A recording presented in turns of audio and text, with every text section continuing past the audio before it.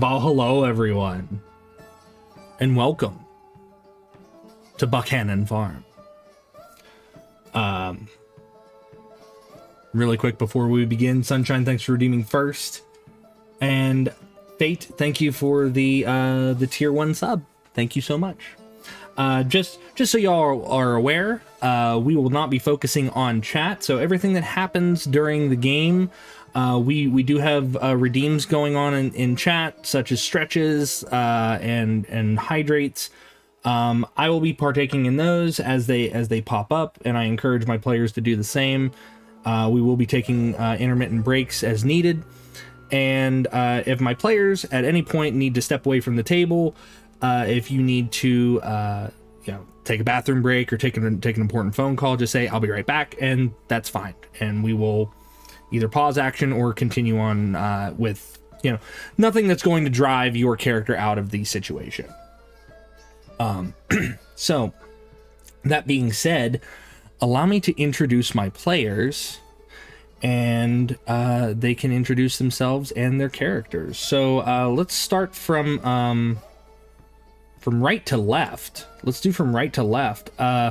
Never Tilted, would you like to introduce yourself and your character, please? Hello, Never Tilted. I will be playing Gromak, the orc, full orc fighter. Do you want me to give any other information on him? That's up to you. Whatever you're comfortable with. All right, he is a wanderer who has been banished from his clan.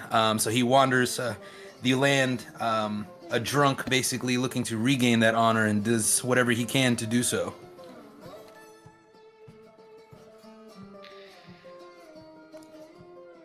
All right, wonderful. And next to Never Tilted, we have Muse. Muse, would you like to introduce yourself and your character, please? Sure. I think this is the part you were talking about. So, the full username that I go by is Muse Clash. I'm also a DM on Start Playing. Perhaps I'm not to the point where it's like this, where I'll be streaming it or anything like that very soon. Although that's hopefully something that could eventually happen. That'd be pretty cool. But let's not focus on that. Tonight, I am playing Varamark, a Goliath Rune Knight fighter. Casual, just people that know him just call him Vara.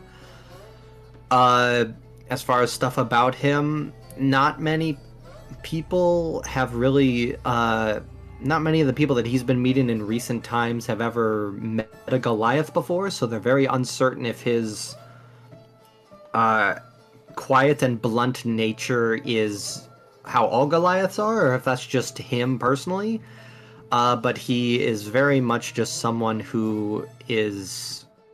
It's very hard to tell if he's just very straightforward and to the point, or if he's just if it's too awkward to say things, and he just kind of wants to get stuff done and just acts first without saying things. Okay. So, that's about it. All right, awesome. And next to Muse, we have David. David, tell us about yourself and tell us about your character. I am David the Gnomie, your gnomish homie, and I stream sometimes. Not recently, but I'm working on that. And I will be playing Wubbity the Wise, a warlock of a very important gnome, elder, and many other important people. And my spokesperson, Whispagrin, the... I don't know how to say that. Quizat? The Quasit? Quasit. Yeah. Quasit. Familiar. And that is me. All right, awesome. And finally, last but not least, Chippo, would you like to introduce yourself and your character? Yeah, I've been haunting Jotun in real life for about 10 years now. I'm playing Chestnut, the Warforged Beastmaster Ranger with his baboon Bosco. Chestnut was purchased by a mercenary group up in the mountains who, once he came upon a traveling circus and saw them fighting animals, he kind of saw himself in them and wondered why he was being made to fight and kill all the time, and ran off into the woods where he got trained by a druid and over the years became a bit of a ranger. Okay. Woot woot. Woot woot. Give me one moment. I forgot that I had to incorporate a baboon into this, so I'm I, I'm adding a quick token.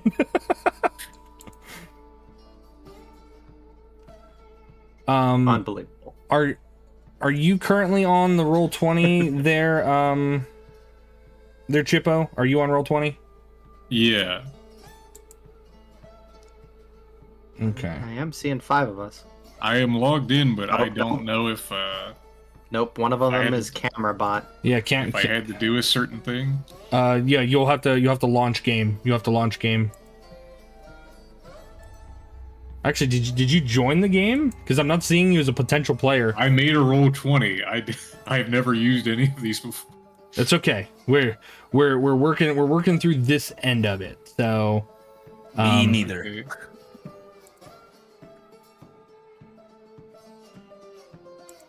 Okay, you sent me a link for the D&D Beyond, but I don't think I ever got one for Roll20 on Discord. okay, can do, will do. I can fix this.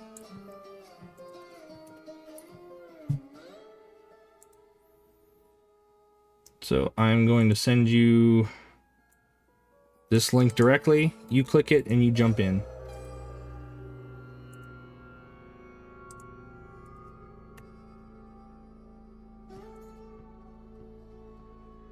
And this is why we do checks ahead of time, guys. But you know what? It's okay. It's a freebie.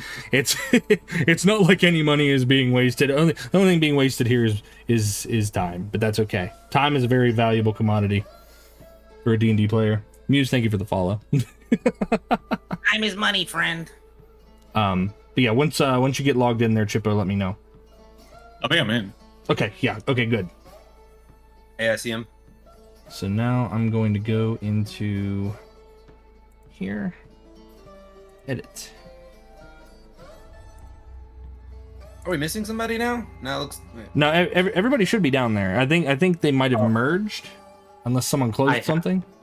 I No, I will see say it's been a recent thing in my games on Roll20 where like everyone will be there and present, but their names just won't be displayed. Oh, no, David's there. It's been very glitchy in recent weeks. It was me. I was backing out to tell him where to click launch game, and I forgot to go back in. I'm in now. We're good. Yeah. Just FYI, if people drop off the screen, that might also be what it is, because it's my games at the very least have been it's been very weird about that. I gotcha. Let's do that and mine and okay. Perfect. All right, everybody. So if we have all the technical stuff out of the way, I think we're ready to begin.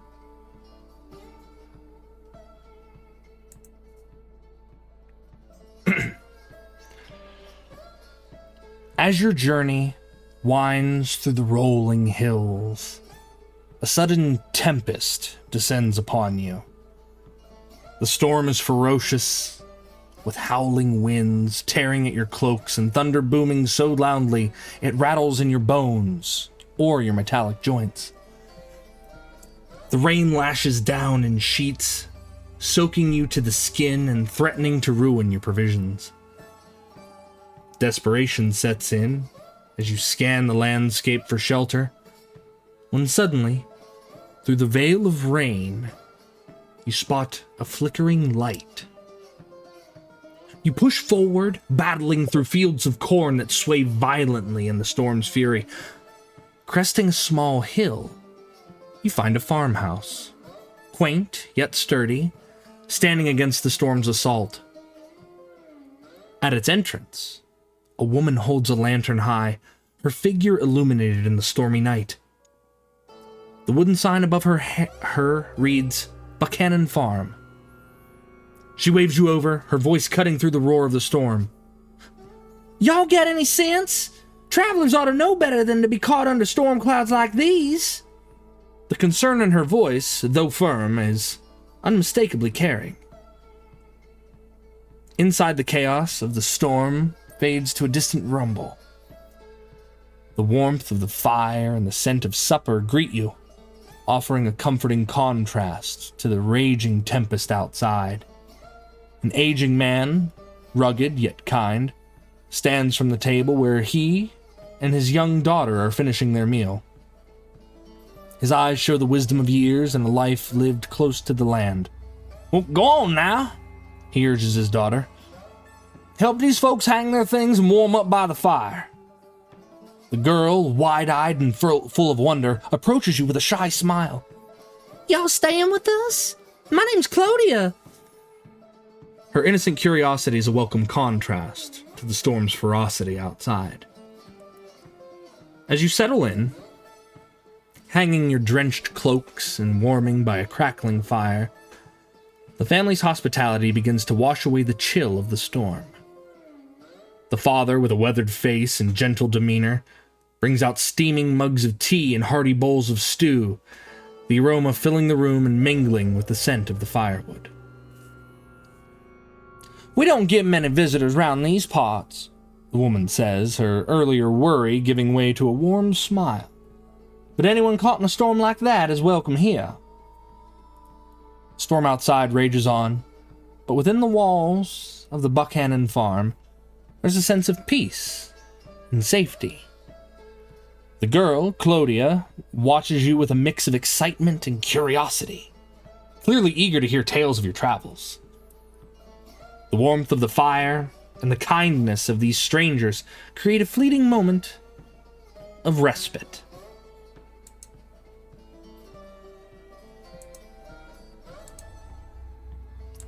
And we step inside.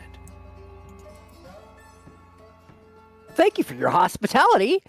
I'm Wobbly the Wise. You are gracious to give us such kindness in such a storm. Well, y'all folks are mighty welcome. Where y'all coming from exactly? A very important investigation I was just on. We were looking at very important aspects to Arcana. I'm sure you wouldn't understand it, but it's very interesting. We're just passing through. These are my companions. Say hi. My name is Chestnut. This is Bosco.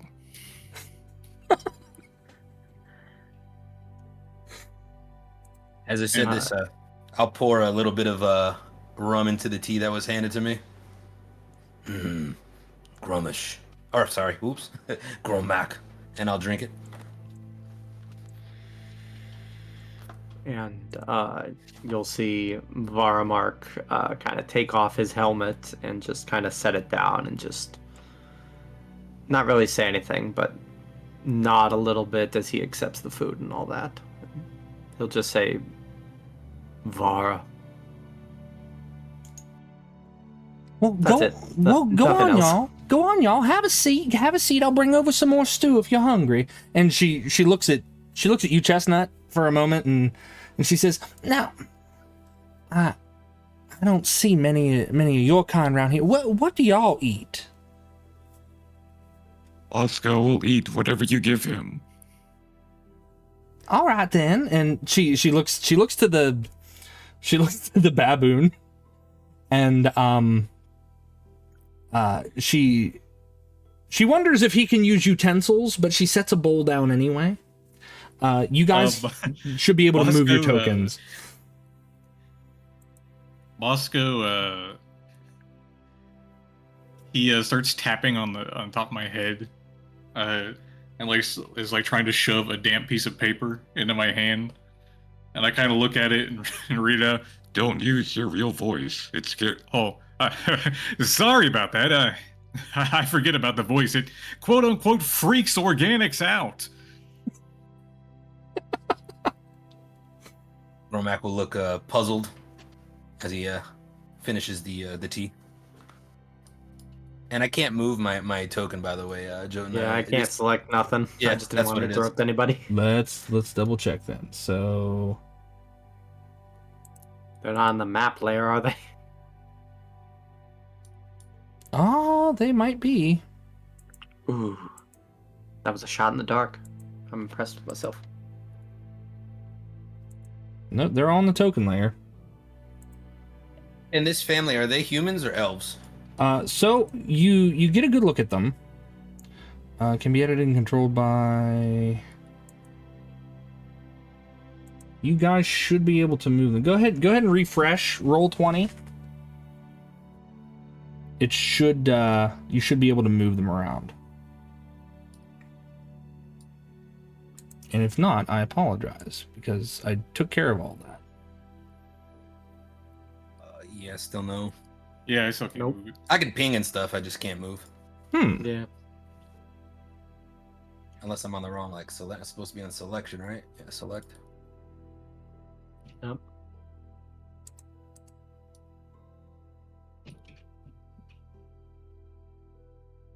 Apologies, everyone.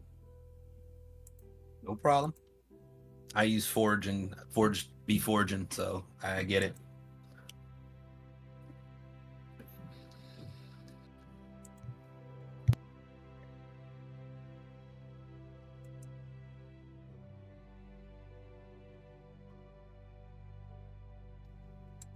No, that's not right.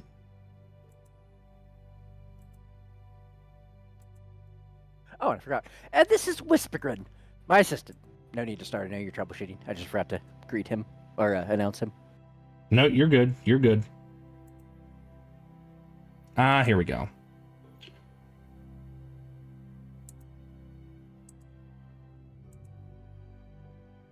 Control by there. Dang it. I drew something. How do I erase it? You killed him. You killed the child. No, not the child. Oh, We're wow. all You know, I sitting gotta there. say, I'm very That's how that happy that that Bosco is just a JPEG of a baboon. You can do right click undo. Yeah, Okay, cool. I'm getting everybody set up again. So this is I was about to say, a random pink and blue streak of Arcana flashed through the house and killed a child. oh, we're no strangers no. to wild magic here. So you look at the the farmer and his wife. The farmer himself is human. He introduces himself as Cyrus. He says, and this here is my wife Nettie, and my daughter Claudia, who you've already become acquainted with. But Nettie is an elf, and their daughter is obviously half elven.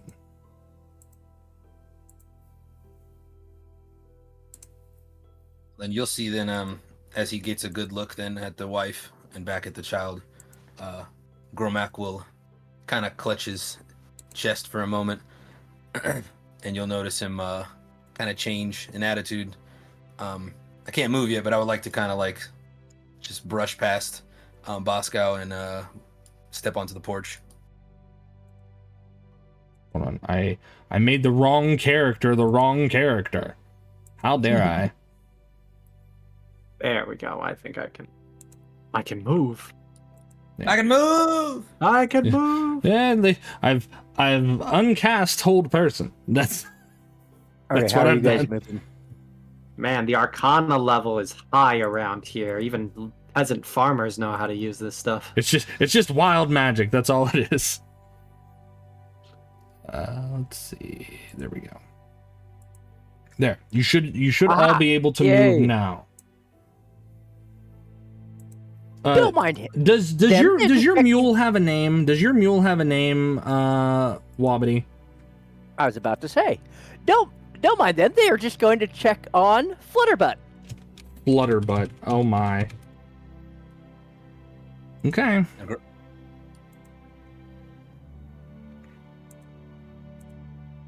I am a gnome. This is true. Anyways, as they were saying, you Gromick, you said that your demeanor changes. Yes.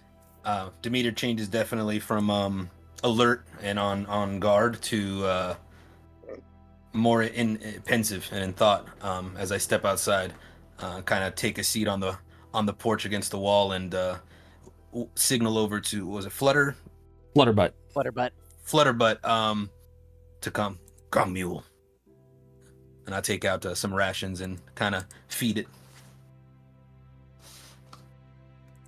Okay, she comes on over.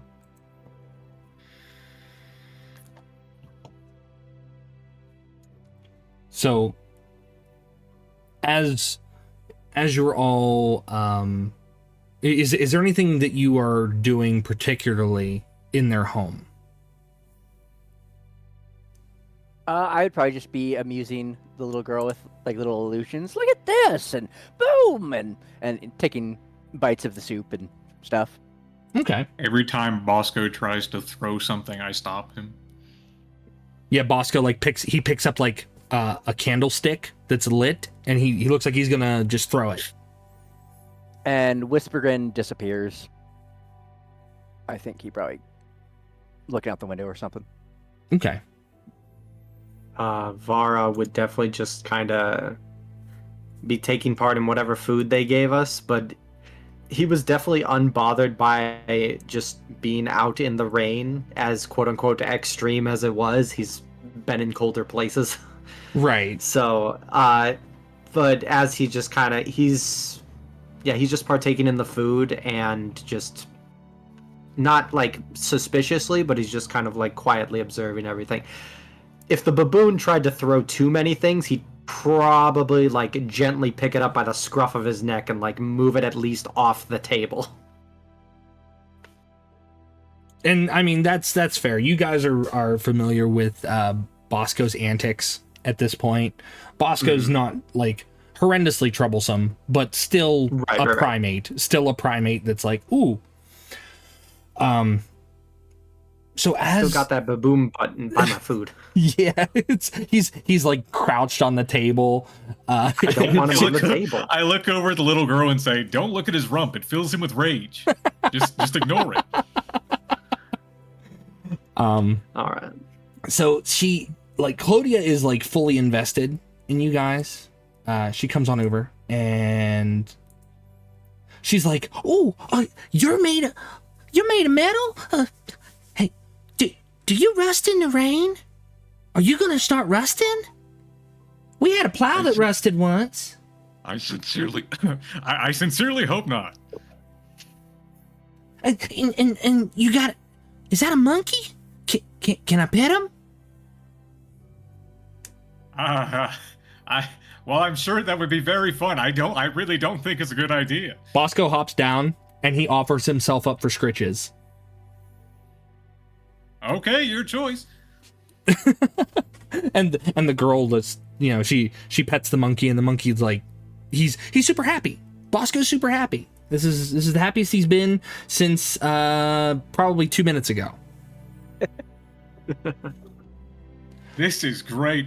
And he turns to Varmark and says, remember the little kitty bit earlier? This is going much better. I think that was just a halfling. I don't think it was a kid. Whoever they are, they have one less finger. And, you know, Bosco's like, ooh, ooh, ooh, ooh.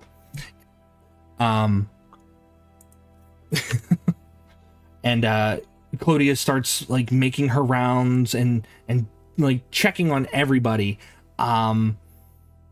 She rushes up to you, Vera, and she's like, "Oh, you're the tallest person I've ever seen.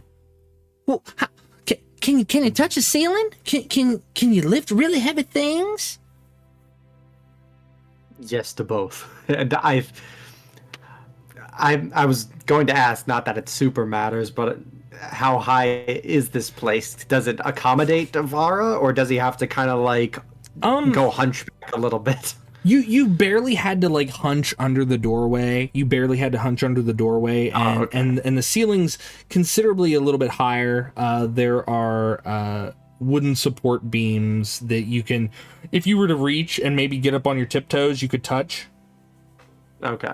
Yeah, I would definitely do so, and he definitely wouldn't jump for it or anything, but he would just kind of indulge her silently. And her eyes light up just seeing that, you know, such a tall person is in her house. And like she's giddy, she's excited. I can get taller. And he'll like crack his neck a little bit. You can get tall, Papa. Eventually. He says he can get taller, Papa, Papa. He said he can get taller. Papa, can you make him get taller, please, please? And he's like, now, Claudia, you know better than to start pestering these strangers. They probably just want to enjoy their meal and get warm by the fire. And the father looks at you guys apologetically, like, this is the first time his daughter has seen other people that were not like other farmers and neighbors nearby. Because they do kind of live on the outskirts. They're way out here. From what you've traveled, you haven't seen a settlement yet. Children are a joy. I, for one, am not bothered. I am welcome your gracious home. Do you know how often these storms last longer? Are we gonna have to close up for the night? Well, considering it's coming close to the rainy season, we're probably in for a good one. And when he says that, you hear the thunder crack outside. And he says, yep, definitely going to be a big one. And he just kind of like side-eyes the window as the rain continues to come down. You can hear it rippling against the roof of the home. Well, let us know if we can do anything to set this up, and I can pay for accommodations. We're grateful for your offer. Oh, no. You're doing very important work. No need to pay us. No need to pay us. My pa always said, you got to pay it forward. And, just be kind to someone along the way. Vara will kind of look over at the other two that are at the table with them, and he's just gonna kind of casually go like, I still think we could have gone farther. It's not that cold. Well, you're not so close to the mud, I will say. And poor Flutterbutt kept getting stuck. Are you gonna carry? I can carry more than him. The I mule have was carried suffering. himself. I asked her. She told me. I'm sorry, one more time. I think we were talking over each other. The mule was suffering. She told me. See? I'm right. You can't quite see it because his eyes are mostly white, but you're pretty sure Vara kind of like just half rolled his eyes and was just like, we could have kept going. We could have It's not kept going. that bad. Like, there has been at least one occasion where he has literally carried, like, most of the team except maybe Chestnut. Yeah, Chestnut usually carries Bosco. He hangs out on his Right. shoulders. Right. Like, that mule has ended up on his shoulders at least once. At least once. So the little girl, she's a little downhearted because her dad told her not to ask to ask you to get Right. bigger, but she scurries over and she kind of like gently brushes past her mom and goes over near Wabadi and says, it's like, what, so y'all ride on big animals? Cause is it cause you're so small? You're a little bit smaller than me. And she's at least like 4 foot tall. She's at least 4 foot tall. So she kind of like physically dwarfs you. Yeah. You see, I come from village that does not often see tall people, and we like to understand the world separate from it. So I am normal sized where I come from, and I am talented enough to make it in the big world. So am I the biggest person you've ever met? Meanwhile, standing right behind her is Vara. he doesn't even come up to my waist. Right? Am I the biggest person you've ever met? And her eyes are like gleaming. She wants to hear a positive response from this Wabadi. She's wanting to hear something positive about this. You're not fully grown yet, so no, but maybe.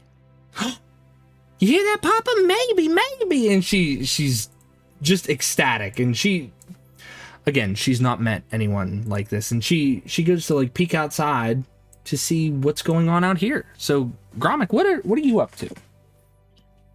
When you come out, well, I guess when she'd come outside, I would have a drink in one hand, sitting on the floor, facing Flutterbutt, and I'll be staring at a small stone that's glowing. As I'm just sitting there on the porch, I'm lost in thought.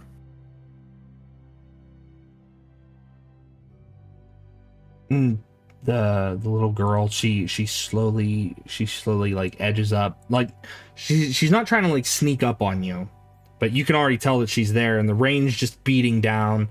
There's an awning that you're under, so the rain's not like directly on top of you. The rain is getting Flutterbutt though,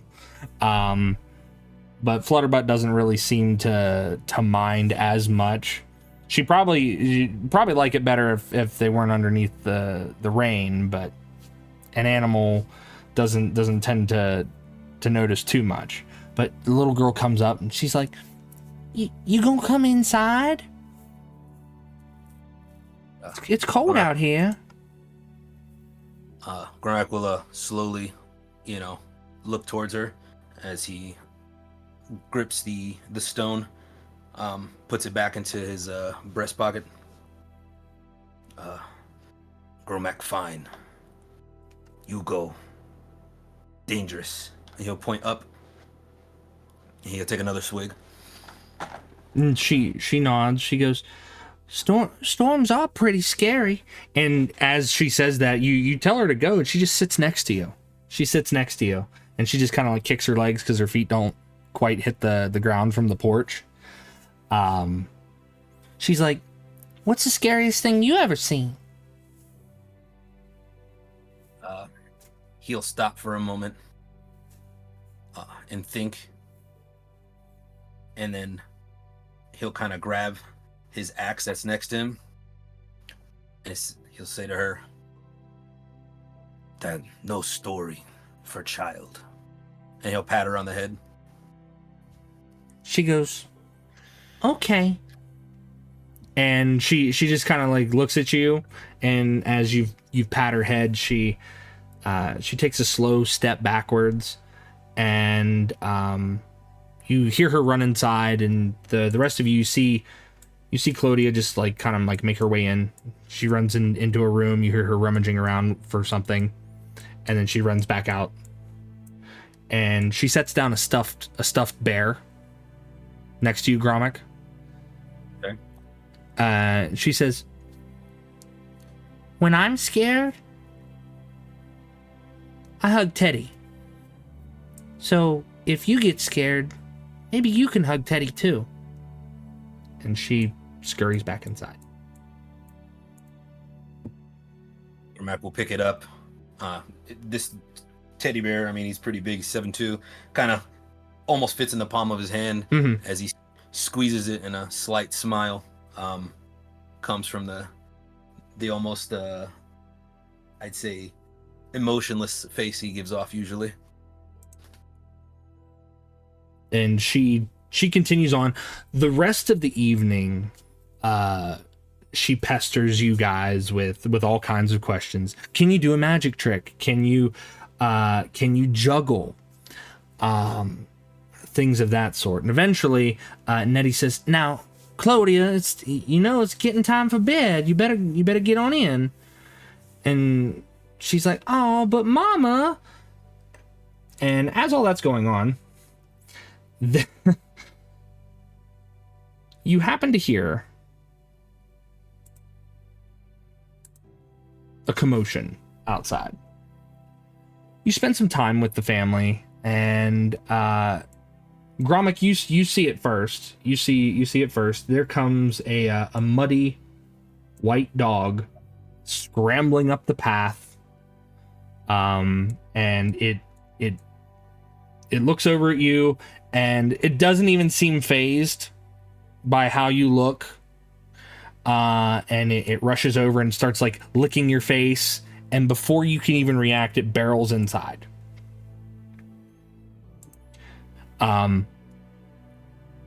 And Nettie is already irritated because the dog is muddy and is dragging mud inside of her nice, clean house. And as soon as it comes in, Cyrus sees that and he's like, no, Hank, no, y'all gotta get out. And he ushers the dog back outside, and the dog just sits contentedly in the rain. When the dog came in, I stepped up on the table, but when it went out, I sat back down.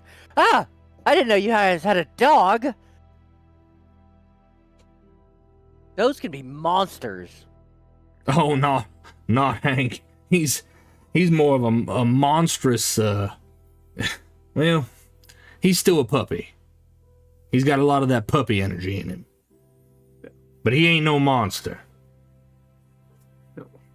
When he comes outside, and if he's like, sitting there, definitely looking like whining, I'll tap the porch next to me. Okay. Hank, he just rushes on up, and his tail's wagging. He's happy. I want to give the little girl, what was her name? I'm sorry. Clodia. Clodia? Yes. Clodia, can you show me anything interesting that you have to see? I got this magnifying glass here, and it makes small things bigger. What do you have to show me? And I'll hand her, if she accepts, I'll hand her the glass and follow her around looking at stuff. Oh yeah, she takes it, and she's never used a magnifying glass before, so she's amazed at this. And she starts just kind of like running around, and she's checking like things that don't need to be magnified, like the lantern on the desk or the book that's on the shelf, things like that. She's just checking them out. She's like, oh, it's so much bigger. And she's just ecstatic. I'm assuming I don't, but my guy's a weirdo investigator. I don't find anything interesting, do I? No. Honestly, okay. It is a common farmhouse. The most interesting thing here is the hospitality being offered to you. You just used the child to case this place? Yep. One of my traits is I must know the answer to every secret. No door remains unopened in my presence. I'm not judging. I just want to be clear. Guess not. Try your hardest not to destroy anything. I'm gonna go see that dog. And Bosco I would nods. like to go see the dog. Okay. You go out to see the dog, and as soon as you come out there, the dog like jumps on you, muddy paws and all, and starts licking you. But that's fine. You're metallic, so you taste like the bottom of his water dish is what you taste like to him, because you've had rainwater on you. so it's like ooh. So he just keeps licking your face. But like between Gromit and Chestnut, Hank the dog definitely gets himself acquainted with you. I look at Gromit and tell him, "You got anything metal? He likes that." I'll take another swig, and I'll look into my backpack, and I'll pull out a hand axe that I have. Mm-hmm. And I'll kind of snap the wood off of it, and I'll kind of shake it in front of Hank's face, and then toss it on the porch over here. Over there. As soon as you do, like, Hank jumps down and goes around this rock, and then he hops up onto the porch. And then he takes it in his mouth. But in true dog fashion, you threw it that way, he feels like he has to go back around. He goes back around the rock and comes back to where he started. I reach back for the wood. Oh, he doesn't want to give it. No. Give. No. And I pull a little harder. Gromit, I've seen this a million times. It doesn't work. You deal with dog. And I just let go of the wood. And I pick up my flask again. I'd like to try animal hand to see if he'll give you the stick. Yeah, go ahead. Go ahead and roll animal handling. That is First roll, make it good. 21. A 21. Hey. So you want him to give it back? Yeah. He trusts you enough to give it back. So he sets it down. He sets it down at your feet. He See, sits. you can't tell him to give it. You gotta make him want to give it psychologically. Kind of like look at him and just kind of snort. And I shift my body just a little bit more towards this way.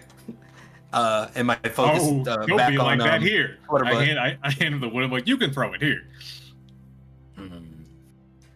I just kind of reach without even looking at him and grab it.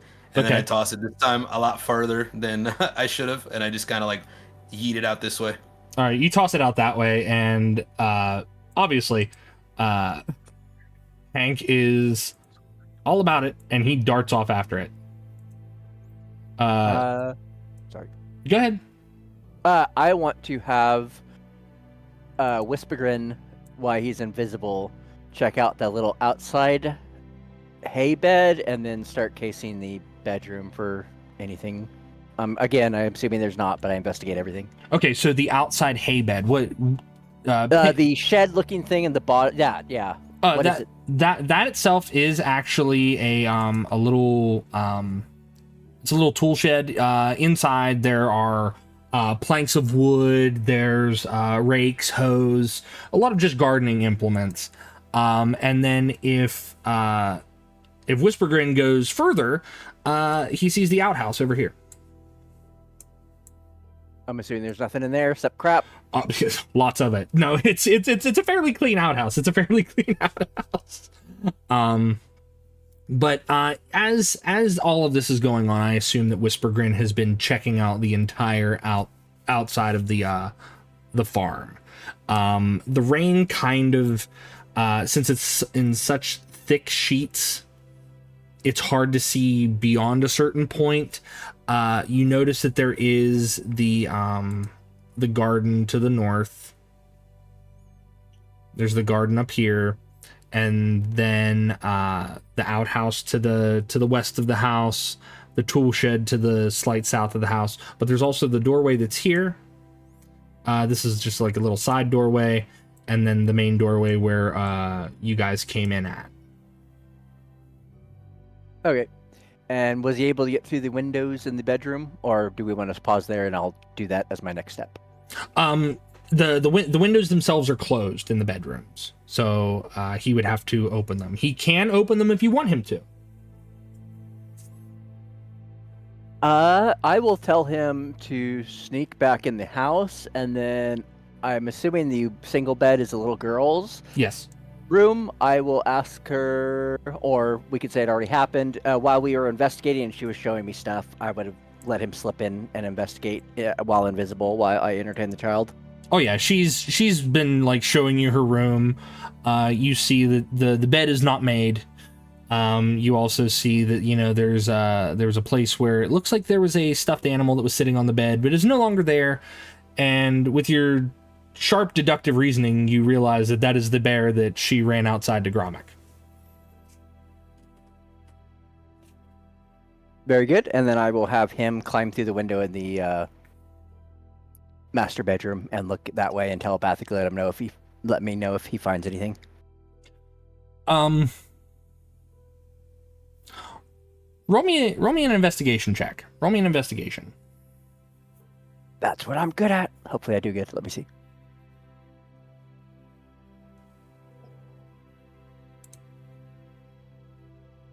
I got a 6, so 18. 18? So, as you're investigating the master bedroom, there's not much there. You see that underneath the bed itself is a loose floorboard, and inside that loose floorboard, Whispergrin's actually able to get in underneath the bed easily. He moves the floorboard, and it looks like a locked box. He picks it up, he gives it a little shake, and again, with your sharp deductive reasoning, you realize that this is probably the family's life savings. Cool. I'm not worried about that then. I will tell him to back off and come back in and stay hidden. Okay. I just want to know if there's any ancient magic in here. No ancient magics, just, simple farm life. Simple farm life. As the The night magic artifacts were the social security numbers we stole along the way. As kind of everyone's gone off to do their own stuff, and Vara is left with the monkey, and he kind of realizes that the party doesn't really. Internally, he's never this sassy, like verbally, but like internally, he's come to the conclusion it's like they're being a bunch of wimps. They don't want to go any further today, and we're here, and it's a little boring. And he'll just kind of go up to the farmers and just be like, "Thank you for having us. Where should we be so we're..." And he'll kind of look around, out of the way. And he's basically asking them, is like, where do you want us to, like, spend the night, essentially? Because he assumes that we're not taking their bedrooms or anything. Well, as Nettie finishes, taking the pot from the fire, she gives a little turn to you, and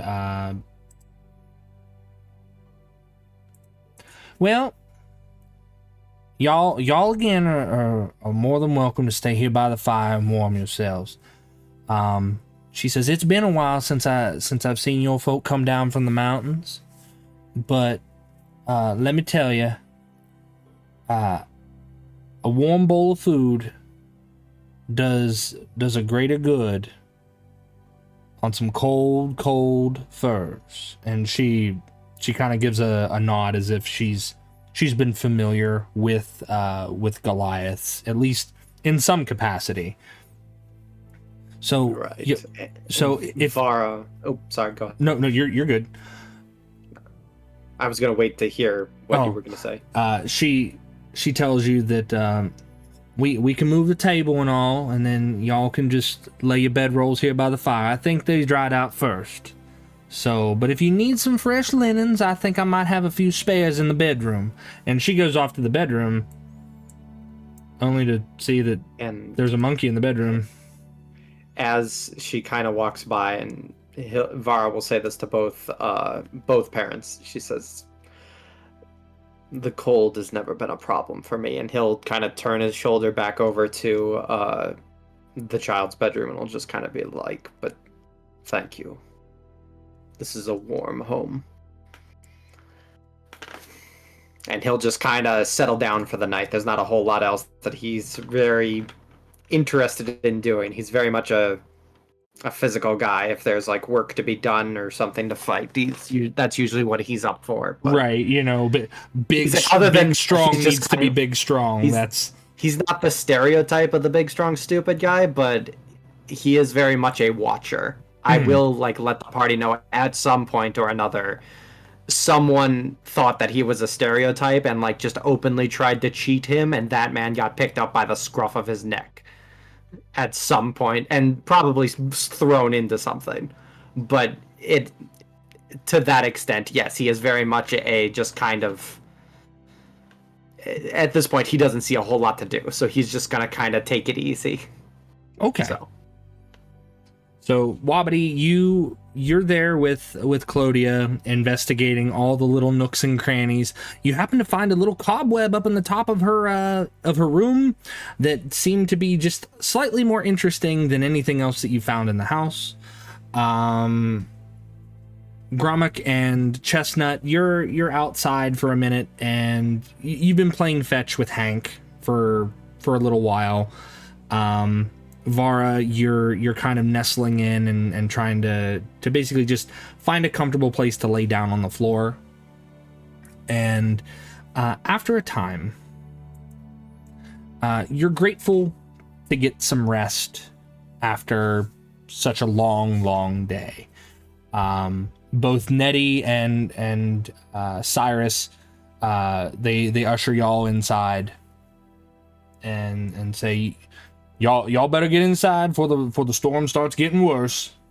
Last thing you want to do is get taken away by the wind. And he kind of casts a small glance to Wabadi, because he's seen scarecrows that have weighed more that have been taken away by less.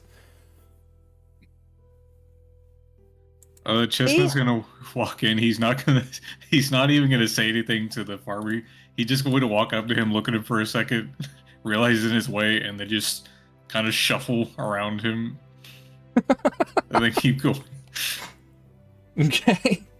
Gromik's gonna get up, but right before as Chestnut's going inside, and he's definitely gonna stumble, catch himself on the side, look back towards I guess where Hank was, and just kind of stumble into the house, pick a corner or the side of the wall, and just kind of slump down. Okay. Just watching. Nettie is trying to shoo this baboon out of her bedroom because it too has muddy hands and feet. I'll go get Bosco. Like, Bosco, you rascal! I was gonna reprimand you, but this is completely in character. By that, you still can't do that. Come here. And Bosco goes, whoo, and he scrambles out of the bedroom. But Claudia nestles into her room. Cyrus kind of gives a nod to all of you and says, "If y'all need anything, feel free to help yourselves." What time is it around? It's close to midnight. It's close to midnight. How big were the tresses up top? Are they big enough for a 2'7" dude to sit on? Oh yeah, absolutely. I'm gonna scramble up there and start hanging out, reading my book, getting ready to go to bed. If we actually end up sleeping, I always turn invisible before I go to sleep. I eventually not become invisible, but until its duration, I can stay invisible. Okay. But that's my character's plan. I don't know if we're doing that right now, but that's what I'd do if it's getting late, is I'm gonna find a place to stay and get ready for my sleeping prep. Oh yeah. So that's essentially what's gone on. You've been ushered in from the storm.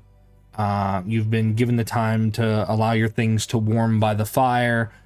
You've got some warm food in your bellies for those of you who eat. Your joints and gears are no longer in any threat of being rusted by the rain. Not that you would rust anyway, being a magical construct, but the threat is always there. So as you're nestling in and you're prepping yourselves for what you assume is going to be a very, very long night, you hear the sound of barking, and you just assume that it's Hank. And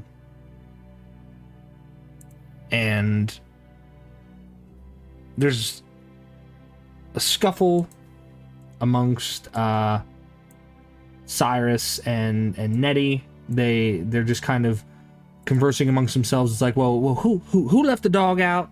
It's like, oh well, I forgot to bring the dog in. I'm sorry. And you hear Claudia kind of get up, and she scuffles to go around outside to go ahead and bring Hank in. The weather itself is somewhat still. The rain still continues to fall. The barking becomes agitated and aggressive. And as Claudia scoots out the front door, you hear the sharp sound of a dog whine. You hear, "Arr!"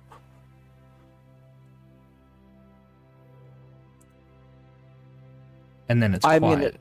I'm gonna roll to see if I even paid attention. I did not. If I did not hear anything. Yeah. If you played a sound effect or something, I didn't hear it. I didn't hear anything either. No, it was me trying to do the noise. So it's like a "Arr! Arr!" and a very sharp. I think your mic's clipping you out. It does clip me out. So you hear the sharp yelp of a dog in pain. And Gotcha. And in a moment, you see here,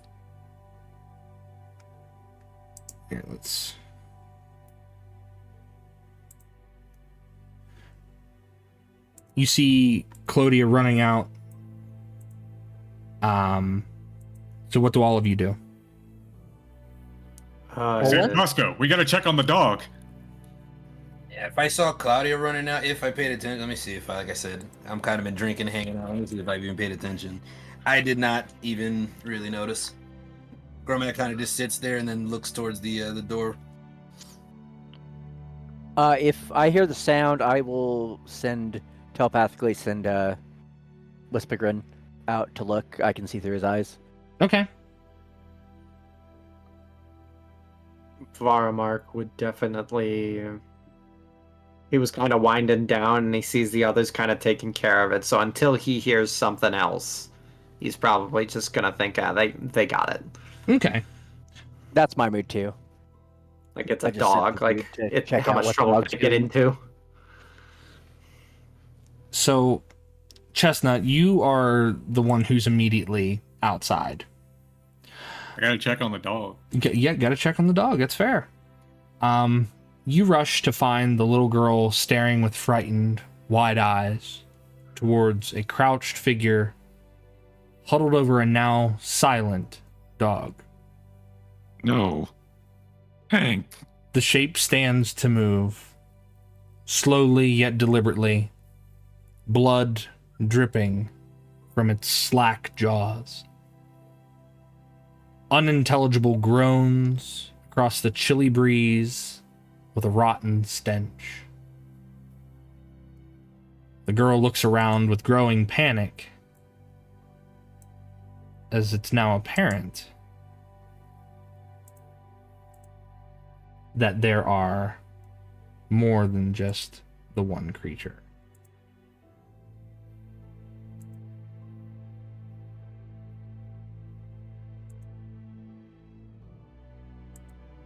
I wasn't sure if this was intentional, but I think when we reloaded, the background music didn't start playing. I wasn't sure if you were not playing that or what was going on, but I just thought I'd say it. Okay, because it was playing on my end, so I don't know. I had nothing. I was never hearing heard it. something. I just thought you didn't play it. It was like calm music. Yeah, it would have just now I had been hearing the kindness of strangers. Yeah, so it has not changed yet. It has not changed yet. Gotcha. Uh, Oh, the Living Dead. This sounds Okay. fun. That sounds appropriate. Did Yes. someone turn on a record player? I will have Wispigrin appear and start trying to lead the girl and back into the house as quickly as possible while my people do that. Before we probably initiative. Yeah, before we do any of that, we're going to roll initiative. Okay. All right. Come Do you on, roll buddy. it or we roll that one? No, you guys roll it. You guys roll your initiatives. Oh, Can man. you add a token for Wispigrin because he's gonna do stuff? I can get you a token for Whispergrin. 12 for I mean, Gromac. He probably won't do much, but Yep. I am trying to figure out where to roll initiative. You can just roll a d20 and add your initiative. It's Okay.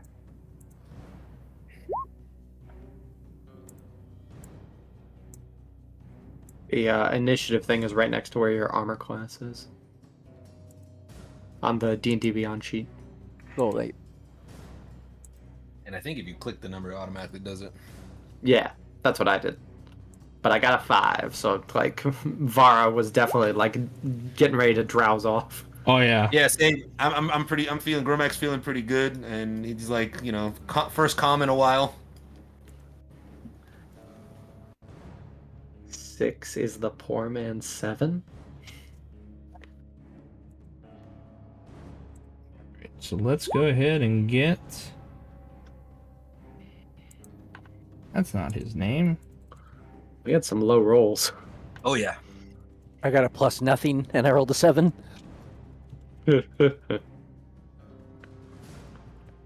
Okay. So you have Whispergrin. Where was Whispergrin before you had him go out to to check on Clodia? Probably right by the door, looking out the window. He likes to look out the window.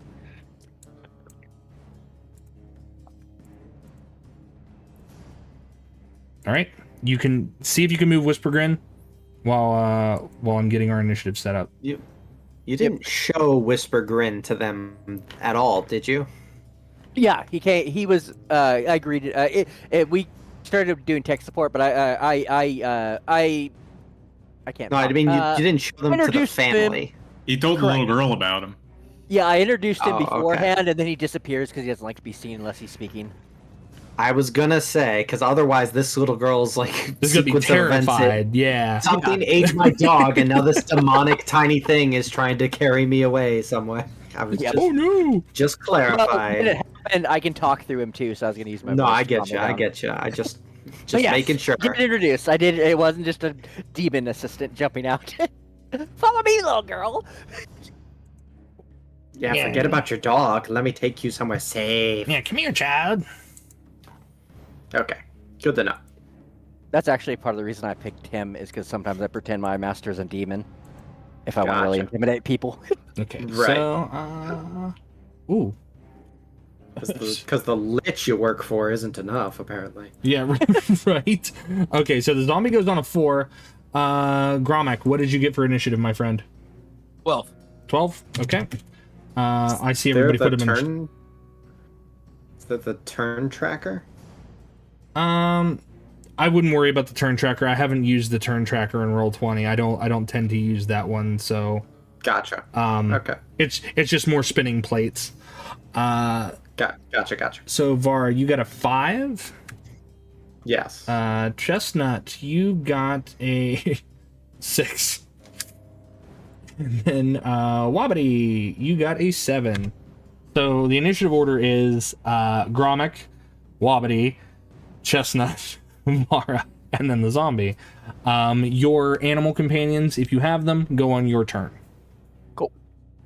All right, so Gromek, you're up. You hear the little girl scream, and you what do you do?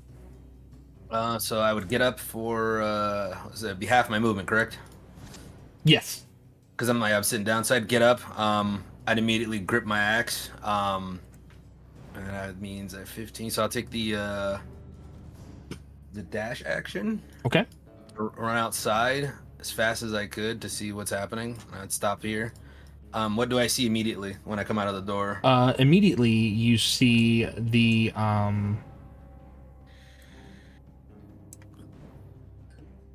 girl terrified.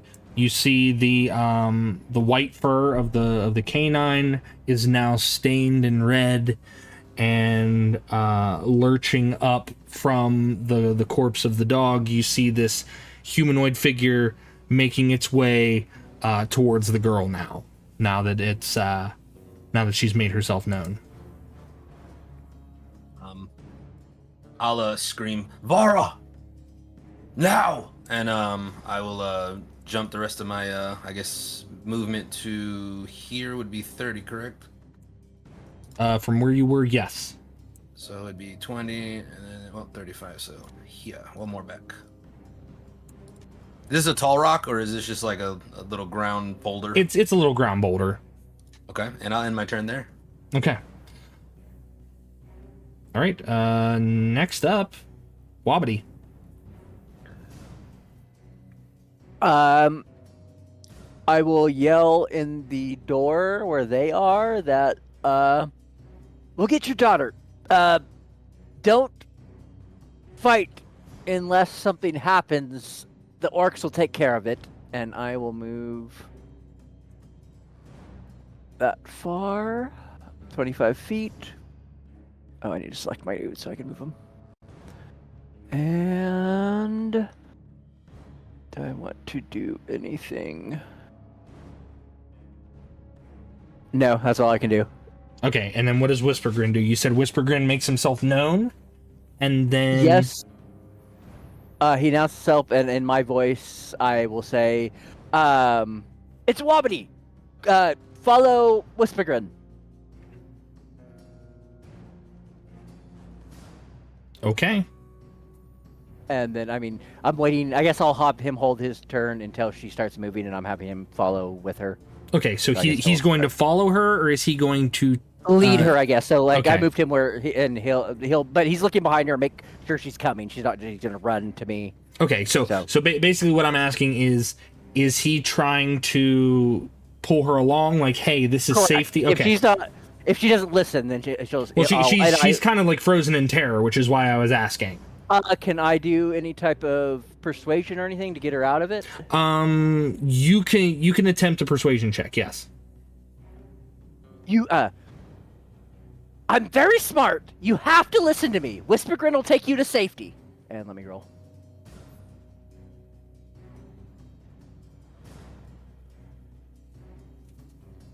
$21. 21. She's not going to really resist, so she does follow Whispergrin. Whispergrin will be moving at half speed because he's pulling her along, but beyond that it works. So move Whispergrin where you want, and then I can move Clodia behind. I don't know what his movement speed is. Let me look. A Quasit moves at 40 feet. He's very fast. Okay. So he moved 20. So diagonal's double, right? So it would be here, right? No, it's one square for one square. Okay. Okay, yeah, he can get her to me. Okay, so brings her in there. Okay. All right, Wobbity, that is you and Whispergrin's turn. Next up is Chestnut. Does it look like I can fit the mule through the door? Probably. You could probably fit the mule through the door. Mules are not like... Okay, let me put it this way. Mules are large animals, but in terms of D&D sizes, they are still considered medium. So arguably, if Vara can make it through the door, the mule can make it through the door. Yeah, because it's not safe out here for the mule, right? Right. So I'm gonna try to use animal handling to get Flutterbutt through the door. Okay. Go ahead and give me an animal handling check. That's 17. That's good enough. Flutterbutt's kind of skittish, but knows when they need to be moved. So you get them up here, and then you get them through the door. How far through the door do you get them? Maybe to about like in front of the window, like just inside. Like I imagine it would be pretty awkward getting them up over the porch. Oh yeah, they don't do very well with stairs. But thankfully it's not like a full draft horse or a Clydesdale, which would probably compromise the porch itself. So go ahead and ping somewhere in the house where you want Flutterbutt to be. Like right here? Just about right here, yeah. Okay, Flutterbutt's like right by the fire. Okay. Wobbity, you see Flutterbutt being nudged through the door by Chestnut, like... So I think that would put me about maybe here or something. Yeah. And I'm going to tell Bosco to get in the house as well. Okay. You can go ahead and move Bosco wherever you need him to.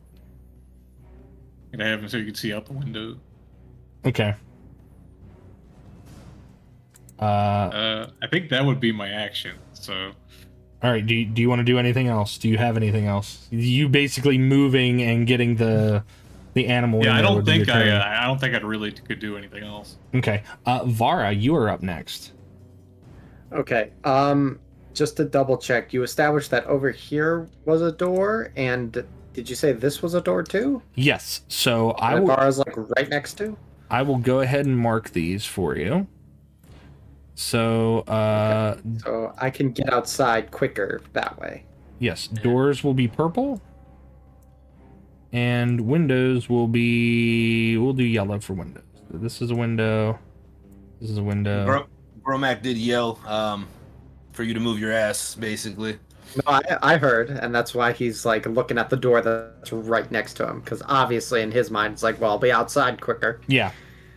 than scrambling around and probably breaking the table, because he stands up to his full height, and he's heard that voice before when you called for him. He's like, he knows it's like, it's going down. Like, you don't call for him unless something Right. heavy needs to get carried or someone's skull needs to get bashed in. So something's going on. Yes. So he'll walk out that door. And I just found this because I scrolled down. There's appears to be more than one token here. Yes. Yes, there are. I don't see So- them just yet.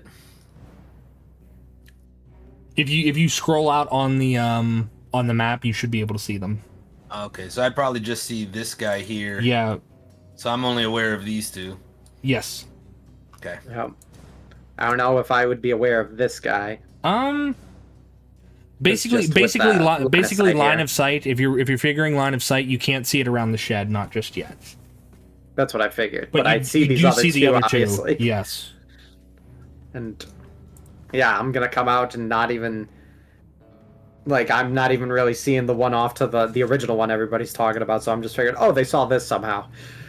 And I'm just gonna, without any kind of hesitation, I'm gonna bring up my bow, and I'm gonna take a shot at this guy Okay. over here. Da, da, da, da, da. With a 10. A 10. That's good because your target Yeah. number is 8. Your target number is 8, so yes, you do hit. He gets an ace. Okay. I'm not gonna complain. That's gonna be 7 piercing damage. 7 I don't know why it's piercing. not rolling 3D dice.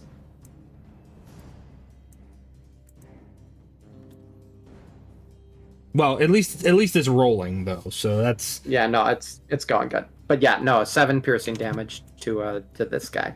okay. And Vara's just gonna go over. We've seen undead before, I take it? Yes. Or not? Yes. Okay. Vara's just gonna go over his shoulder and just, still very calmly, just be like, undead. We got undead. More than one. Okay. And he'll, I'm trying to decide here. Yeah, no, he's gonna just still step out and close the door behind him. Okay, so he closed the door behind you. Okay. Yeah, and I think that's as far as he's gonna go, because he's got this. Okay. Okay. Probably. If that is your turn, it is now the zombies' Yeah, turn. that's- It is now the zombies. He's gonna stand right in front of their door so nobody can get past that. Okay. 5, 10, 15, 20.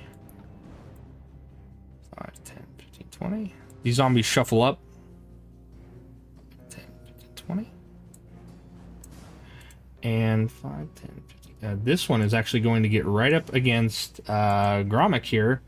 And he is going to swing at you with his rotten, blood-stained claws, Gromik. Gromik he beats his chest with his axe as it comes up to him and roars. A 6 does not hit you, obviously. But it shambles closer and...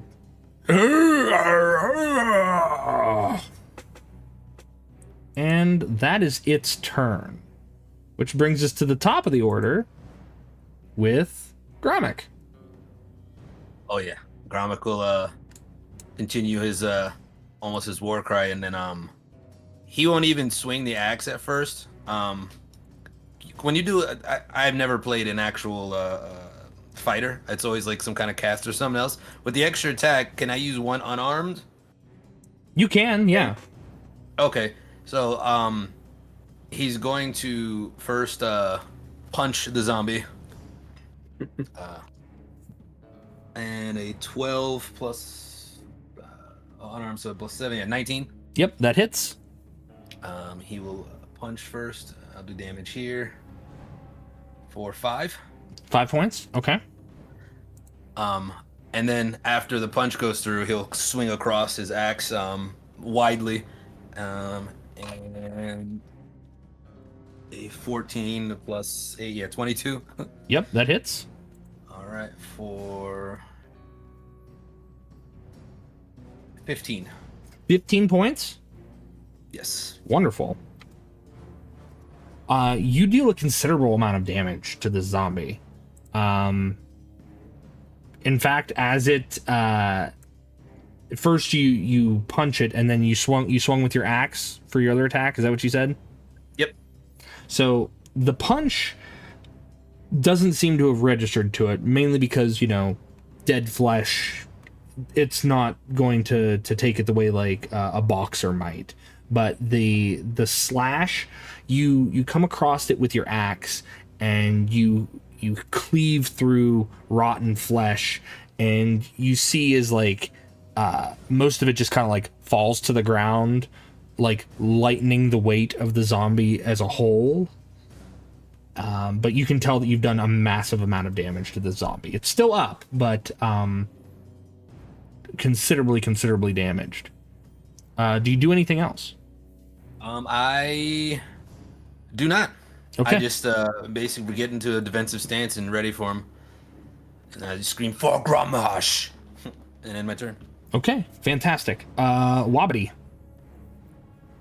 I am going to. Okay, I'm sorry. I was planning my turn. Did anything happen when the parents came in? The parents came in. Their daughter rushed to them, and the farmer Cyrus, he says, you know, what's going on? It seems we're under attack by undead. Did you see anything through the window in there?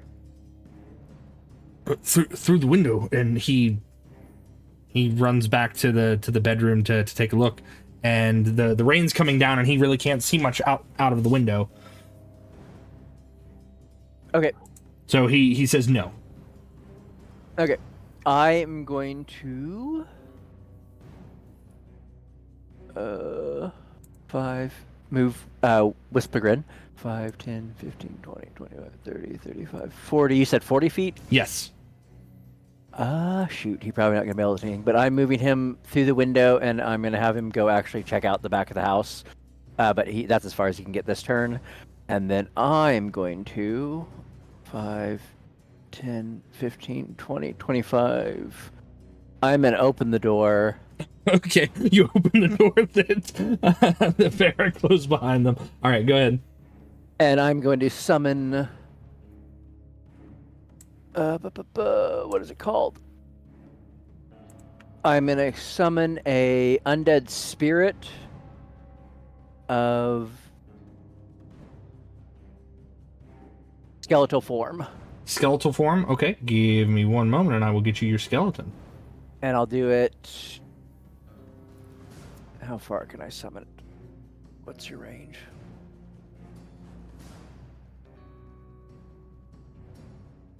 $90 feet. Okay, so anywhere, basically.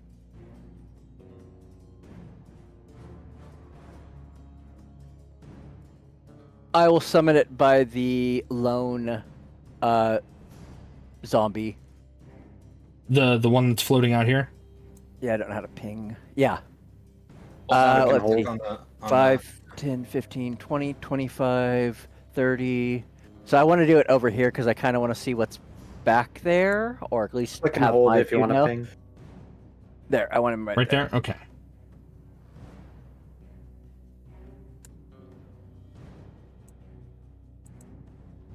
And And then Oh god, there's more of them. They're multiplying. I will shout at the top of my breath, the skeletal spirit is mine! Don't kill it, it's helping us! I will back up and shut the door in my next available... Whatever, I should have worded that better, but all right. that's what I'm yelling. Can you move your skeleton? Show me that you can move your skeleton, because I give you control. Yep, I can. All right, cool. All right. And that is your turn? Yep. All right, wonderful. So you summon your skeleton over here. And up next is That would be the poor man's 7, Chestnut. I can hear the fighting going on the other side, right? Oh yeah. You can hear everything that's within like 15 feet of the house, regardless of the Okay. storm that's going on. You can hear. Okay, I'm gonna call out to Bosco. I assume he can hear me from here, Oh yeah. and just tell him to check out what's going on up front. So I'll have my extra action with Bosco. Have him go out the window, see what's going on over here. Okay.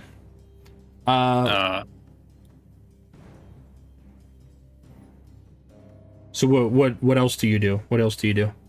I'm going to unfold the longbow mechanism from my arm, and I'm going to take a shot at the zombie that Gromik is fighting. Okay, go for it. And you can fire through friendlies. They don't provide the enemy's cover. The only way that they provide you cover is if the party or the party member themselves is like fully grappling them. So you can fire through friendlies without risking hitting them. So go ahead. That is plus. That is 19. 19 hits. Again, target number is 8. I believe a longbow is 1d8.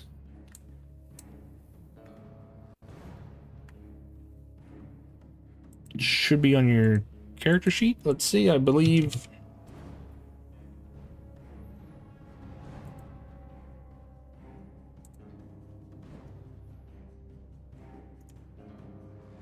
Something you're was. not seeing it on your character sheet, go to Yeah, inventory. that's go why I had to go there. inventory. It doesn't show up on my. Yeah, it is a Yeah, d8. a longbow's a D8 plus your dex. I So if you I equip thought that's what I remembered it as, but I had Here. to go look. I've equipped it for you. It's a D8. Okay. I was gonna say if you equip the item, it'll show up in your actions, so you don't have to worry about searching for it. Ooh, that's 5 plus. So that's 11 points of damage. 11 points. Okay.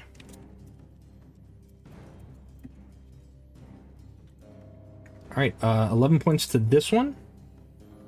The one by the rock over here. Oh, I can. Okay. He is going to do this. Okay. The zombie takes the shot and kind of spins, falls face first in the mud, and it goes still for a moment. And everything seems fine until it slowly starts to crawl back to its feet.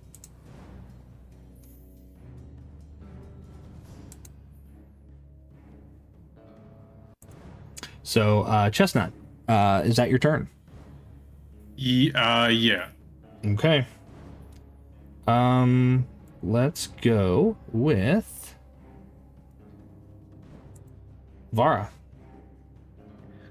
I feel like a bit of a goofball because I didn't even take my second attack next turn, so I'm gonna remedy all of that. Okay. The first thing I'm gonna do is I got proper resources here. I'm gonna use it. I'm gonna come out swinging. First, I'm gonna use my bonus action to use Giant's Might, and I gain the following benefits. I become large. I gain advantage on strength checks and saving throws. And for one weapon attack per turn, I can add an extra D6. All right, awesome. Well, you are now large. I am pushing 16 feet tall, boys.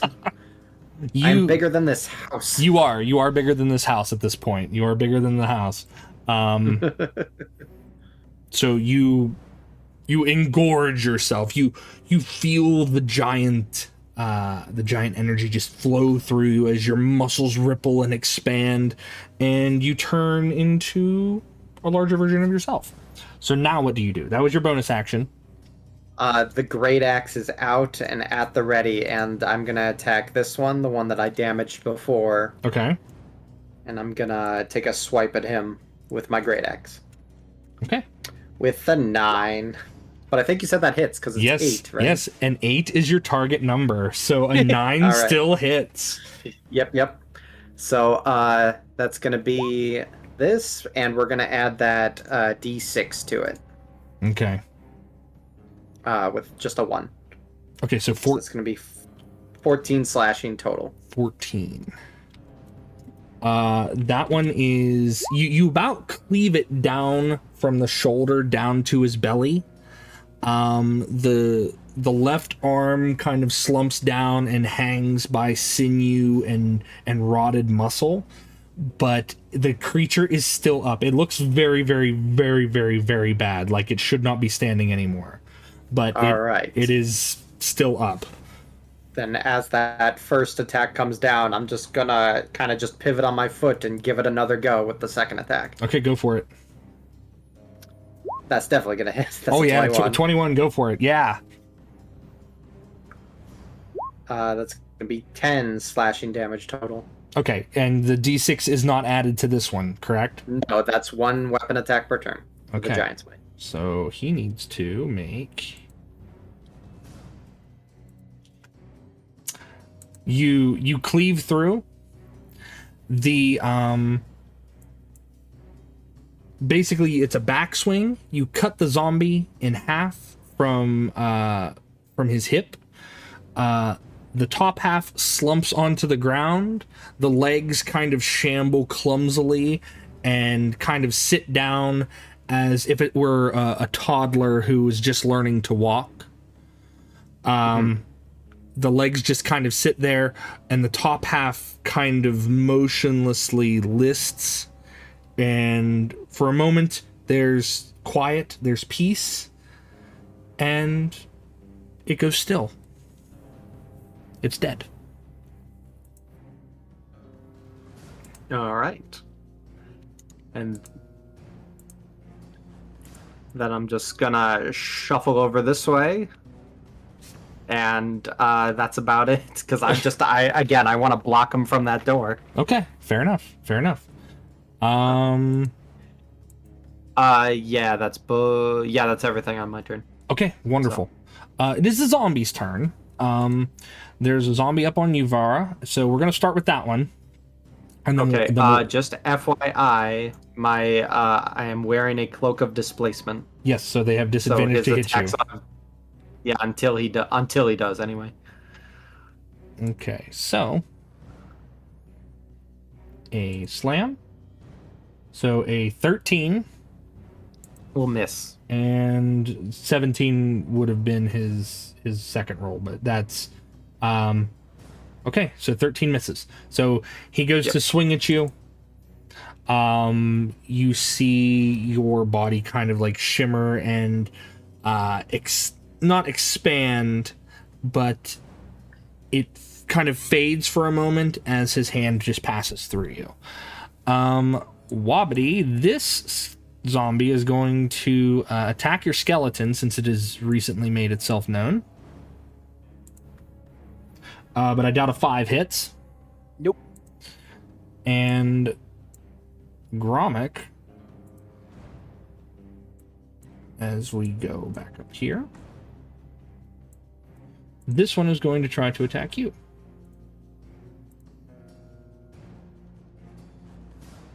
A 6. I don't think a 6 hits you. No. Okay, wonderful. That is Kind of just push his hand out of the way as it goes to like scratch at me. yeah, because it's again, you had felled it. You had made sure that the creature had been dispatched, but at this point, it got back up for whatever reason. And saying that, now I need to roll that one.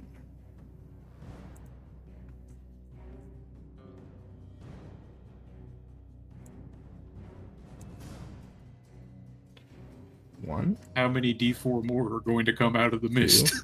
3. And if it's by sound, they definitely heard me because I battle cried. Oh yeah. So we've been screaming. I screamed too. Yeah. So as that zombie fails to connect with you, you catch out of the corner of your eye, Gromik, another one shambling. Falling, Yarrow, falling, falling. Hold on. I'm Lord of the Rings. I'm the Jarl of Whiterun. Holler if you need me. All right. Sorry. I thought I turned my raid sounds off, but I didn't. That's my fault. Did you just get raided? Yeah, we just got raided. Can we get a shout out for the raiders, please? Thank you. So you take a glance out of the corner of your eye, and let's make this thematic. You glance out of the corner of your eye, and you notice that there are more zombies than before as they work their way along the path. So now there are a total of 5. Well, no, so let's see. We had the 1, 2, 3, 4, 5. Yes. There's 8 now. Yeah, so there should be 8 total. Yes. Yeah. All right. Fantastic. You notice that they are just slowly making their way toward the home, shambling out of the fog, out of the cornfield, up the muddy path as the rain continues to beat down. Back to the top of the round, Gromit, it is your turn. And as I kind of catch a glimpse of that, I'm not as worried about seeing Vara towering over the house here. So my eyes kind of light up with more intensity as I come down with my axe, trying to split this thing in two. Okay. A 4 plus 8, so that will hit. What is the D12? I'm gonna try my D12 here. For 12 plus 5, so 17. 17. All right, he's gonna need one heck of a roll here.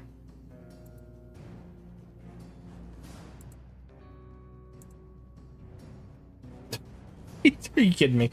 So how much damage was that again? 17. 17.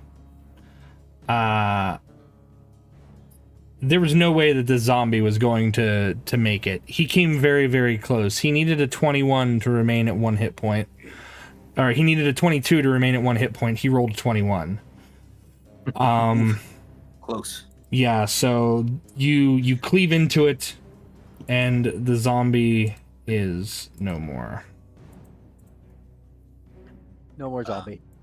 And as Gromak would do with his second attack, he will once more attack the downed the down zombie to make sure. That's fair. Double tap. Always double tap. That's fair. Yes.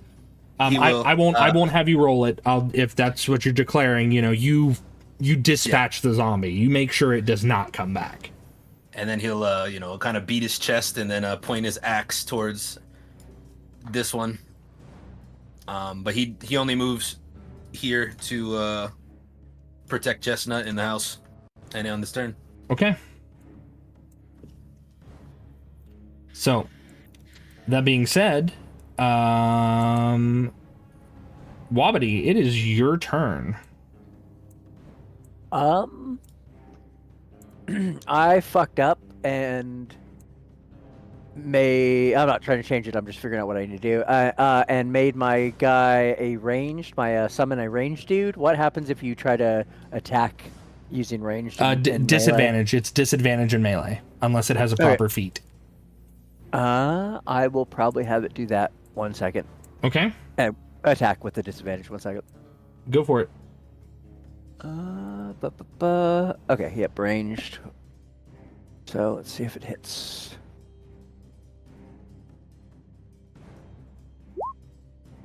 Probably not. Nope. Does it have Does it have a bonus? That's what I'm looking. I'm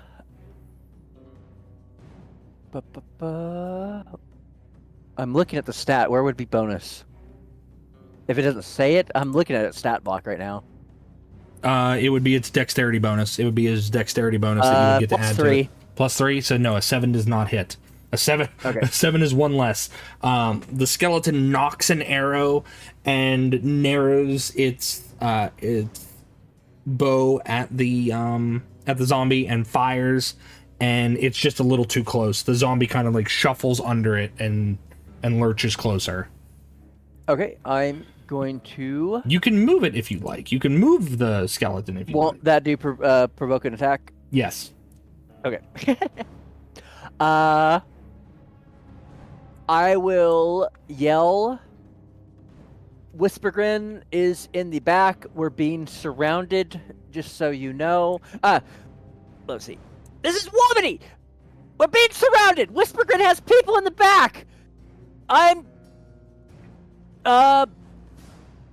probably that's all I can say. I am going to run in and shut the door. Okay. And I probably would have said last, I'm going to tell these people, to keep you safe, I'm going to turn you invisible. Hold on to each other and move together, but they can't see you. And I'm going to touch them if they agree, like nod to me or something. Or I guess if it's turn-based and they can't determine that, I will do it without. I mean, if you're explaining it to them that way, they'll stay together. The question here becomes, how many can you affect with invisibility? 2. 2? Okay. So Dad's not going to be able to, and I will tell him, your family's invisible. Come in here, but stay together, and we will do our best to protect you. This shouldn't be an issue. Okay. And they go invisible, and then I'm going to call Whispergrin back in here to guard this window, and he is also going to turn invisible. Okay. Now, as a reminder, invisibility does require concentration. Should you take damage, should you take damage, you have to be concentrating on this. You have to be concentrating on that spell. I'm dropping the summon then and turn him invisible because I can't concentrate on 2 things. So the skeletal summon, these people are more important. So once you summon it, it doesn't stay. Okay. Sorry, I'm not used to playing warlocks. No. You're fine. Unless your skeletal summon spell tells you that it does not stay, then it will stay. Okay. Then I'm going to do an invisible, and I'm aware that any other concentration will turn him. Actually, yes. Summon undead is a concentration, so yeah, you do have to. Okay. Yep. I will drop it and then invisible them instead. Okay. So skeleton goes. And it pops, disappears. All right. And that's my not great turn, but I did stuff. Okay, so I'm going to mark the 2 of them with a little status saying that they are invisible. Let's see.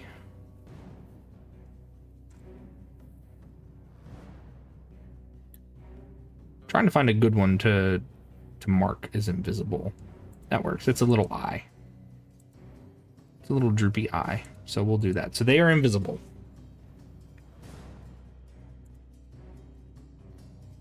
All right, so is that your turn, Wobbity? Yep, and don't forget I did tell the husband where their family is, and that's my turn. Okay, that is their turn, and we are up to Chestnut. Okay, I think he's got the one up by the garden covered. I watched what he did to the other one. Okay. Let's see. Okay, the one at the path is within longbow range. I saw it hitting it with the arrow didn't do anything. Would it impose any disadvantage if I try to go for the head specifically? I'll make it a shot. Well, normally, called shots aren't a thing, but if you're willing to take disadvantage on the roll to make a called shot, I will allow it. I will allow it. Rule of cool. If you want to take disadvantage on it.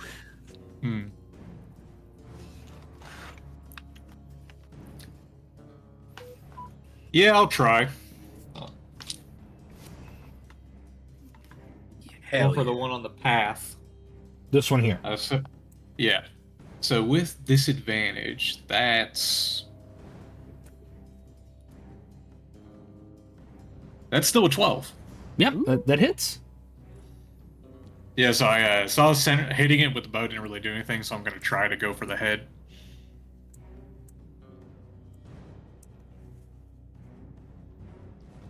And that hits, and for damage, that is 12 points of piercing. 12 points of piercing. Let me go ahead and...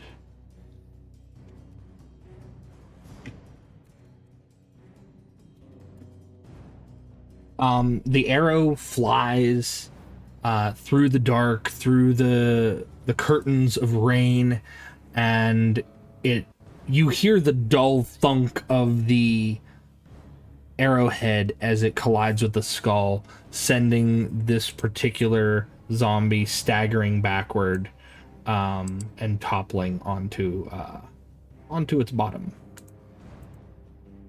Okay. I'm gonna call out to Gromik, and even if he gives a little, just even if he gives a little glance to me, I'm just going to nod to the zombies and then tap the side of my head. Okay. Gromik, you hear Chestnut kind of call to you and make a gesture. Now I'll just turn my head out around at him, just look directly at him, and kind of just glare. Like he knows what the glare is. He knows the glare is me acknowledging. Okay. All right. I am going to use my movement to go back into the house and call Bosco over to me. Okay. Did I hear the warning that Oh yes. gave out there? Okay. Wobbity is a very, very noisy gnome. Wobbity is a very noisy, like his voice carries. So if he speaks through Whispergrin or himself, you know where he is. Okay, now I have to be very clear when I tell Bosco, because he's intelligence of 4. So I'm going to tell him that if Gromik is in trouble and needs to get back in, make sure he can get through the door. Okay, so Bosco's gonna watch the door and I tell him, only Gromik come in.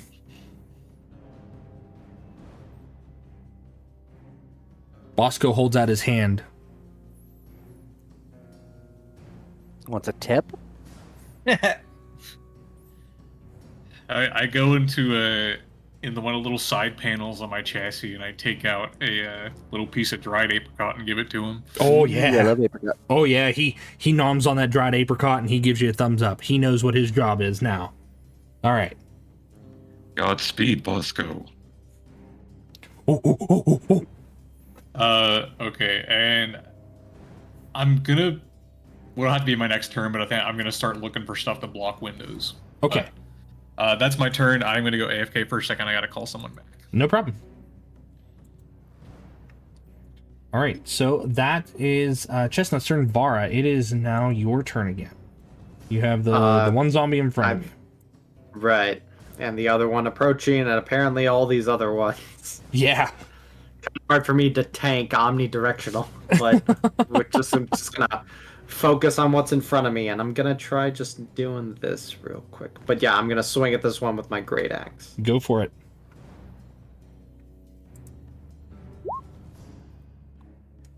$25. Heck yeah. Go for it. And we're gonna be adding the additional D6 for the Giant's Might to this one. That's Okay. gonna be 14 plus an additional 6, so 20 points total of slashing damage. 20 points total. Okay. I don't think that unless I roll a natural 20 on its It's a 5% chance. yeah, on its undead fortitude, there's no way it is going to come back from this. 19, but it's still not enough. So Yeah. you bring your weapon down and you cut the zombie straight down the middle. Straight down the middle. So yeah, he is officially dead. That was one big hit that he was not going to survive. All right, now what do you do? Okay. Well, I still got all my movement, and I'm not seeing anybody close to this door, but I do see this guy, right? Yes. You're large enough that you can see over the tool shed. You see the shambling corpse making his way towards the house. Okay. Does it cost anything to move through the area of these corpses? No, you are large enough that you can step over them, my friend. You could put them into the mud if you wish. 5, 10, 15, 20. And I'm going to bring my second attack down on him. Okay. Same thing with the great axe. It's going to be a 14. 14 hits. All right. Oh, I'm sorry. I rolled those in reverse. but the attack is still a 14. Yeah, it's fair. So 14 points of damage. Yep. Nope. It was a 14 to. Yeah. My bad. You're good. You're Yeah. good. No, it was the exact same roll, so it works out. All right. And that'll be it for now. Okay. So that is you bring your axe down again, cleaving off hunks of rotten flesh in great mighty strikes. After you, oh, my zombies, they get to go now. Okay. So, this zombie, and I'll focus on the particular zombies. I'll start with the one on you, Vara, and then I'll work my way around, since we're already focused on this part of the camera. So, sure. This zombie is going to attempt to make a swing at you. Disadvantage. Oh, that's right. Because of my cloak of displacement. So 14. Miss. Okay. So he misses. Moving up to this zombie. We're just gonna go clockwise. We're gonna go clockwise. So 5, 10, Falling, 20. Oh. falling, Jarl, falling. Awesome. Falling, swag. Woman, I'm Lord Getting another raid. of the rings. I'm the Jarl. I think for every raid we get, I'm just gonna add more zombies. Oh shit! No, guys, great. No, so it's the actual viewers that are attacking us. Yeah, in the night. the viewers shambling in. No, That actually would be an interesting stream idea. 8 more zombies. eight more zombies. Yeah, let's see for as large as the raid is. No. Dog 93 donated $40. You're going to get split in half by a giant. Right. Can we get a shout out for the Raiders, please? Yeah, no, that's awesome. Yeah, that's amazing. Thank you guys. So we're back to the zombies that I was trying to control. So 5, 10, 15, and they are going to dash towards this window. The zombie kind of like pancakes himself against the window and this one is going to go to this window. Brains. And because he's only moved his 20 feet, let's see. Let's go. Has the farmer been sleeping through this entire thing? No. The farmer is not a combatant. He does not know how to fight. He is a farmer. I think he was He told could to do be something like. other than sit on the bed. No, he was told like, did you see something through the window? He was told to look through the windows. Yeah. Yeah, he rushed into the bedroom to check. Yeah. Okay. This zombie is going to try to attack the window to break it. And all he needs to do is... Oh, he doesn't need to make a strength check. Because there's nothing barricading it. This zombie breaks the window and reaches in to attack Whispergrin. No. Well, he's invisible. You can still attack him, but just. Oh no. He's invisible. Okay, well I forgot he was invisible. My bad. There we go. So he's invisible. So the zombie just breaks through the window and. Let me see if I hear that. And that's his turn. Oh yeah. And then this zombie is going to 5, 10, 15, 20, and line up behind that one and try to get his way in. So now the zombies are trying to get into the house. This zombie, the one that's up here, is going to 5, 10, 15. Oh, this one can always... Why is it that the ones that come in near Gromik are the ones that are actually able to get to him?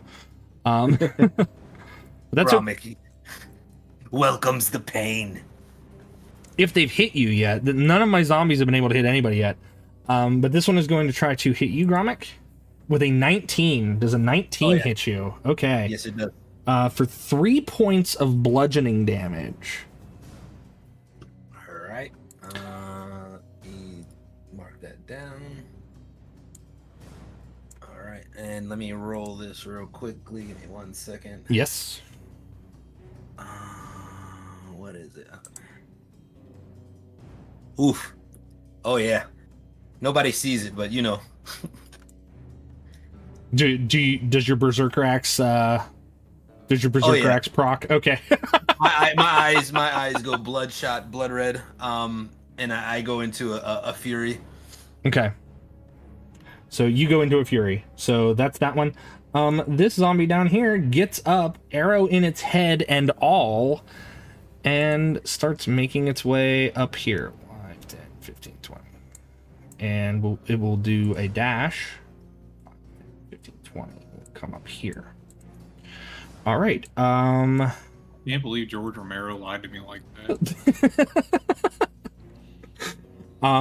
It did a considerable amount more damage than what you think. It just didn't kill it.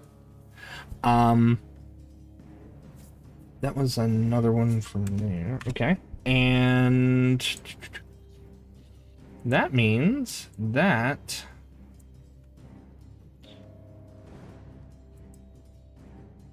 we are back to the top of the round. Actually, we'll do the farmer. The farmer, he's gonna go on initiative count 0. If that is okay with you guys. Yep. He's going on initiative count 0. He yells upon seeing the zombie pancake itself up against the window. He staggers back a little bit and makes his way out here. Wobbity, he is aware that his family is invisible. But he says, and he sees the zombie making its way into the home. He says, we'll have to barricade the doors. And he looks around and he says, I've got some stuff in the tool shed. And he doesn't know if he can get out there though. So that is his turn. And back to the top of the round with Gromit. Gromit will look down at the scratch that this zombie just made on him. And again, the fury just builds up in his eyes as they go completely just bloodshot red. And with a very, very loud war cry, he will just start wildly swinging at the zombie in front of him. Okay, go for it. 14 hits. Yep. For... Ooh, another 12. Nice for 17. For 17. All right. He's still up. And again, once more. For 8 on the roll. And for 6 plus 5 for 11 points. 11 points. So he needs a 16.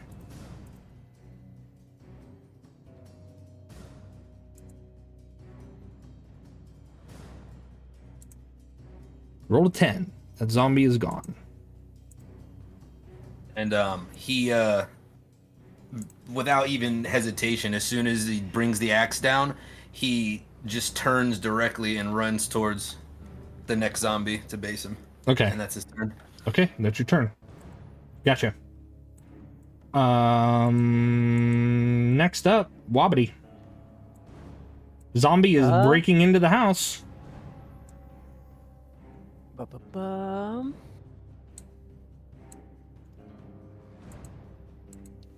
There are 2 vials of holy water in Flutterbutt. And In Flutterbutt? See, we brought him in the house. That's good. in its bag, Okay. not actually inserted into the donkey. Okay, I got very concerned about his name for a moment. I think we all did. We all did. For a moment. I actually had a bag of holding installed. No. This is referred to as foreshadowing. Let me see how long this spell is, then I'll know what I am doing. 60 feet. Okay, so I have plenty. I'm going to get on the table. Okay. I'm moving my guy. I have too many windows open.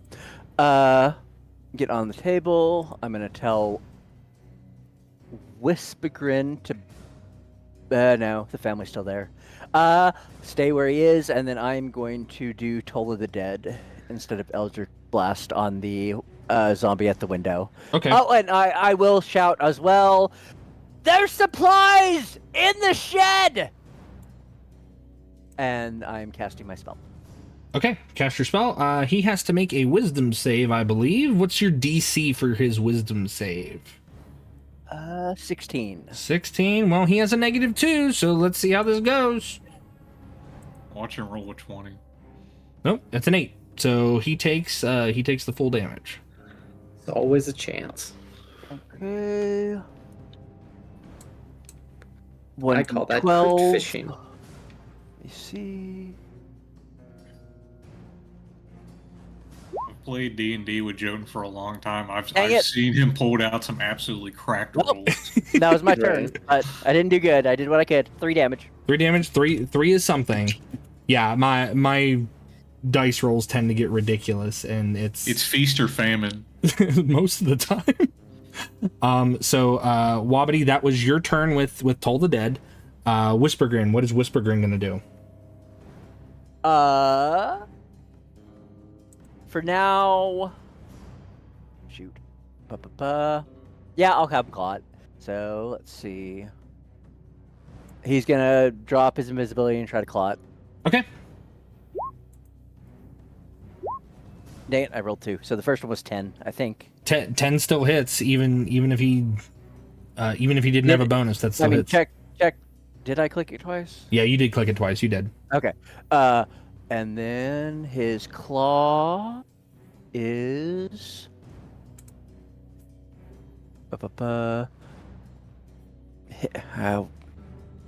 melee +4 to hit. 1 target, 1d4 +3 Yeah. piercing damage. Okay, and then it must make a con to be poisoned, and they're resistant poison, so that don't matter. Or they're immune. So 1d4 plus.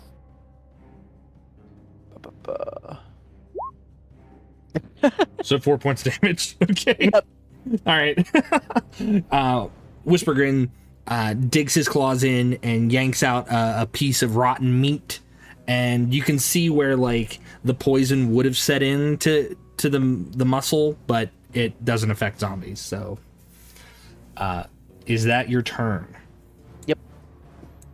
I just realized that I can't miss these guys. So basically, I'm just rolling for crits. You could still miss on a 1. You could still miss on a 1. That's true. That is true. They're very true. So you're basically either rolling for crits or rolling for misses. That's the only way that you can miss. Nice. Which isn't too bad. So with that being said, Wobbity's turn, and next up is Chestnut. Okay, I tell the farmer I'm gonna go help him get the stuff out of the shed. I'll cover him. I put my longbow away and take out my twin sickles. Okay. I look at David and say, David, buddy, I'm gonna need you to keep that one window under control, or everyone's gonna die. And I'll be right back. Everyone's like, "Who's David?" Wobbity the Wise? Oh, I thought he kept the no. Oh, I'm looking at David the Nomi. I'm like, yeah, he's David the Nomi. There is some wild magic around here. Dude's looked into the fourth wall. Yeah, he has. He's peered past. He's gone beyond. Electric blast incoming. Is what I would Okay. answer if I could. I'm going to. Sorry about that. I completely forgot. I'm looking down at the roll You're 20. You're good. You're good. So you can move, and the farmer will follow you. He will follow Okay. you. So I think I'm just going to use my full movement. So that's what, 60? Yes. Okay. So 5, 10, 15, 20, 25, 30, 35, 40, 45, 50, 55. I'll go up to Varamark. Okay. So you go there. The farmer follows behind you warily. He sees the corpses outside, and he just kind of stays next to you. He trusts you with his safety, Chestnut. He trusts you with his safety. Hey, Varamark, you're going to need to keep that guy busy, or the farmer's going to die. Okay, right behind you. Okay, right behind you. Okay. At this point, Varamark is very used to Chestnut saying weird things. Yeah. But speaking of Varamark, it is your turn. I'm gonna just do what I've been doing and take a great axe swing at that zombie that's in front of me. Okay, go for it. And I'll make sure I'm actually hitting the right button this time instead of the damage right away. But a 21 is gonna hit. Yes, it will. It's gonna be 9 slashing damage. Okay. And we're not gonna be adding the Giant's Might D6 to it this time. Okay, so he needs to make a... Let's see, 9 points of damage. He needs to make a 14. 15. You cleave down into the zombie. It stumbles a bit, and as both of its arms fall off, it lurches forward at you like it's just going to like slam its head against your body, but it is still up. It is up at 1 hit point. Okay. I have a question. Yes. With my second... Well, it's not really a second action. That'd be more a surge. I guess I just gotta hit him with my weapon, but at the beginning of my next turn, my question would be, can I pick these guys up and chuck at them? Can you pick them up and throw them? Yeah. You can pick them up and get them out of the way. I'm just curious how that's going to work damage-wise and where I can and what's going to need to roll. I don't want to bog things down. I would determine it the following way. First of all, it's really cool. So we're going on rule of cool with this. You would just make an athletics check, or okay. This would be to throw them. Basically, you're making an athletics check to grab them and then throw them. You can throw them probably at most 30 feet. Okay. You can throw them 30 feet. Damage-wise, it's going to be like a D6, but it will get them away. Okay. It will get them away. All right, it's probably better if I just take a swipe at this guy for now. Would that be my full turn, or can I replace individual attacks with that? I would say it would be your full turn. You would have to focus on grabbing one and throwing. Yeah. I already took a swing, so I'm going to try to just take another swing at this guy. Okay. Which is a 12. 12 hits. And just to make it harder for him, we'll obviously be adding the D6 to this one. Okay. So it'll be 7 initially with the Giant's, and then the Giant's Might is a full 6. So it'll be 13 total. 13 plus 8. And then he needs to make a con save. So wait, 13. No. Plus 8 would be 21, so he'd need to crit. Roll 21. It's still up. It's still up. Did he really? I told you. It's up at 1 hit point. You cleave into it again. It's like hopping on one leg, and it's still Chestnut, there. Can you, Chestnut, kill Monty Python for me? it's just that bad. So okay, is that your turn there, Vara? That's all. Hold on. Let me make sure. Yeah, please make sure, because you could try to hit him again. Yeah, no, I just have the 2 attacks. All and right. I'm using a 2-handed weapon, so I can't use a bonus action for 2-handed fighting. All right, fantastic. So it is up at 1 hit point, and because it only has 1 hit point, it is going to try to hit you with a slam attack at disadvantage. Yeah. So that means that its disadvantage is 13. Nope. Okay, so that zombie continues to miss, but continues to live on. He's just wailing on my shield. He's making contact, but nothing's happening. So yeah, it's just... Let's see here. This is round 4. Yeah, I need to keep track of that too for my Giant's Might. After a minute, I go back to normal size. So. Well, you've still got 6 rounds of it. You've still got 6 rounds of it. Yes. But you never know. Oh, so more? Actually, I didn't go on the first round. I used it on the second round, so I should have 7 more. Yes, rounds. you've got 7 more. Yes, please keep track of that portion if you don't mind. No problem. I need to roll to see where they're coming from. 3. all down here. Okay. One.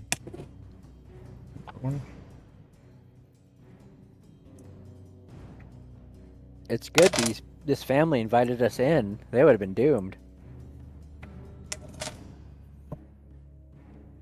Can they come from somewhere else, please? Thank you. There we go. All right. So, 4 more zombies. The 3 are coming from the southeast, and 1 is coming from the west. So that zombie already has attacked Vara. This zombie here, we're gonna move them in as things go. All right, those zombies just appeared, so they don't get to act yet. This one is going to bust through this window and crawl his way in. 5, 10 at half speed. Lumps onto the bed.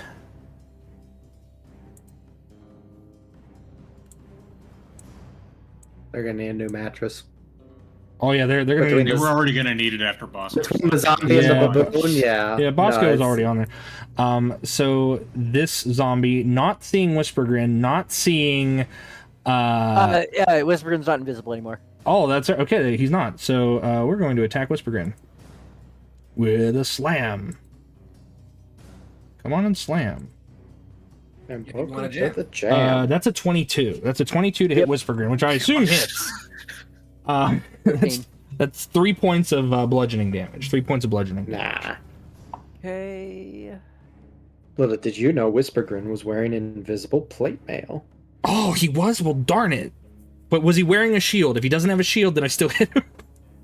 How much damage? I'm never sorry. mind. 3 points of bludgeoning damage. Cool. So this one is going to shamble in there. And then this zombie is going to also move in through the window and attack Whispergrin. For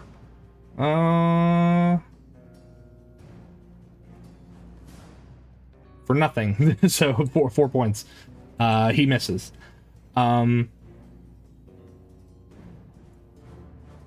So that's where those zombies He was go. just told to watch the door, and now he's watching this poor little gremlin get circle beat by zombies. Yeah, right. I don't like him that much.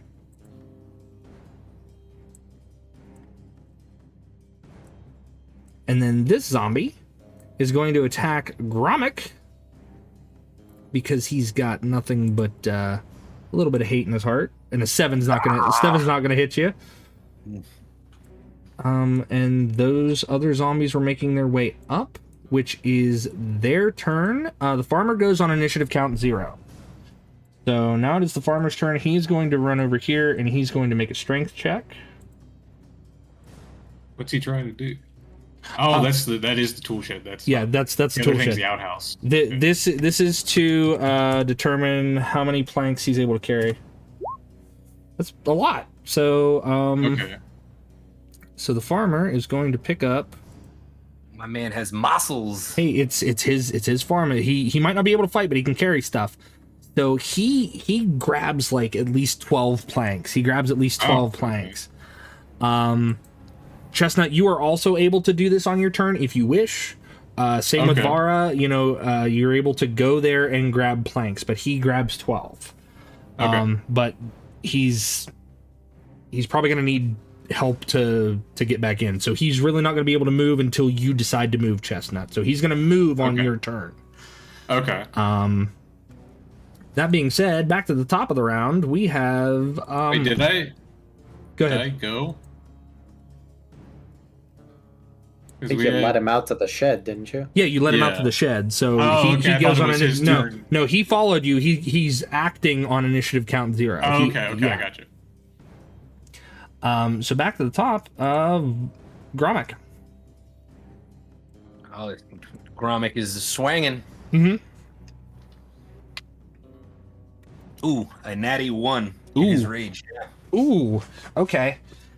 You swing and you overcompensate. You overcompensate a lot, and your axe comes down into the mud, and it splashes upward, partially obscuring what's going on for you. I don't do crit fails. I don't do like crit fails like, oh, you lose your weapon or things like that, because that doesn't make sense. You're heroes. You're heroes. You know how to handle your weapons and things like that. But you do kick up a lot of mud.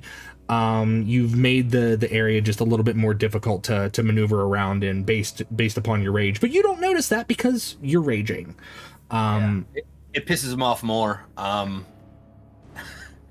And he comes back from being in the mud, just swinging upwards in an upward slice. Okay, go for it. Oh shit! A 2 making it a 10, so it does hit. It still hits. It's probably a little off balance swing at that point. 11 plus 5, so 16. 16. So he would need to roll. He would need to roll a 21 total. Make sure that you Get a 20 you hit so hard that you spun around and got him on the back end. Yeah, Your spin was. you hamstring him. What did you roll, Drew? I rolled a total of a 22. I needed a 21. Puta madre, he does this all the time. So, hit him with the no mames. So you swing up and you take off the zombie's leg when you go to hamstring him, and it's kind of balanced in the mud, and it slowly leers down at you like, really? But it doesn't say that. It's just the look on its undead face. I got a question here for the rule of cool thing. Yeah. I know what the thing reads, but I think it would piss off my character more, and the axe itself would make him use his action surge at that moment to keep swinging. Yeah, go ahead. So he's gonna do that. I'll click that, and he's just going to basically keep swinging until this thing is nothing more than pieces. So 16 hits. Oh shit, too far. 9 plus 5 is 14. 14. Okay. And since this one has been suffering, I'm not gonna roll its you spent your action surge, you did it in a very thematic way. I'm just gonna say that eventually you hack it to pieces. You spend the rest of the time just hacking it into the mud, where it gets to the point where you're not sure where viscera starts and mud begins, but it is definitely an earthen tone zombie at this point. So I'm gonna let you have that one. And then what's that? 30 right there. And then he looks around after, just heavily breathing. And he will see the other ones here and run directly towards them. And with a charging strike, he'll basically run and jump and try to swing for his last swing here. Okay. Well, that area is actually muddy, so Okay. you'd be moving at half speed through the mud. Okay, so where was I? Here? Yes. Okay, so... Could you still make it? I don't know if you could still make it or not. I mean, like I said, if the axe is basically the rage is taken over, it would probably make him bonus action and use his where is it at? Sorry, bonus action, adrenaline rush. Okay. So it would bonus action dash, giving me 3 temporary hit points. Okay. And that would be 30 to get to where I was anyway. So with a dash, that would make it right there, right? Yes. Okay, so it would go there, and then he would do his final jumping swing. What did I get here? What is that? 3 plus 8. Okay, it hits. For 11 plus 5 for 16. Okay. 16 hits? No, 16 damage. Oh, 16 damage. Sorry. So you're good. 16 damage. I have to follow the camera here. 16 damage on that first one. Okay, he's still up. He is still up. And that'll be my turn.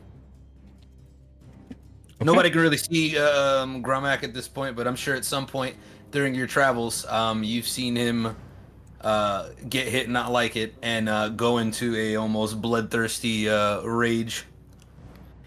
Ever since he found that axe, man, it's always been weird. You know, he's been mumbling We all in know his that sleep. Gromic's been hitting the blood rage. He's gonna be flopping soon, or we're gonna have to drag him back inside. That's fair. So let's go from Gromic. Gromic, it is Wobbety's turn. Wobbety the Wise.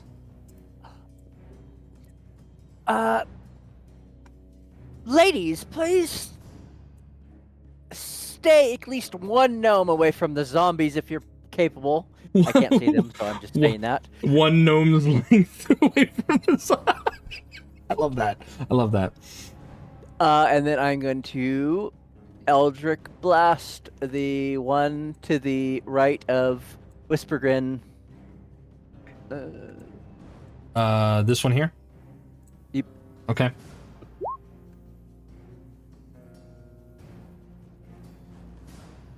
I think Nine to not. hit, I think. Well, you get your bonus too. I think you have a +8 to hit from what I saw with your. Yep, I do.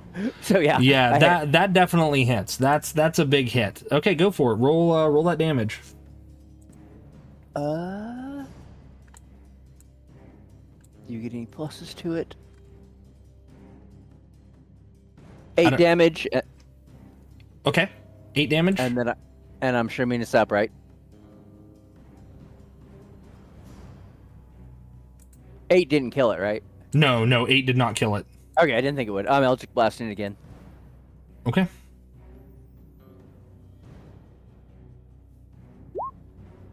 That's still... Yeah, with the plus. Damage.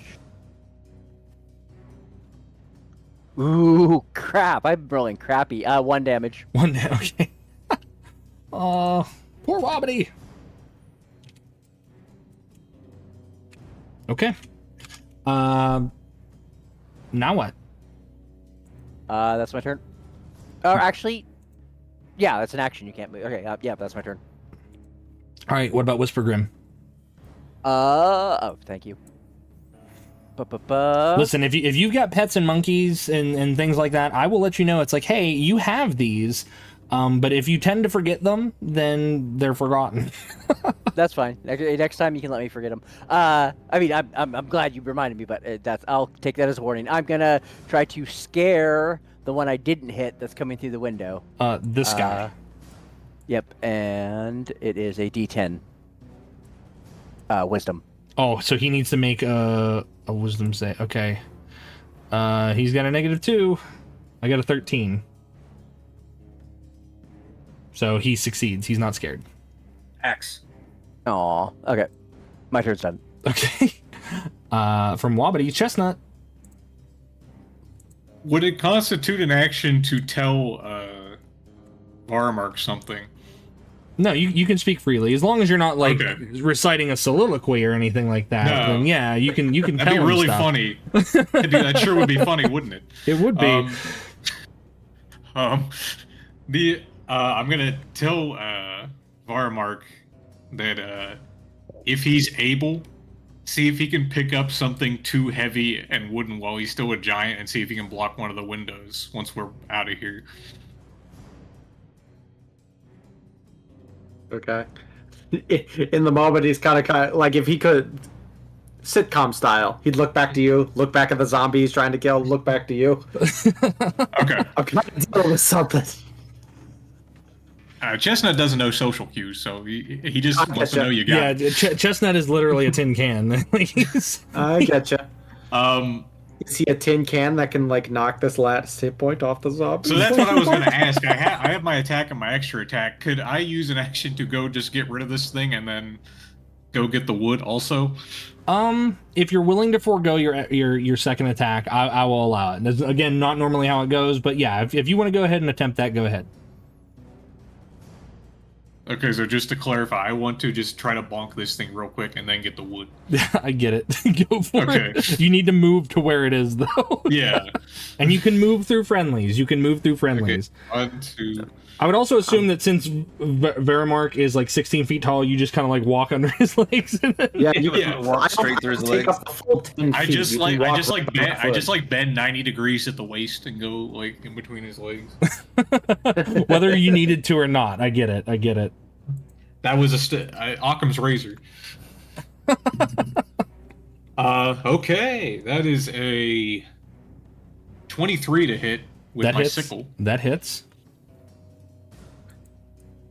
And it's not on my sheet.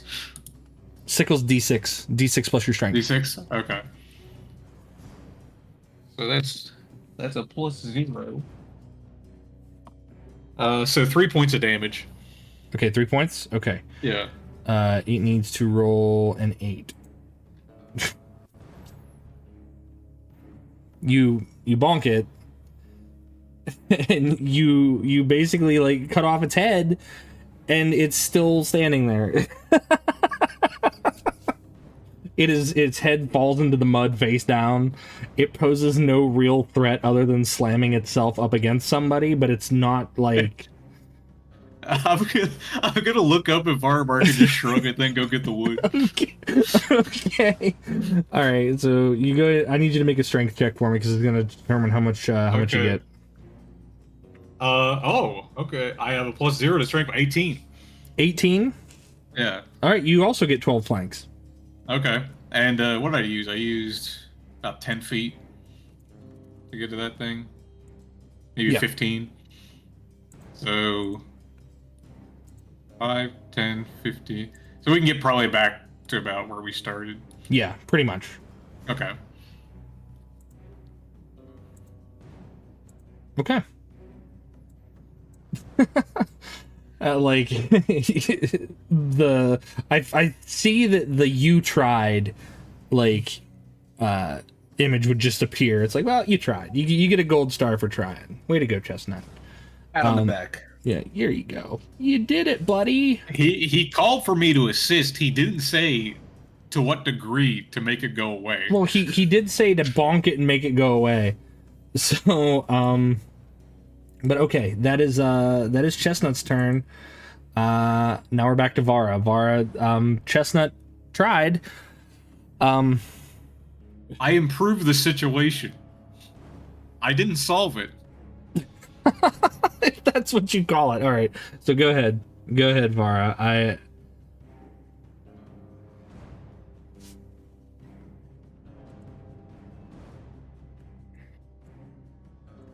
Vara, are you muted? Oh, my apologies. You're okay. I was off to the side there. DM, I have a question. Yes. What does the roofing on this house look like? I know we established I could easily see over it. But like when we approached before, is this like a straw roof? Is this like tiles? What are we looking at here? It looks to be a combination of a thatched roof with straw that they've kind of just packed on there for insulation purposes. So, but it looks like, are you asking if it's sturdy? That's my return question. I'm asking before because while I didn't think when I was tiny to put the family on the rafters so we wouldn't have to worry about them. So now I'm wondering if I just reach inside and place them on the roof. But if they're gonna fall through, it's probably not the best idea.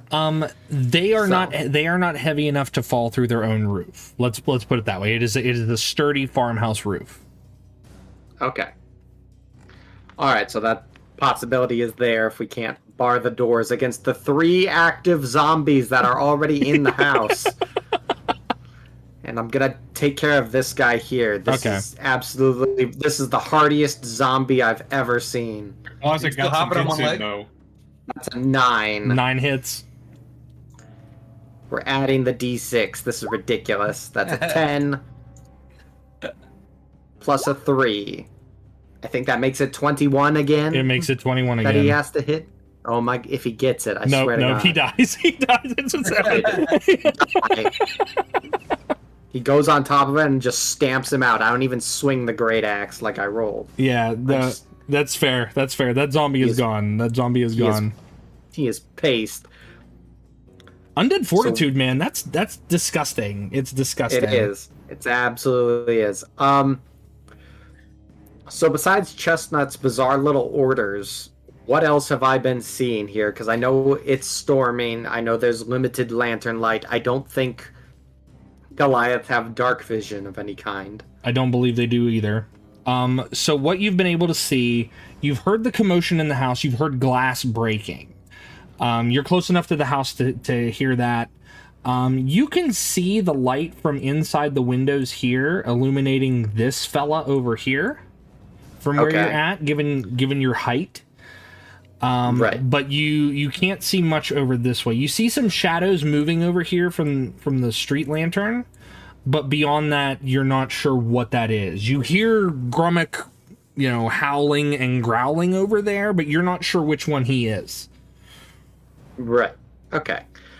This guy over here by the outhouse, is he looking at that window or is he looking at me? Because currently there's nobody in the bedroom for him to be attracted to. True, but he did watch his buddy jump in through this window, so he's probably shuffling towards that window.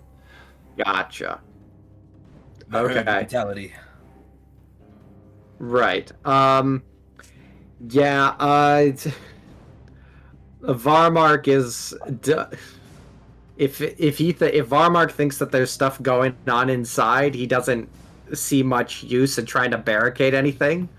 So he's just gonna take his axe and do what he does best, and his flying boots are actually gonna carry him into the air. Okay. So I don't have to waste any movement here, and just 5, 10, 15, 20, 25, 30, and I'm gonna go up and just try to cleave this guy down. Okay. Are you coming at ground level to cleave him? Yes, obviously. Okay. I'm just I figured I wouldn't. I just have to ask that because I know that sometimes I've had people that have tried to do melee attacks from the sky. I'm like, hold on, you have to come down, but that's okay. No. I'm hovering essentially, so I don't have to deal with the mud. Gotcha. That's a nat 1. Wonder. Maybe I am hovering in the sky. Maybe I just forgot how low I need to go. No. So again, I don't do crit fails. But you do hover over. You're not as affected by the rain. I don't know, maybe it's you trying to be careful. Maybe it's from a lot of the frustration of not having felled the zombie prior, and you're worried about not being able to do that again, and you overcompensate your swing, and it just kind of brings you more into the attention of this zombie, which is probably what your goal was, so it doesn't go into the house. Yeah. But you have this zombie. I didn't want him inside. Yeah, you have this zombie's full attention. Okay. All right, but just to clarify before, because I think you said our target was 8. Because it's the nat 1, it still misses? Yeah, one is still a fail on the rolls, oh, okay. Yeah. All right. Yeah, if 20's sounds crit, like a crit fail to me. Yeah. No, okay. You missing is enough of a fail. That is enough of a fail. It was just confusing because their armor class seems to be 8, so it's just like, but yeah, no, it's still a 1, so it doesn't matter. Yeah, that's the end of my turn because there's nothing else I got. Okay. So, with that being said, it's the zombie's turn, and we might as well start with that zombie because there aren't any in front of Chestnut and Cyrus. So, nope. This zombie is going to... This zombie is going to go ahead and try to slam you with a 4, and he misses. Yep. But that's okay, because that's kind of what we want at that point. We don't want them to get too comfortable or didn't even need disadvantage. Yeah, right? But now we're in the house, and the zombies are going to shuffle in. So this zombie is going to make its way in. They know how to use doors? The door wasn't closed. Oh, okay. Because I said jokingly. No, it's they're velociraptors. The zombies are secretly velociraptors. They can use doors. Yeah. So the zombie shuffles through, and seeing, something up here and something closer to here, it's going to go over here and attack the closet again because it is. Aww. They're kicking that little goblet. I'd love to do that. It's about to be gone, and then I have 3 zombies on me. So let's see. Slam on the closet. Does an 11 hit? Nope. Okay. 13 is the armor class. Okay, 13 is the target number then. Gotcha. So this zombie misses. We're going to do the one that's in the window. He is also going to attack. 17, that hits for 5 points of bludgeoning damage. It is gone. Okay, so he desummons, correct? Yep. So Whispergrin goes. This zombie, the closest thing to it is Flutterbutt. It is one square. It is one square away. As opposed to the 2 squares from Bosco. And this zombie is going to finish his movement and shuffle in to here. It can't do anything, but this one is going to attack Flutterbutt. Let me get the stats for a mule.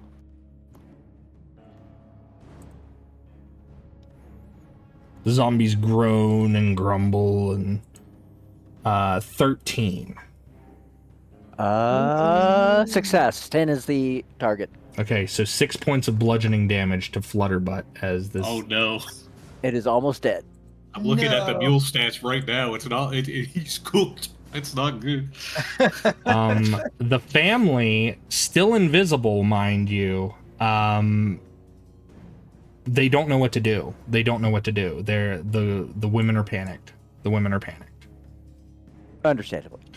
Continuing on, so this zombie missed Varamark, and these zombies down here on Gromik. So we'll start with this one that's right close to him. 7 misses. 16 is your target. All right, thank you. This one is going to shuffle in. I'm going to move the dog corpse so that way I can get closer to you so I don't stand on top of it. That one is going to go in. And 14 does not hit. And this one is going to shuffle in up here and try to hit you also. And that is an 8. These zombies are like fully surrounding you. Well, not fully. You've still got space to move behind if you need to. But these 3 get, like, right up on you. And they're... Basically just, like, using his bracer to, like, knock them back. Mm-hmm. But that is the zombies' turn. So that brings us to... Gromik. I'm going to do a quick, randomization here to see who I attack. This one being 1, this one being 2, this one being 3, and it was 3. So I'm attacking this one first. Alright, it's not a crit. For 10 points on this one.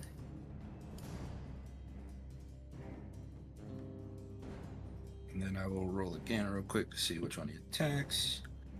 That one is number 3 again. Alright, not a crit.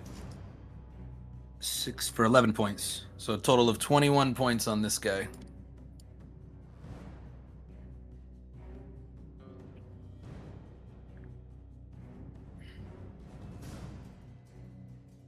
Okay, that it was 11 on the second attack though for 21 points Yes. total. Okay. Yep.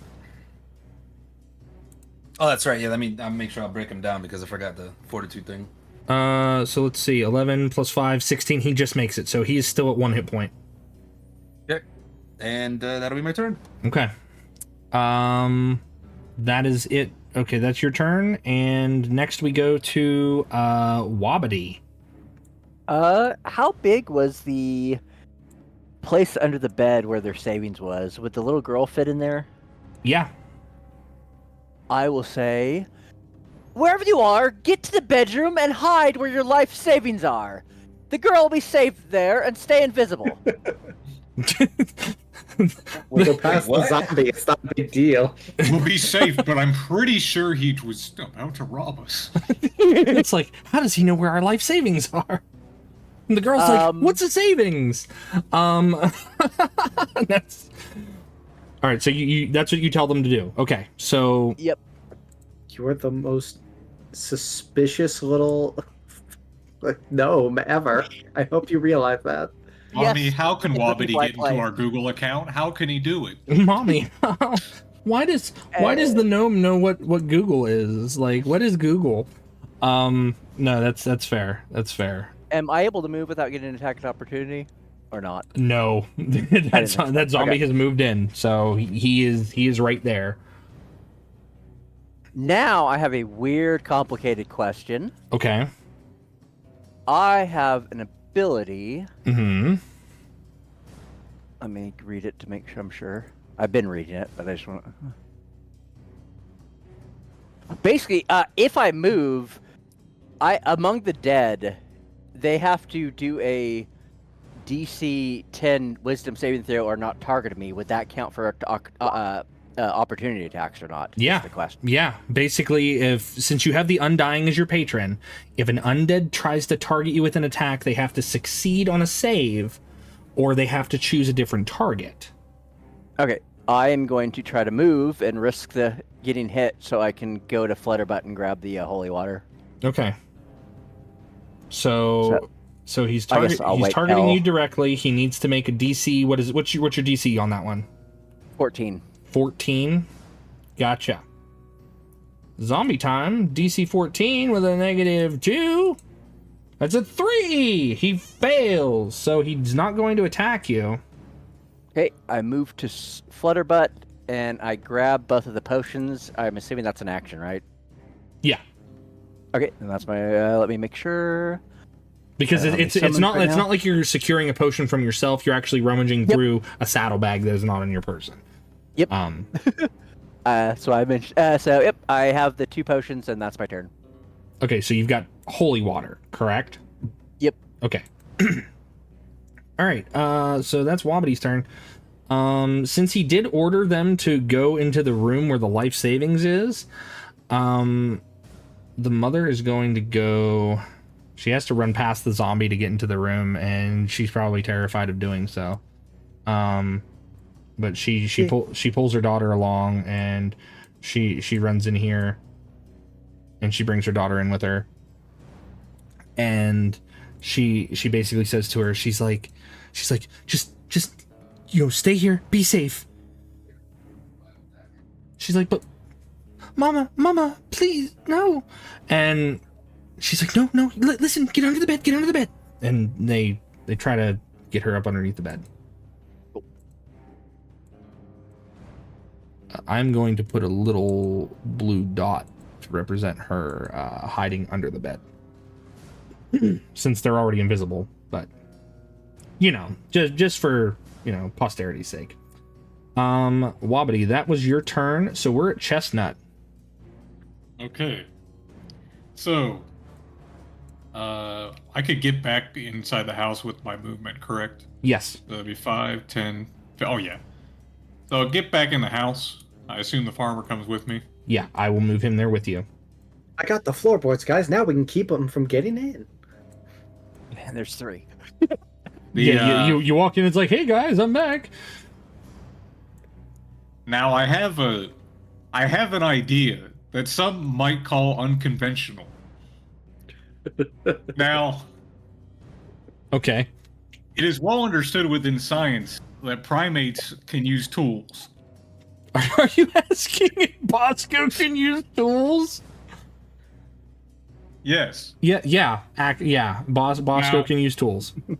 I would like to throw one of my sickles to Bosco. Or what is a sickle but a tool? Okay, now I want you to be understanding in this. Bosco can use tools. He cannot use weapons, so he cannot use a sickle as a weapon. But He is not proficient in a sickle. He doesn't have to be proficient. He just has to be able to hold it in his hand and swing it. I think he could do that.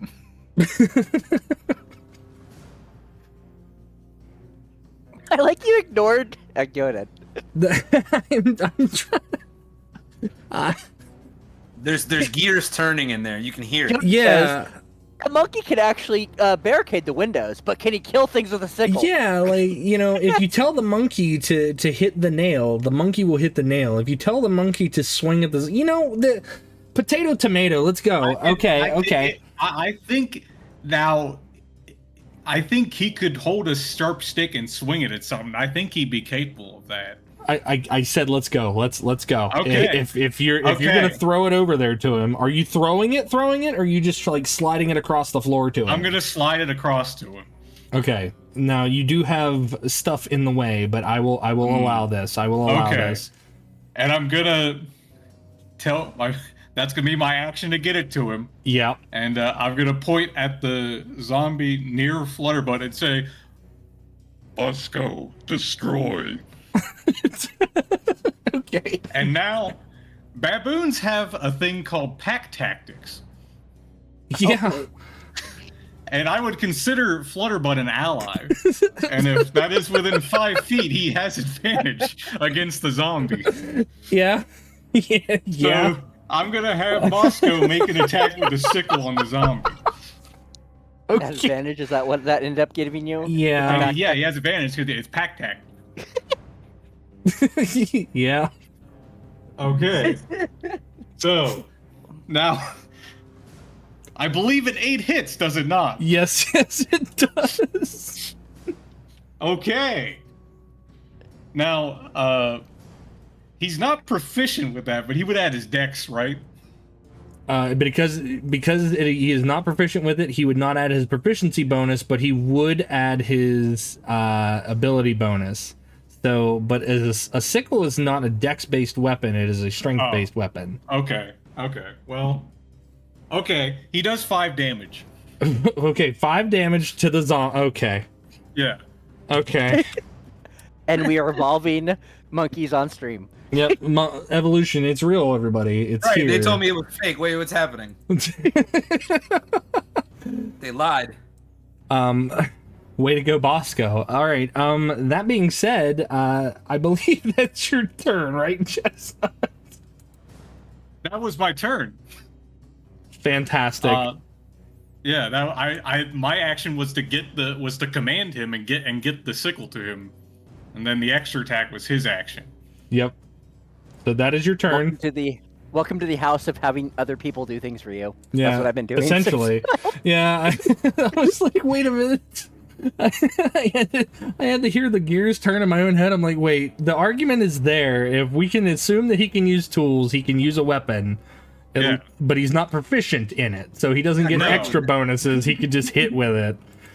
Oh my god. Now, opposable thumbs, everyone. This is what happens when you give a creature with opposable thumbs a means to defend itself. That being said, Vara, it is your turn. Are you up to any monkey business, or... No, I'm up we to hit an evolution in here. I have no way of knowing what's going on inside, so I will react to that and kill whatever needs killing when it gets to it. For now, I'm just gonna smack this guy that's right here in front of me. Go for it. With another nat 1. Wonderful. Are you serious? Okay, So I don't even know at this point.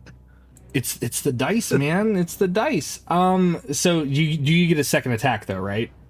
I do. Yes, Okay. yes. Oh, right next to the nat 1 is the 7. Okay. So it's a 14. That hits. Okay, we're gonna obviously add the Giant's Might D6 to this one. That's gonna be 8 plus 5 for 13. 13. Gotcha.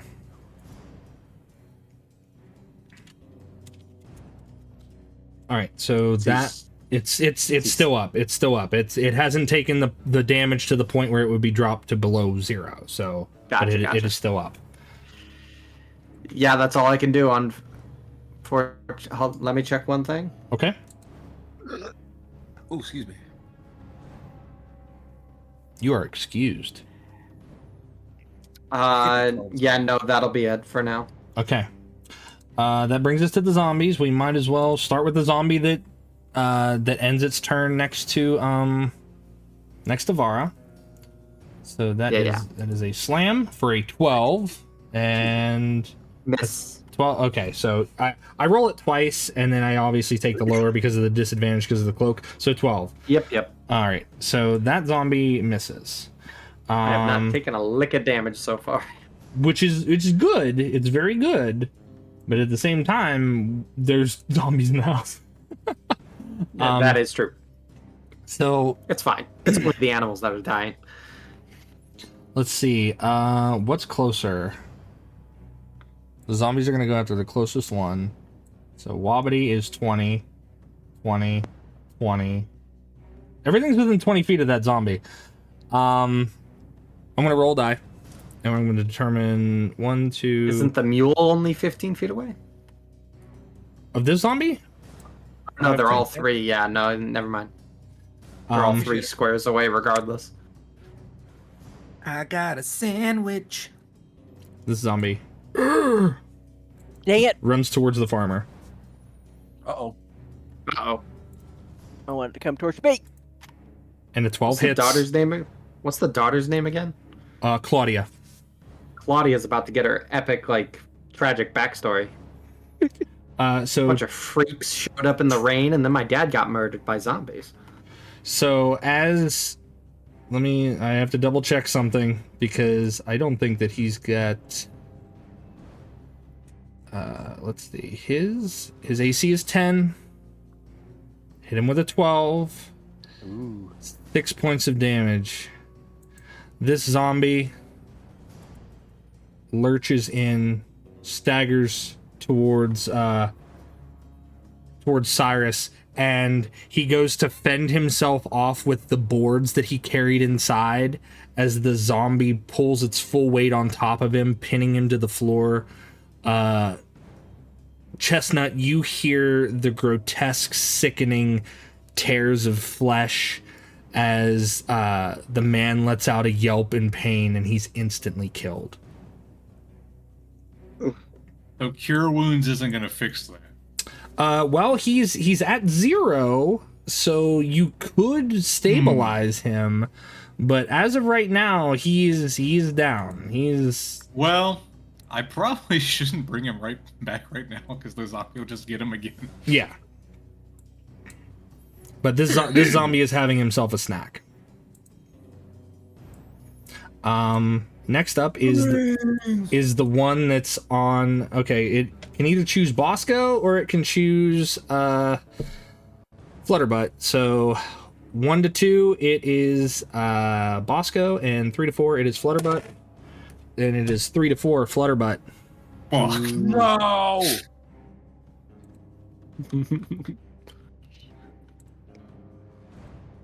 17 to hit, 5 points of damage. Oh, no. I think that kills it. I can't remember the other damage. I'm sorry. No, I'm pretty sure it kills it. Yeah, it was like, yeah, it was almost dead. So let's just say we kill it. Go ahead and keep track. Okay, so this zombie kind of like grabs onto the, like it's going to embrace the horse and give it a loving pet, except it doesn't, and it digs its flesh grinding fingers into the neck of the mule and bites down. Flutterbutt lets out a mewling cry of fear and terror as she collapses and lays upon the ground. That being said, we have this zombie. It can either go towards Chestnut or Wobbity, and Chestnut 1 to 2, Wobbity 3 to 4. It goes towards Chestnut. Okay, well, it can't eat me. True, but it sees you as, it doesn't know that. It doesn't know that you are a person to it. So it is going to try to slam. 18 to hit. That hits. 5 points of bludgeoning damage. Okay.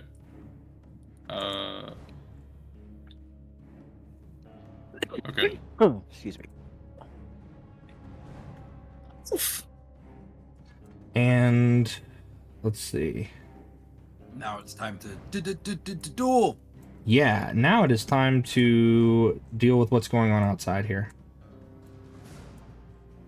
So we'll start with the one at the northmost end of Gromit? 4. 16 is your target. 17. 5 points of bludgeoning. Okay. Second zombie, the one to your right. Wait, quick question, Jon. By the way. Yes. When I have temporary hit points, do I take those off first? Yes, those come off first. Okay. Your temporary is always going to be your soak hit points. So any temporary hit points you have, those go away first. Okay. Thank you. Second one, 15. 15 does not hit. And then the last zombie, an 18 for 5 points of bludgeoning damage. Okay. So that bottom one hits you and that top one hits you. And let's see, this is turn 6. What happens now? Nothing yet. Okay. All right. So, top of the round, Gromit. He hit me last, right? Yes, that is correct. That'll be the first swing.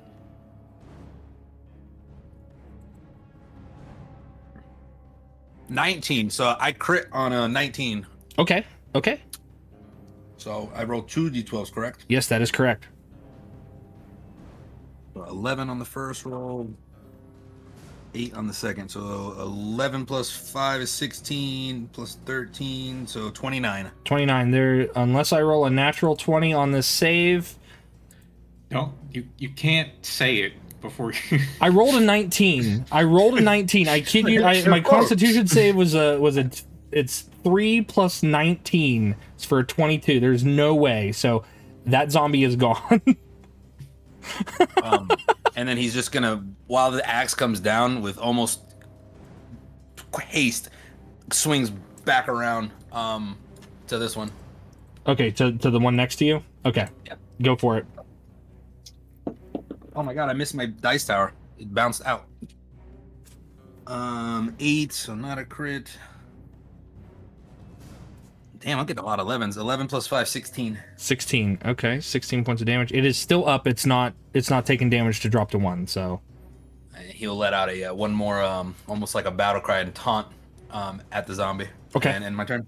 All right, that works. Next up, Wobbity. You watch Flutterbutt go down. You watch the farmer go down. And you don't know where the mother and the daughter are. You just assume that they're in that room. Yep.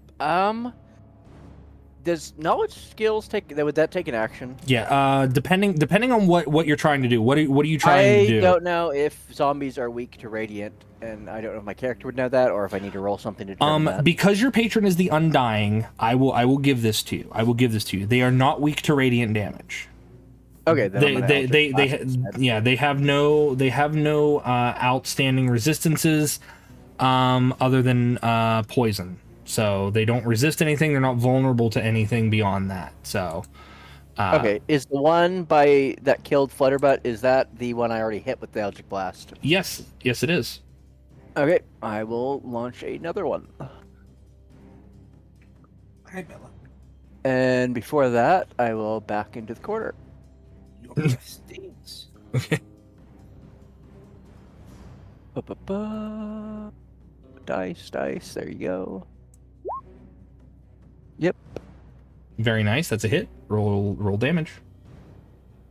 Dice, baby. God dang it! 2. 2 Nope, points. let's do the next one. Okay. And I succeeded because I get plus 6. Yeah. With your bonus, I was gonna say it's like you have like a plus 8 to hit with your Eldritch Blast. There's no. And a 7. Okay. 7 points. Yep.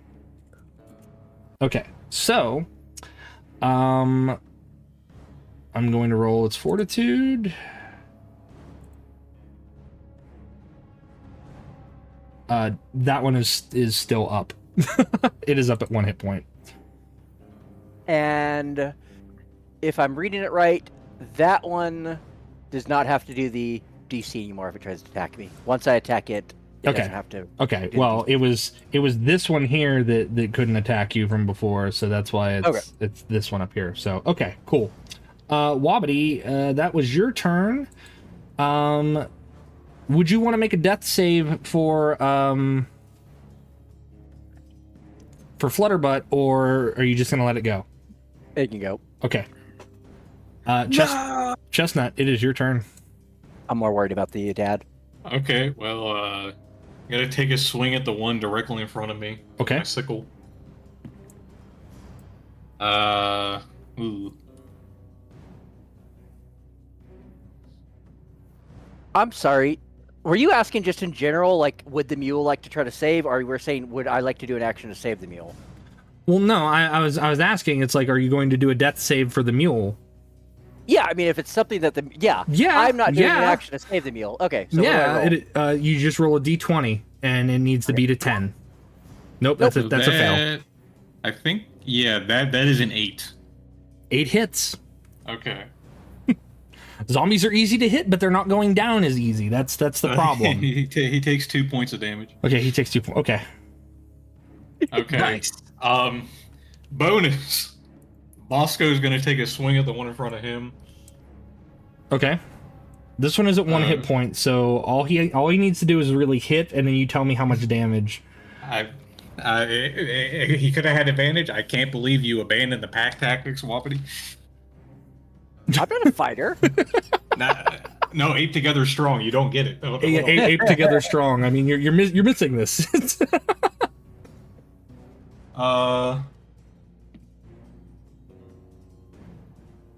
Nah, that's a 4. 4 plus, or is it 4 total? Well, he's not proficient, so he doesn't. He doesn't get his strength. Oh, so he gets his strength bonus plus whatever you rolled. That's pretty cool. So that was a 2. Okay. Sorry, a 3. He has a -1 strength. Oh, well, okay, so that's, no. So Bosco swings. Ape can use tool, but not use tool well. He's not used to it. Okay. Yeah. All right. He still has his movement. He can move. Could he disengage? He's made an attack. that be an action? Disengage is a full round action. Okay. Unless you are a rogue and can do it as a bonus action. Yeah.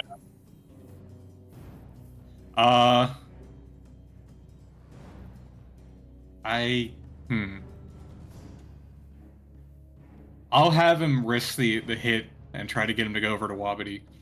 Okay. So attack of opportunity. I will assume in character you shouted about the pack tactics too, so now I know. Yeah. That is a 21 to hit Bosco. Fuck yeah. 2 points of damage. Okay. Slaps his ass as he runs by.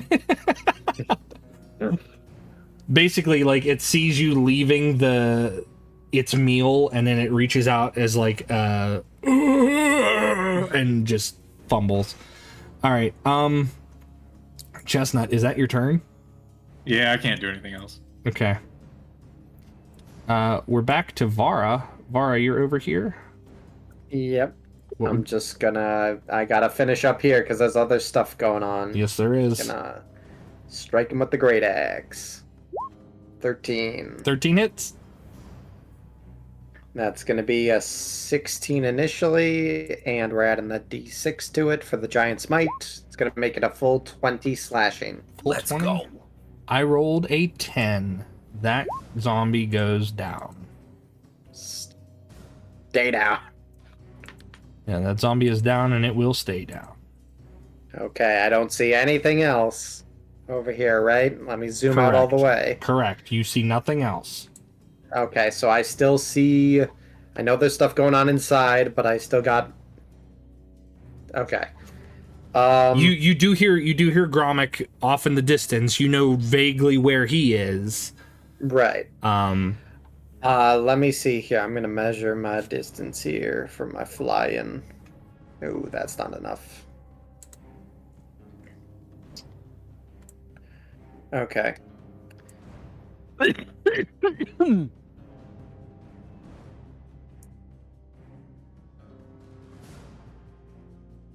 Okay.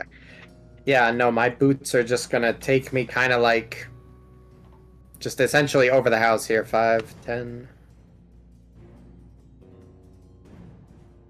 Oh no, wait, I already attacked. I can't do a dash. My bad. Yeah, there's nothing else I can really hit here, so I just gotta start making my way over. So. Okay. Okay. And you do realize when I've had my episodes, we'll call them, that you should not get too close. Right. So I'm just kind of sitting there in the air with my flying boots over the tool shed as I've just kind of been making my way over. Okay, so this But that's this as far as 16-foot I can tall get. Goliath, yeah. I hope the fighters. I hope the fighters know deep down that we do not have it handled in here. So can I see these guys though? Go ahead and make a perception check. I'll let you make a perception check to see if you can clearly make them out, or if you can just see figures. That's a 17. 17, yeah, you can clearly make them out. You see Gromit swinging. There's enough light coming from the porch here and down here for you to be able to discern the figures, at least for the most part. So I know who's who. And Yes, I'm not you know if you. Gromit. Yes, exactly. Because it grew with me, my giant bow is coming out now. Okay. And I'm gonna take a shot at this guy here on the steps. Okay, the one in front of him. Got you. Okay, go for it. Or actually, no, the one to the left of him. The one that's like upper. Okay. Okay. I'll hit that one. You got the Dragon Slayer arrows from Dark Souls. Does my increased size do more damage? If your ability It doesn't say. if your ability doesn't tell you that it does, then it doesn't. Gotcha. Okay. But yes, no, I'll be taking a longbow shot at that one that's above Gromit. Okay. He's got a normal size bow. For a 23. 23. Fantastic. Go ahead and roll that damage. That's only going to be 7 piercing. 7. Okay. To that one. Okay. Oh. That one gets to make a roll. Let's see. Hey! So it's 7 plus 5, so it needs to beat a 12. It beats a 12. It's a 14. So, okay. I figured. I'm so sorry. It's fine. These zombies just don't want to die. That's why they're undead. I know, that's why they're here. Yeah. That's all I got. Okay, awesome. I'm Vara's got like this nervous tension about him now. He's not sure if there's going to be more, so he's got more tricks in his bag, but he's not gonna bust him out for. He's taken out 4 of these guys by now. Like he knows this is doable with what he's been doing. Okay, this is round. That'll be the end of my turn. This is round 7. 6. I think it's 6. I don't like when he acknowledges the rounds. I think it's round 6 because I have 5 uses on my giant smite here, and I did that in round 2. Okay, so then only 2 come. This is this one. And this Wait, hold on.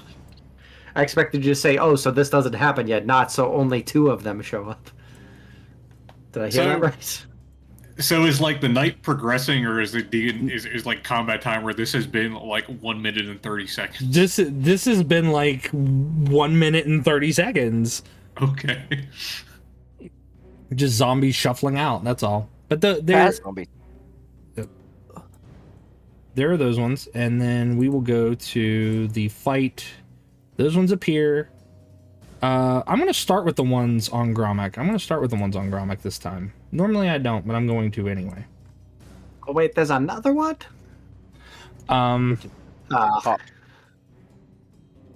We gotta clear out this house. Yeah, the house is getting overrun. So this is the zombie here to your right, Gromit. That is a 19 to hit for 4 bludgeoning damage. Heard. And the one up top is going to go and it crits. I can't be affected by crits. That's right, you have adamantine armor. So you only take 2 bludgeoning damage. I fucking I flex at it. Yeah. And I willingly let it slam its head into my. I remember what my you armor. had. But it did roll a 20, so it was like, oh, go. So there's 2 points of bludgeoning damage for you. So that is the non-crit damage. Fantastic. So those are those zombies. The other ones came into view. This zombie here on Chestnut is going to attack. Pop. 21 to hit. Yeah. 7 points of damage. Okay. The zombie that was nomming on the farmer is going to come after you too. 12 to Yeah. hit. That does not hit. Okay. He misses. And finally, the zombie that was up here is going to make his way down. 1, 2, 3. 1, 2, 3. Okay. He's either going to go towards Wobbity or Chestnut. He's going towards Wobbity. He's going to come down here. And I know that he has to make a wisdom save. I thought he attacked him, so he didn't have Oh, to. yeah, that's right. He attacked him this time. Okay. I'm sorry. let's- I'm sorry. I just reminded we had homework. I'm sorry. Don't remind the DM we have homework. 17 to hit. Yep. 5 points of bludgeoning damage. Okay. And that is the zombie's turn. We go back to Gromik. Which one hit me again? I think it was this one, right? Yep. I think both. The two. Well, Yeah, so- this one technically would have crit you. The one up top technically would have crit you if you were able to be crit. So Okay, so first and foremost, this guy, when I go to swing, I'm actually gonna grab its head and bring it into the axe. okay. 3 no crit plus 8 side hits. Damage, come on, baby. Oh, that sucks. 9 damage. 9 damage, so he gets to make his roll to see if he stays alive. So 9 and 5, he needs a 14. That's a 15. He's still up at 1. Okay, and seeing that, I further bring his head into the axe, trying to basically split it in two. Gotcha. Go for it. A 9 plus... Oh, that's a 19. That's a crit! Oh, nice. Okay. All right, let's go, baby. I'm pissed at... Oh, fucking 2. That's 7 damage plus 7 damage. 14. 14 and 5. He needs to beat a 19. He does not. He is dead. So yeah, so like his head, basically, I wanted to just push into it where the axe ends up like kind of cutting my hand, and I just toss the body as I turn back to this guy. Okay. And that's my turn. Alrighty. So, working our way back down, Wobbity, you are up.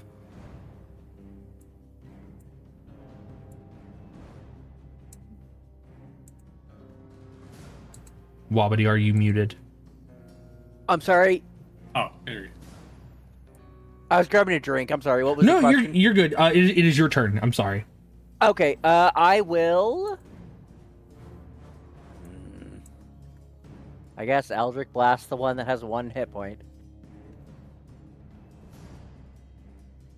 The one right next to me. Okay. And he gets an opportunity, doesn't he? Yeah, he gets an attack of opportunity because you're firing ranged. I thought it was just disadvantage when you're Yeah, fighting it's disadvantage. Yeah, you're disadvantaged. Okay. He doesn't get an attack of op. Sorry, my Still succeeds with the plus. Okay. So damage. It started with the whole, the monkey thing. yeah the brain whole just- the monkey thing threw a monkey wrench in everything that I ever knew. I didn't know that monkeys could do this. 7 I damage. expanded Still up. Jotun's horizons. He doesn't know what to think anymore. It's a monkey sickle. Thank you. Yeah, thank you. Yeah, exactly. It's a monkey sickle, not a monkey wrench. Let's be accurate here. We must retain the canon. So 1d10, 7 points of damage. So he needs to make a 12. It's meter beat, so he has a 12 exactly. He's still up at 1 hit point. Okay, I'm taking another opportunity. Or no, disadvantage. Bink. Fail.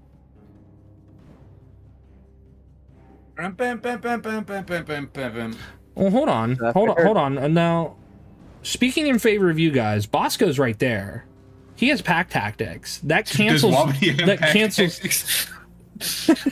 No, It does in reality. I feel like you're trying to be generous because doesn't that only work with his attacks? Yeah, that only works with the monkey's attack. I was trying, okay? I'm not trying that to upset. help. I'm not at risk. I have a ring that my soul goes into that I died. All right, so If I die. in any case, Gnomes have pack tactics. Wizards of the Coast, please add this. they won't listen. Only versus kobolds. They won't listen. Okay, so that's a miss. All right, so you fire and you hit it. You hit it square with a blast of eldritch magic, and it makes a brief staggering motion and then continues to lurch forward. You fire another one off, but it might have just been a little too errant, and it flings off to the side. I will yell, "Danger! I'm about to drop the invisibility on the family and summon a skeleton if we can't handle the house." Yeah, actually, you took damage last time, didn't you? You need to make a concentration check. Oop. Oh, that's true. I didn't think of that. Oh no. There's a zombie right by that broken window. Where they might reappear. Do you Well, just the roll daughter was con? swept under the You're carpet. no, It should It be is. fine. It is a con check. Yep. 16. Yep, 16. Okay. Do I know? How do I know if that passes? You're fine. Okay. You're fine. You managed to maintain concentration for now. But that plea was a plea for feedback. You guys don't have to do it, but I'm basically saying, do you want me to drop it? I'm warning. And that's my turn. You're asking the He's family. asking me and the monkey. Whoever can hear me, yeah. They're like, no. They're trying to stay quiet. They're trying to stay quiet because they don't want to alert anything. They were told to That's go fine. in there and stay quiet. You can hear me in the other room like, I'm gonna let him die. Just let me know. guys are gonna die. All right. So after Wobbity, Chestnut.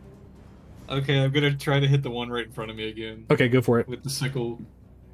That is a 19. That hits. Okay. 2 points of damage. He said 2 points of damage. I have no strength modifier. I need a. Well, you get to add your proficiency bonus. You're proficient with the. Oh, okay. So 5 points of damage. Okay. I need to make a 10. And I rolled a 4. I rolled a 1 on the die. I rolled a 1 on the die. Okay. All right. Now what? Well, I'm gonna use pack tactics. You don't have back tactics. Unless you fully embrace your inner metallic ape, you need to become Mecha Kong and declare that you have pack tactics. Well. Looks like Bosco rolled a 9. That hits. He does 1 damage. Let's go. Let's go. Ape together strong. All right, he needs to roll. Okay, he took 1 point of damage. Yeah. I need to roll a DC of 6. Yeah. Easy. It's a 7. Bosco try really hard. All right. Does Bosco do anything else? No, I don't know what else he could do. Okay. Do you do anything else now that the zombie in front of you is dead? Do you move or do you do have one zombie on you still? Yeah. Well, like my bonus was pack tactics. I don't think I can really do anything else. I'm just telling you, you could move. You could move. If I move, would I get an attack of opportunity? Yeah, he would swing on you. I'm just staying then. Okay. Because if we can get rid of this one, then I can try to use healing on the farmer. Okay. You know what I imagine too, if Vera were to be like checking on what's going on inside, just big ass giant just getting like on his hands and knees and looking through the door. Yeah, just peeking through the door like, everything okay in here, guys? We good? No? We do not have this. All right, so actually next up is Vara. Vara, you see a zombie shambling up this little part of the hill. Okay. Can I hear them that they're right next to the door here? Yeah. Oh yes. You can hear everything that's going on inside that room right now. It doesn't sound good. Okay. I have a question for you. Okay. Because I asked what I can do before with my individual weapon attacks and all that stuff. Mm-hmm. Can I use my action to... I don't know if the door is still open or not. I take it that they didn't relock it. They didn't Can I relock use my it. action... Can I use my action, my entire action, to reach in, grab this zombie, and just chuck him at this one? You know what? I'll allow it. You can move through friendlies. You can move through friendlies. You're reaching over Chestnut and grabbing the zombie. So I figured with my large, I don't know how big my reach is, but yeah, no, I figured I'd just stick my arm in and just grab him. And you can. Yeah, I'll allow it. I'll allow it. So go ahead and what do you need here? I need you to roll to hit. Which should not be. Just don't roll a 1. Just don't roll a 1. I thought before you were saying an athletics check, so I wasn't sure. Yeah. Oh yeah. So make the athletics check to grapple him, and then basically you're grabbing him and throwing him out. So go ahead and make the athletics check. Right. Because I'm using the giant's might and I'm large at the moment, I get advantage on that. Yes. So that's going to be a 22. Okay. You can grab him. You can throw him. You're not proficient with improvised weapons, I assume. No. So I don't think so. So if you'd like, you can throw him as, and he will deal a D10 point of damage to this one if you'd like to throw him. Yes, I want him out of here so that they can focus, and just I'll do what I've been doing. They will have to walk over a pile of corpses by the time I'm done out this door. Okay.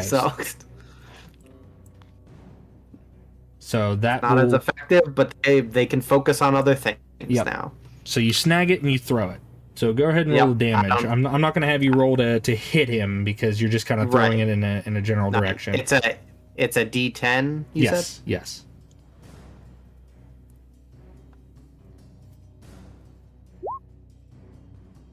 That's an 8. 8. Okay. I don't know if that applies to both of them or just one. Oh no, it'll apply to both. It'll apply to both of them because they're both fairly meaty. They're not to the point where they're that weak yet, but there is one less zombie in the house. Right. Cool. And I will close the door again. He closes you. Is that my entire action? Yeah, that'll be your entire action. You reach in, you grab the zombie, huck him at another zombie, and then just gingerly close the door. My axe, the head of my axe is down there in the dirt, and I am guarding this side door. Okay. It is now the zombie's turn. So I guess what I need to do is start with the zombie on our orc friend over here. So he's going to roll to hit. 9 does not hit you, so he misses. Just go back off. Let's see. This zombie is going to scramble this way. And which window is it going to go to? Is it going to go to the bottom one or the top one? 1 and 2, it's the top one. 3 and 4, it's the bottom. That is a 4, so it goes towards the bottom window. And it is going to just try to break the window. It is not barricaded, so it just makes its way in. But that is its turn. We're at net 0 for zombies in the house. Yeah, right? It's like we have made it this far. Zombies have made it through the door. So this zombie here has to spend his turn getting up. So this zombie has to spend his turn getting up. So he can't do anything. This one was just, it was a collision, so he's just going to move in, and he's going to attack. Vara, you've not taken any damage, have you? I haven't been hit once. That cloak of displacement is putting in its work. Yeah, so 7 and 6, they're not gonna. He doesn't hit you. There's not a chance. There's not even close. I am unimpressed with these zombies because I haven't seen the carnage that's been going on inside. Yeah, like you haven't witnessed it, you haven't felt it, but others have. So it's this zombie on Wobbity now. I think that one has to do the resist thing. Yeah, he does. So he needs to make a wisdom save, DC 14. Yep. Or pick, and if he fails, he has to pick another target. 2. So now he's going to attack Bosco because he's the only other target there. These are the opposite of pack tactics. A slam on Bosco. 7. I don't think a 7 hits Bosco. No, that doesn't hit. So he misses. And please, Bosco is our strongest soldier. He's the strongest soldier. I mean, no, inside. Okay, now this is the bottom of the this is the end of 7. So now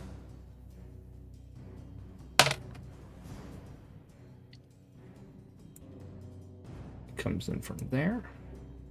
And ooh. And they just appear. All right. This is the top of the 8th round, correct?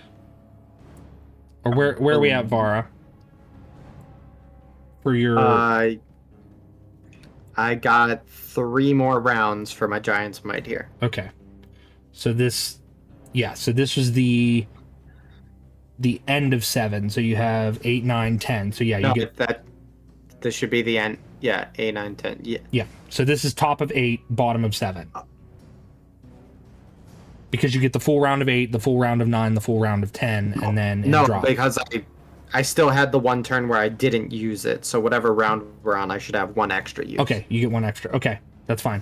So I should have 6 rounds where I'm using it then. That's fine. Okay, we're good. We're good. No worries. It's a zombie thing, so we're just here with zombies. Right. So back to the top of the round, that would be Gromit. All right. You know what Gromit's doing? I know exactly what he's doing. A natty 20 on that one. Ooh, nice. And that would be 5, 10, and 12. Okay, so that's good. So 10 and 17 is 27. 27.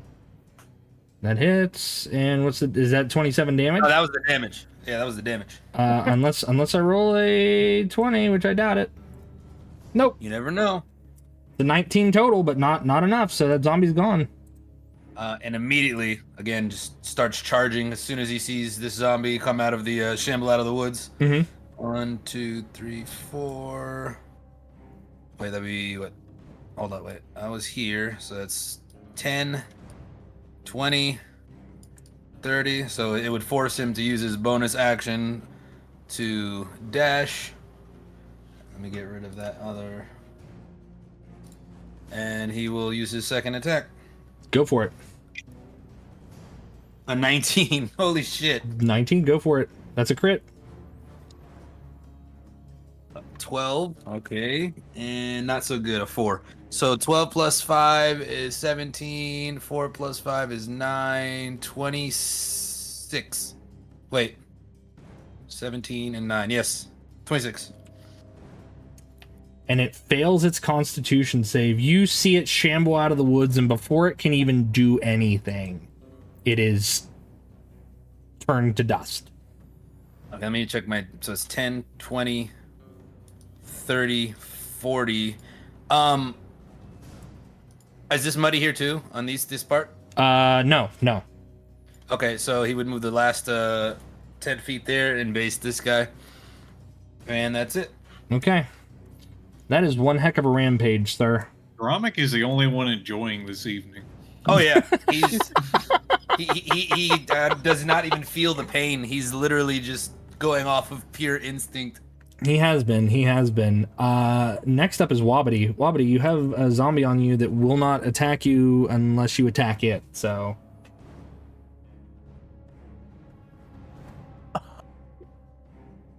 Can I move that diagonal square, or am I locked in? You can move. You can move that diagonal square, unless you move out of its threatened range, which is any adjacent square that's not through the wall, obviously. Well, wouldn't that also mean since it won't attack him unless he attacks him, wouldn't he be able to get away without an opportunity attack? Yeah, that's true. Is the door open in the girl's bedroom? No, it is closed. Okay.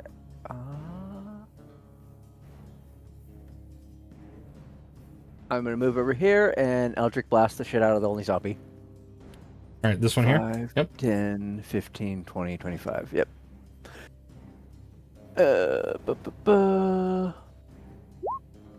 Hit. That hits. 5 damage.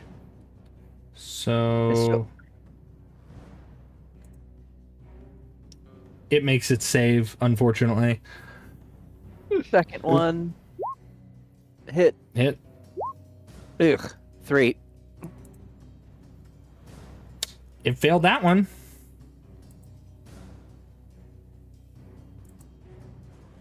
That zombie's gone. So it failed the second one. Now, what else do you do?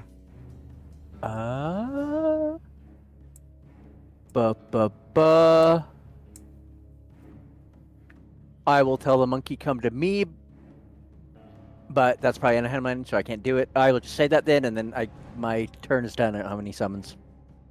Okay. Chestnut. Did I hear the zombie break the window in that room? Make a perception check. Natural 20. Yep, you heard it. Okay. Well, that window's gone. No point going in there. I'm gonna grab the. Could I The dying, use? the dying Could I father. use? Could I use cure wounds on the farmer and then go barricade the door, or would that be? That would be too much. You can do one or the other. Okay. I'm gonna pick up the stuff and go barricade this door. All right. Which door are we barricading? Right here, the one where he just came in through the window. This The one? window's already gone. No, but I can stop him in that room at least. Okay. Are you fully barricading it or are you partially barricading it? Because there is a difference. I'm going to use my whole action to fully barricade it. Okay, so you fully barricade it. It will use up 4 planks of your 12. Okay. Okay. But you can do that on your, like, you're just hammering the nails really quickly and Yeah. and just kind of. And with that, yeah, I guess Bosco can't move then if I did all that. Correct. Okay. Yeah, that's I want to keep at least we can take care of one entrance. Okay. If we can talk, you said we can do light talking. I'm able to prevent him from reaching his ultimate death. I will do that. Sorry, whisper that. Okay. Yeah. I mean, we kind of need him up to help barricade things. Yeah, I can't do that part, but I can. Right. Well, I wanted to get that first because I knew next turn the zombie's just gonna bust through there. Yeah. That's why I was hoping it was open so I could Eldritch blast him, but we're going. Right. That's okay. Just keep him barricaded in that room. Oh, barricade's better. I just meant on my turn. That's why I asked if that door was open. I was No, you're good. You're good. You're good. Better to barricade I it. just don't know what the father is on death saves, and Yeah. I'm sure that's intentional, but you know. Yep. So, that being said, it is Bear's turn.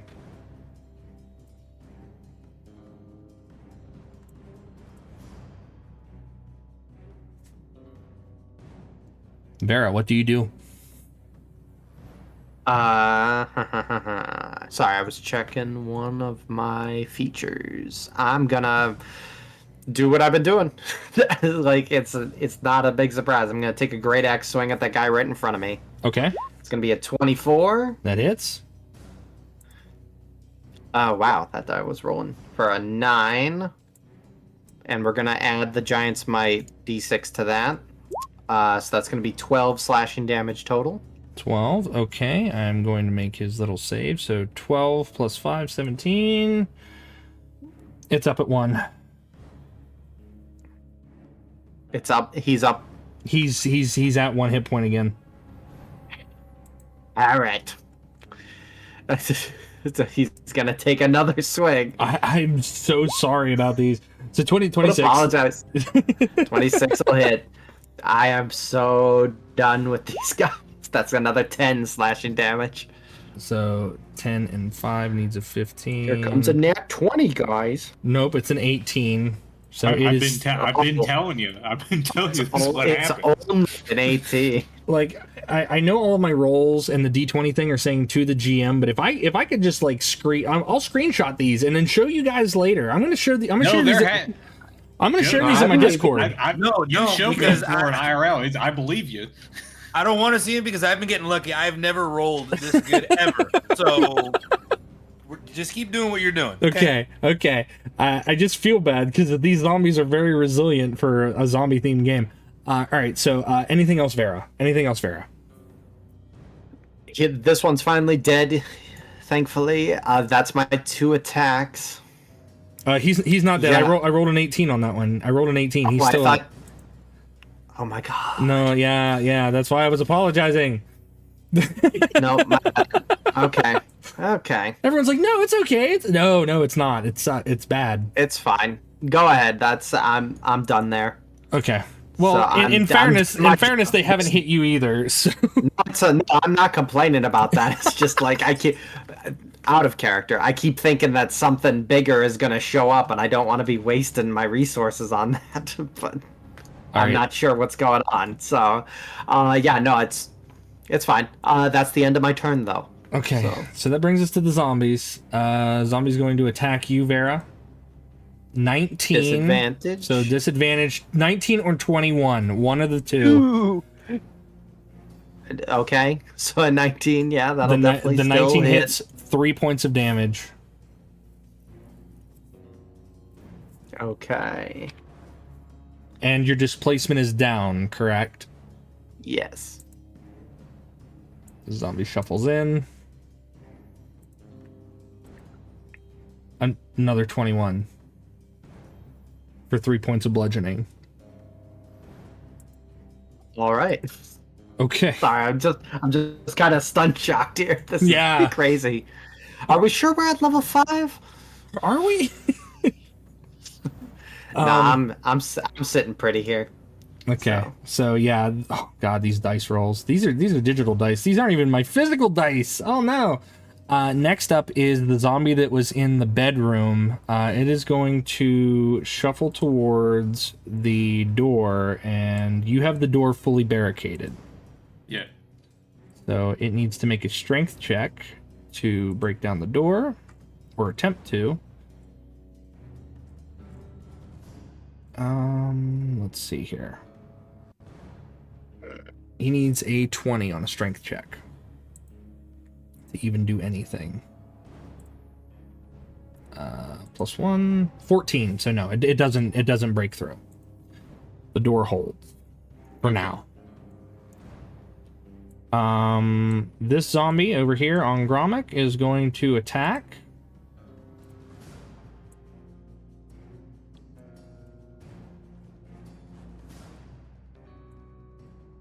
And that will be a 10. A 10 does not hit you.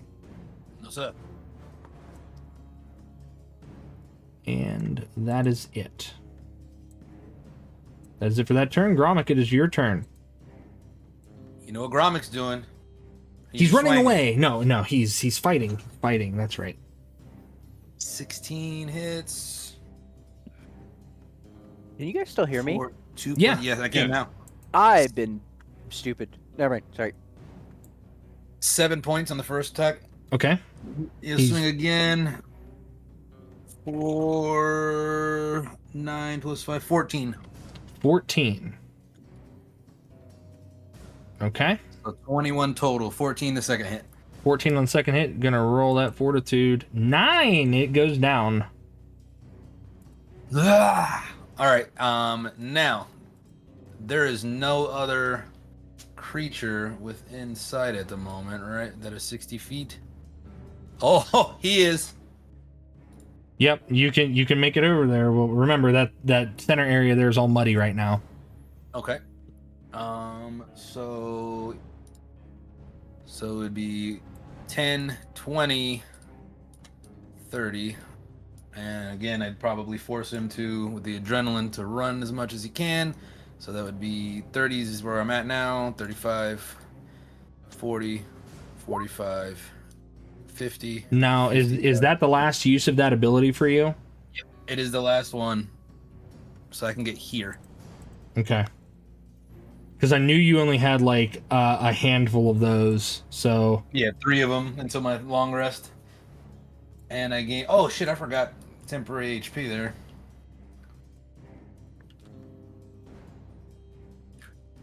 All right.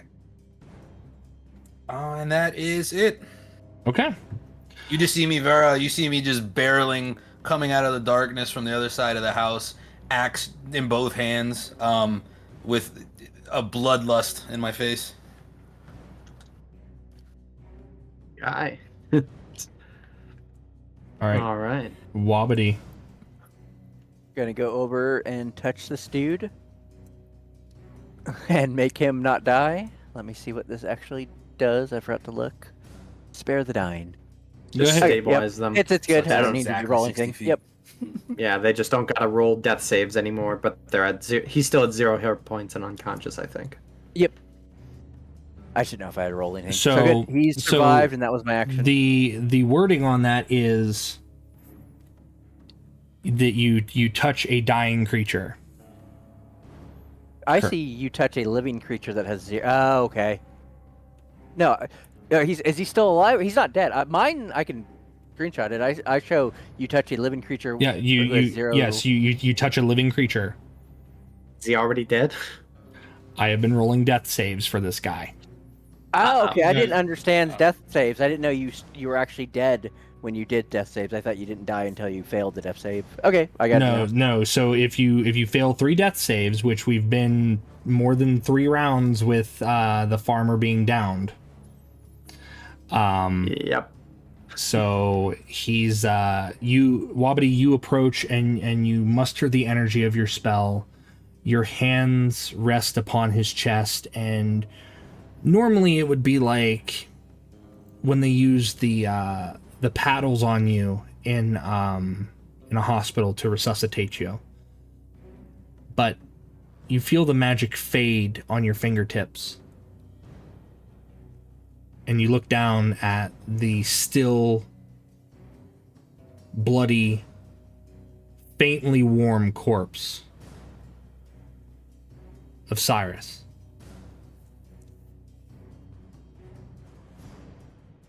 Damn it! That was a waste of time. I'm not very sentimental, but I am upset that it didn't work. So, is that your turn? Yep, that takes an action to do that spell, so I'm done. Okay. It's a cantrip, correct? I didn't Yep. want you to waste a spell slot. I wouldn't let you waste a spell slot, but you do attempt the cantrip. Okay. So that being said, Wobbity, it is Chestnut's turn. Okay. You see Wobbity attempt what he's done numerous times in the past, probably for Gromik. Brought him back. Or even Bosco. Maybe in the super rarest case of Vera, but yeah, you see him attempt this on the farmer and it does not work. Okay, well, he's gone.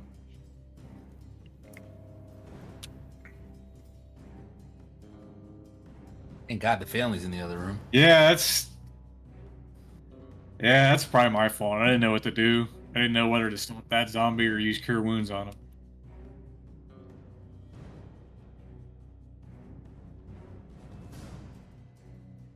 him. Casualty of war.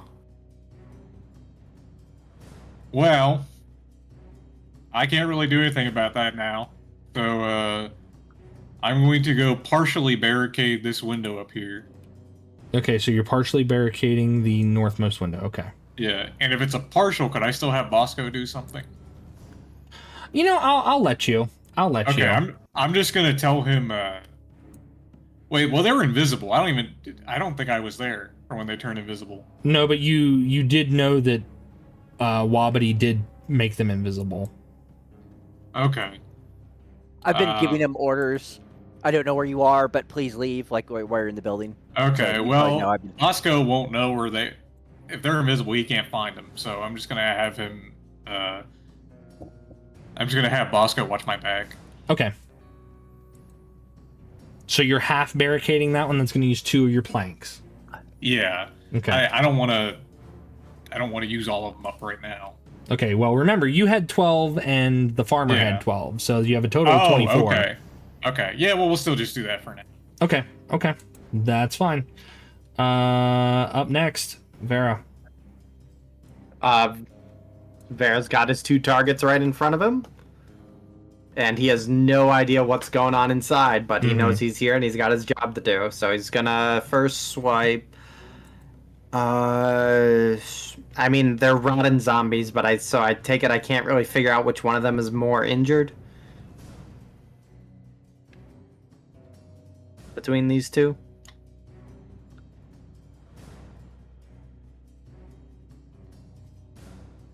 DM? Hello? Oh, my bad. Sorry, I was speaking up. Yeah, so I was Visually, briefly which one muted. of these- which one of these zombies looks more injured out of these 2 that I'm fighting? I would say the one who looks like he's got a dead twin on the ground. That would be the most injured one. Gotcha, this guy. Alright, yeah, no, I'm gonna swipe at him first. Okay. That's gonna be a 26. That hits. Just a bit. And that's gonna be a 13. Okay. We're adding the Giant's Might roll to this. We're not playing around here. That's gonna be 15 slashing damage. So he needs a 20. That's a 16. He is dead. Good. Stay dead. Like, stay dead. You. You're next. That's gonna be a 13 to hit. 13 hits. That's gonna be only 9 slashing damage. So 9 and 5. That is 14. That one is still up. Alright. In fact, that one is up at 2 hit points instead of 1 because he crit success that one. No, it's still at 1. It's still at 1 hit point. I'm not going to do that. That's such a horrible thing to do. It's like, yeah, he crit succeeded on a save. I'll knock him back down either way. Yeah. Like it's the minimum I can do on any of my attacks would be 2. It's like undead whack-a-mole. You just right. You hit them and hope they don't come back up. All right. Anything Right. else? Anything else, Farah? No, these guys are not worth me using my runes on. So Fair enough. Fair enough. or not even my action surges. So I'm done. Okay, gotcha. That being said, we have the zombies. Oh my god, is there more?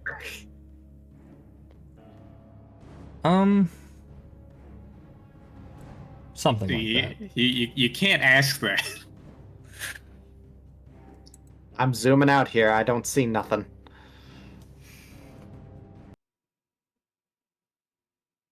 Did you purposefully stop the music? Uh-oh, that's never good.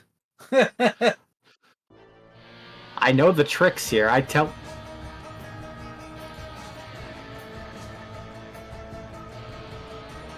You know, it's bad when the guitar starts going.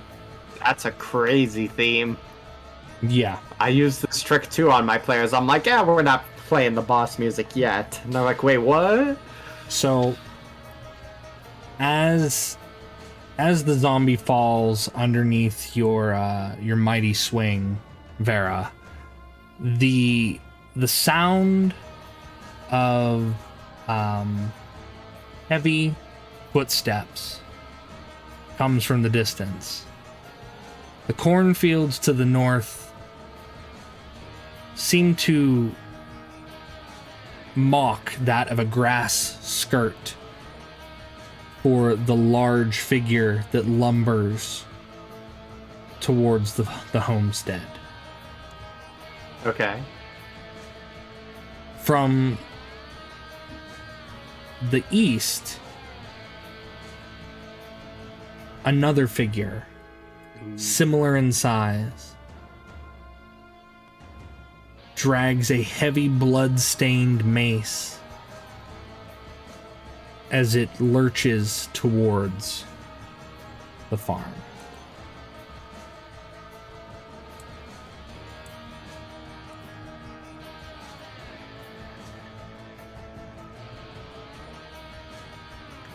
Let me get them on the board first. I'm seeing one. If you guys traveled with me for any type of time, you know there are 2 sticks of dynamite in the pack of Flutterbutt. They're I don't going know to if they lumber help. there. I don't know how much they blow up, but they're there. And we only have the one zombie inside, correct? Yeah. Yes. Yep. One zombie And inside and one barricaded. outside, so yeah, that's fine. So the zombie outside, we're going to start with that one on Vera. Also, is the music too loud? I can turn it down a little bit. No, it's fine. Okay. They made a bunch of noise coming in, right? Oh yeah, oh, they've made a lot of noise. Okay. So this is the one that's on Vera for a total of a 9 to hit. So a 9 does not hit Vera. No, definitely not. And then the Because one... my displacement is back up now. Yeah, that's fair. And then the one on the inside is going to swing at the door with a strength check. 19. It still needs a 20 to break through, and it does not. So you hear the wood starting to like give, but it doesn't. Like Wobbity, every so often you hear this heavy knock against the door, and you think that it's going to splinter, but it does not. That's not good. It's not good at all. And that being said, that brings us back to the top of the round with Gromik. Okay. Now, if he would have made a lot of noise, and in his rage, seeing a bigger, more. But what is the powerful closer target- enemy to you? What is closer? That's true. That would be actually him then, yeah. Mm-hmm. So he would go here first. So it's that 5, 10, 15, 20. And he would have swing first. A natty 1. Okay. I'll have him, Pops. No fucking way. Give me a second. Does that take both of the attacks, correct? It does not take both of the attacks. No. Okay. And then with the second one, a 5 hit for a total of 11 points. 11 points of damage. Yes. So let's. And I will be right back after that, by the way, because I think my AC just broke. So Hey, that's no, gonna be no, rough. you take care of what you need to take care of. Failed the con save anyway, so it's dead. Yes. All right. All right, so that one. And then at that point, he would actually have the craziest. You have the craziest look in your eye, and he would slowly walk towards Bara. Okay, so Yes. so Vara, you've seen this look on Gromik's face before. He's gotten to the point where sometimes he sees red and he can't discern friend from foe. But you've seen this look. But he's used his attacks and he's already used his action surge and stuff, so he can't really do much else. At least not right now. So you might know it's probably safe to step away. That's fine. My cloak's still up. Yeah, that's true. That's true. You do I'm still. sure I've slapped him upside the head at least once since we've met each other. This is true. This is true. It's only started happening since he grabbed that axe. So, Oh. that being said, Wobbity, it is your turn.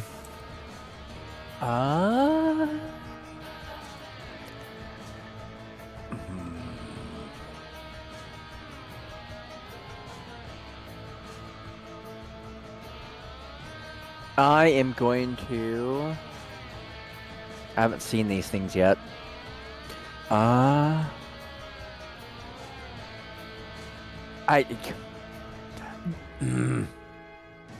guess I'll walk up here and I'm gonna try to look through the window so I can see what. Can I try to determine what it is? Looking through the window, these giant things.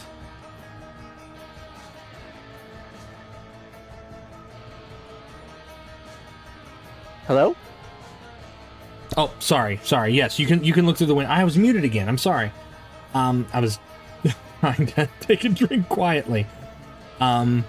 You realize that these are ogre zombies. You peek through the window and see that these are ogre zombies. Okay, so I know from my previous experience, radiant doesn't hurt them more either, right? That is correct. I guess I am. I'm gonna Eldritch Blast it twice. Okay, go for it.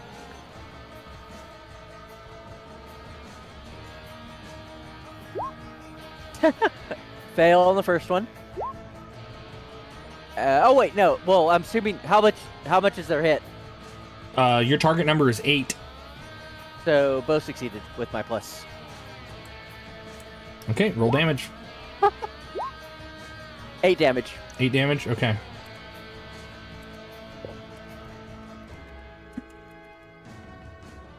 All right. Anything That's my else? Okay.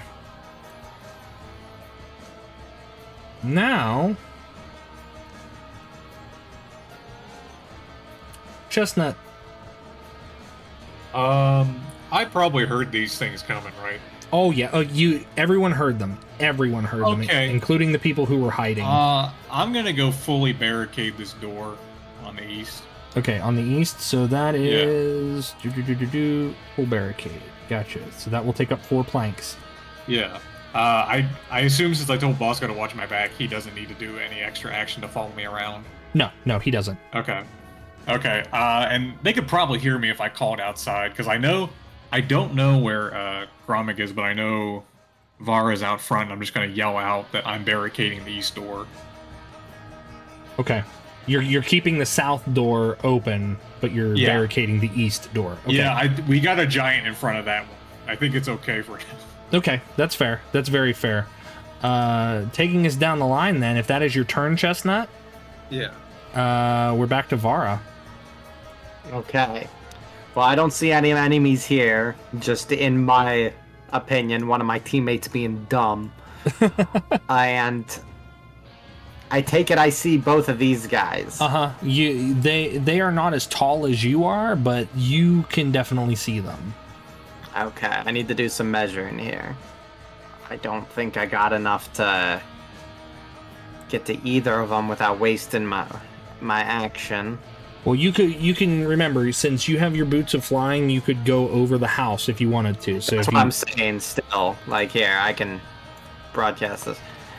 Cause I would still 30 feet only gets me to like here on the roof. Mm-hmm. Same over here. Like I can't get to either of these guys without wasting something.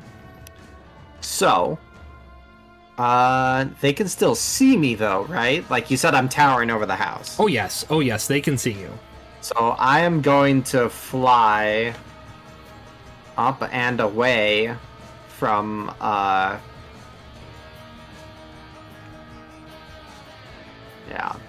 1, 2, 3, 4, 5, 6. I don't know if our orc bud is going to take a swing at me, but if he does, he's going to do it at disadvantage. I'm gonna say since he's dealing with something, IRL, that he does not take a swing at you. Okay. Can I take an arrow shot at both of these guys since I can see both of them? You have 2 attacks, correct? Yes. Yes, you can. Okay, I'm just gonna see if I can get the aggro. This one has been damaged. Okay, so just gonna see if I can get the aggro. Yep, just a bit. Fair enough. Actually, I have an idea. I'm gonna target. Yeah, I am gonna target this guy first, the injured one over here, and I'm just gonna see how this goes. So here's the first shot. Yeah, with a 22. That hits. I assume that hits. Yep, 8 is your Okay. target number. These zombies have a flat 8 AC. Oh, even the big ones. Okay. Yep, So first, that's 9 piercing damage. 9. Gotcha. Plus the 6 for the giant's might. That's only a 1 additional, so that makes it 10 piercing damage. Okay. And then I have a hold on. Just make sure here. So he's still up, right? This guy over here? Oh yes.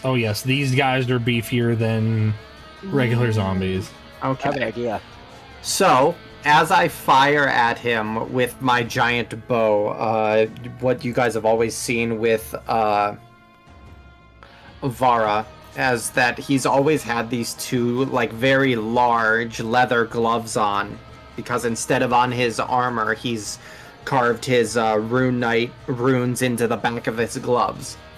So as the arrow fires and hits this one, my left hand, the marker there, is going to light up, and I'm going to invoke my fire rune. Okay. When you hit a creature with an attack using a weapon, you can invoke a rune to summon fiery shackles. The target takes an extra 2d6 fire damage and must succeed on a strength saving throw, DC 14, or be restrained for 1 minute. So he has strength saving throw from it, as I also roll 2 additional d6 fire damage. Okay. He has a +4 to his save because he is a large ogre. Right. He has a 22 total. Alright, he only takes the 7 fire damage and is not restrained. But that is still damage. Damage is damage. So, Yep. okay. And then I am going to fire the second arrow at this guy over on the right. Okay. Just to see if I can pull the aggro on everybody and just keep them from just going through the entire house. That's very fair. That's very fair. It's going to be a 9. 9 hits. Okay. That's going to be 6 piercing damage. Okay, 6, no extra damage. Yep. Because I already used the giant smite on that one. Okay. And that'll be it. That'll be it. Okay. Can I say that I'm at least like 5 or 10 feet up in the air just so our orc bud can't swipe at me? Yeah, you can be out of Like 10 feet back or something. yeah, you can be out of orc range. Let me put it that way. Okay. If you declare that you are out of orc range, I understand what you mean. Gotcha.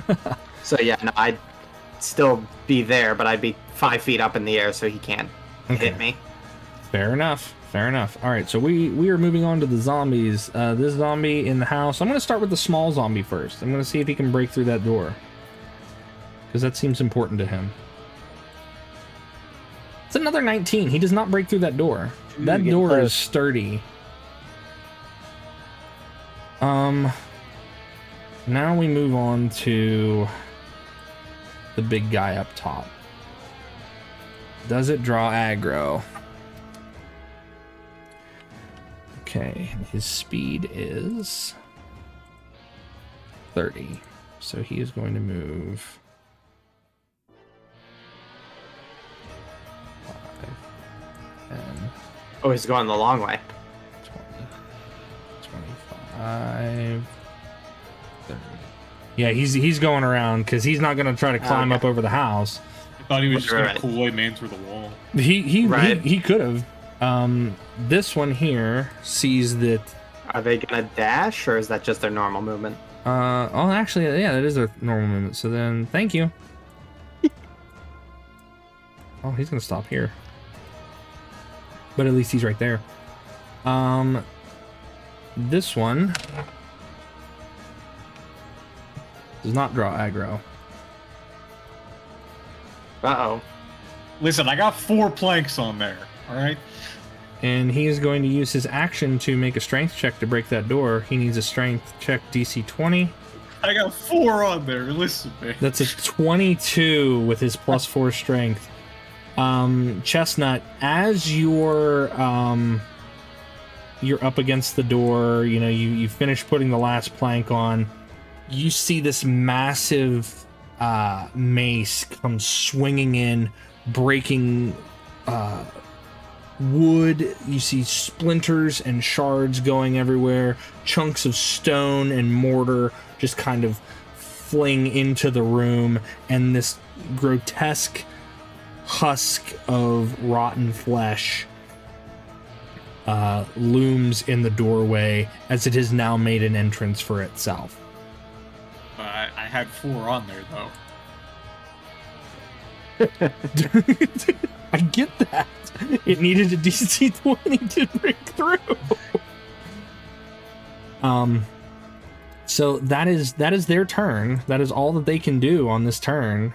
And that brings us to Gromik. And I think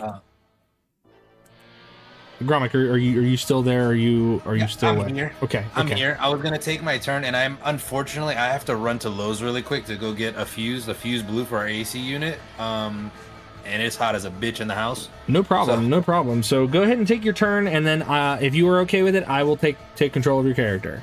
Yeah, of course. And I apologize. Of course this would happen. It's about to get 100 and something for the rest of the week. So no, make that's sure that's fair and understandable. Real life comes first. I will manage your character the same way that I would manage any of my other characters. So appreciate it. So Gromik will almost smile in excitement as he walks slowly towards this huge undead thing. Okay. And he will straight jump into the fray with a double-handed downward swing, attempt to cleave this thing in two. Go for it. Where did my dice tower go? There it is. 12. It's still 8, right? Yes. Okay, so that hits for... Oh, it's whack 9. Yeah. And then that hits for 10, so 19 total. 19 total. Okay. He's still up, but you have his attention. And that will be the end of Gromik's turn. Okay. Be safe going to Lowe's. Be safe doing what you need to do. Yeah, I'll be hopefully right back. So. Okay. We'll be here hopefully. All right, guys. All right. Good luck.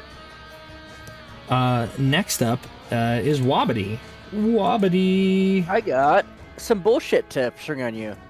Can I see that guy now that he busted through with his mace? Have I heard that there's 2 of them?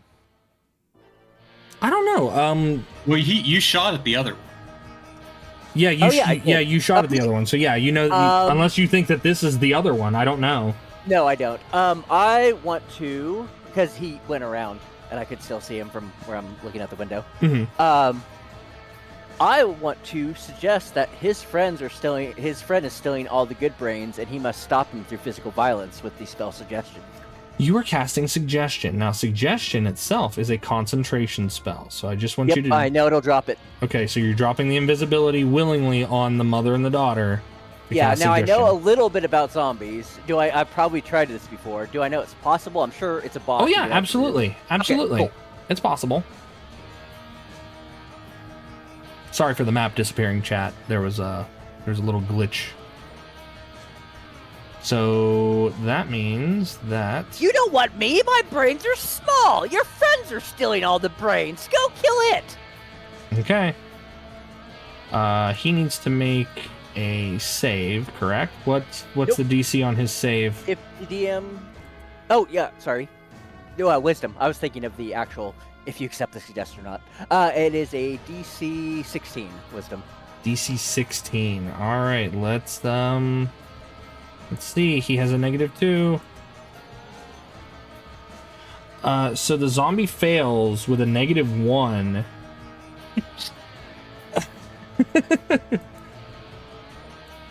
The zombie just... And so you suggest that he's not going to eat your brains?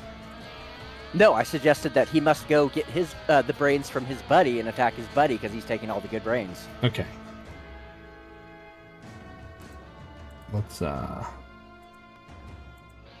under the wrong character sheet here. I'm just double checking suggestion as we're talking about it. Yep, you're good. Let's see. The suggested course of action can continue for the entire duration if it can be completed in a shorter time. Let's see. So he needs to... You're telling him to attack his buddy? Yep. And the reasonableness is he's stealing all the brains and they're pretty stupid, so that seems to be something that would motivate a zombie. Okay. No, that's fair. He would go over there. That's fine. So he's looking for his buddy, and he's going to come around here. Well, he has to do that on his turn. He can't do it right now, but he will do that on his turn. All right. Anything else, Wobbity? 5, 10, 15, 20, 25. I'm going to move there to try to protect him if the zombie gets through, and then my action's done. Okay. I don't think we need the eye symbols on the two Yeah, I'm taking them off. survivors anymore, right? Yeah, I'm taking them off as we speak, since concentration was dropped. But the little girl is still hiding under the bed. Right.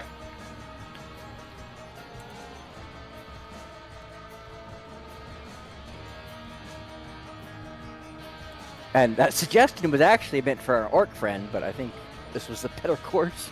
Yeah, that seems like it would work better. Wobbity, we go to Chestnut. Chestnut, there is a big zombie outside the door. Yeah. I am going to back away defensively to here. And Bosco is going to follow me. Now, do I not... Now, I would have saw him use his suggestion, right? I talked. The thing I said in Okay. character is what I said, and you said I've used it a lot.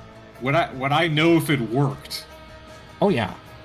Okay, so I'm not going to touch this thing.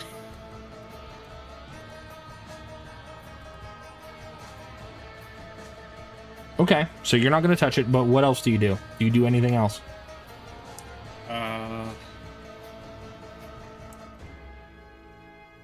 Well, I can't really barricade anything again, so...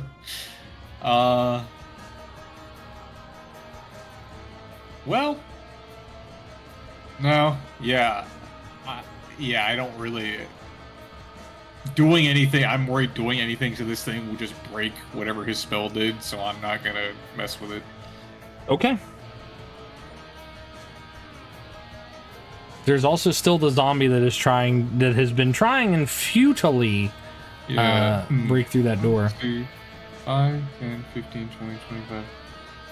Well, we'll just stay here in case it comes out too. Okay. You guys could just hold Actually- an action, right? Yeah. Yeah. I'm actually gonna, hold on, so I was here. 5, 10, 15, 20, 25. So I'll have myself here and have Bosco here in case this thing gets out. Okay. Fair enough. And I'll just hold my action for that. That works. I did try to say that loud. I don't know if you want to do perception or the win thing. So when the other turn, I am trying to let everybody know that I did do the suggestion, but I know it's raining. They heard you. But Everyone's close enough to the house that they heard you. The only one who probably didn't is Gromit, because Gromit is in like a little rage state. Yeah. But speaking of those who are not in a rage state, Vara, it is your turn. Okay. So I'm gonna go 5, 10, 15, 20, 25, 30. So I take it this doesn't give me flanking. No, unless you have pack tactics, then no. No. Alright. Yeah, I'm just gonna take my 2 swings here, just all normal like. I don't think I really need advantage, so I'm gonna use the great axe. Are you still Alright, giant? that's yes. Okay. I have this will be my 9th turn with it. After my next turn it'll go away. Okay. Alright, that's a 15. That hits. That's gonna be 13 plus 5 for 18 slashing damage. Okay. He's still up? Yep, He's still good? He is still up. Alright, second attack then. It's going to be 15 again. For an additional 13 slashing damage. For an additional 13, okay.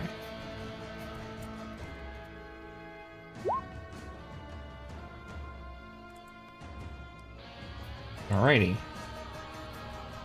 He's still up. Alright. Yeah, that'll be it for me. Alright. Just... It is now the zombie's turn. And we need to determine if it's going to attack Vara or if it's going to attack... Yep, because it Grandma. is stupid. I was worried about that. Alright, so 1 and 2, it will attack Vara, and 3 and 4, it will attack Gromit. It's a 1. So, Vara, here comes a swing with a +6. Disadvantage. Oh, What- I misunderstood what you were doing. Sorry. So the disadvantage is an 18, At disadvantage? because the other one is a crit. Okay. Yeah, no, that just meets my armor class. Okay, 10 points of bludgeoning damage. Okay. 10 points. Yeah, I'm gonna use my reaction here, Stone's Endurance, Okay, to reduce the damage dealt by a d12 plus 3. go for it. That's gonna be 8 total. So you take 2. Yep. Okay. That is its turn. The next one is going to be the zombie in here trying to break through the door. He needs a strength check. DC 20. That 19. Nope, he rolled a 1. So he throws his body up against the door, and you can't see it, but he throws his body against the door and then just kind of like tumbles backward. The big zombie, who was told that his friend has better brains, or better food, or what have you. So 5, 10, 15, 20, 25, 30, 35, 40, 45, 50, 55, 60. He's going there to attack his friend. He dashed to attack his friend, but that's all he can do. Right. That is his turn. Back to the top of the round, it's Gromick. I will pull up Gromick's character sheet so that way I can roll for him for you guys. He's going to attack, obviously. Oh, that's a crit for him. That is a total of a 28. We'll roll the damage. 13. That's 25 points of damage on that guy there. So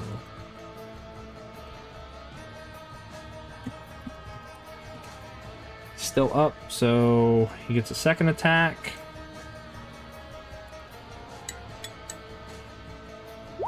$13 still hits, not a crit though. For 11 points. Okay. And that is his turn. Wobbity. 5, 10, 15.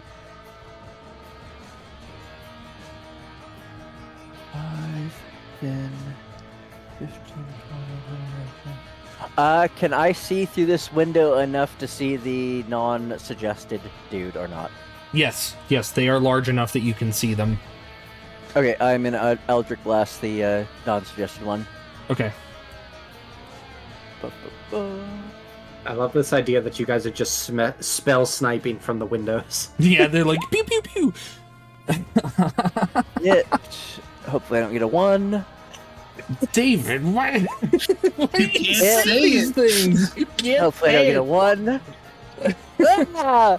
It's better. So, alright, yeah, 9 damage. Okay. Alright. He's still up. He's still up. He's not looking good, but he's still up. I'm the face. All my skills are fluff, but I'm doing my best. Hey, that's what you're here for. That being said, Chestnut, it is your turn. Can I poke my head out the door, shoot the non-suggestion one with a bow, and then go back in? You could open the door, shoot out, but you couldn't close the door behind you just yet. I don't think the door open or close is going to make a difference with these things. So, I'm gonna... Go ahead. Gonna go here, open the door, ask Wobbity which one's not the suggested one. Left. Okay, I'm gonna shoot at him. Okay, go for it. That's not 13. 13, that hits.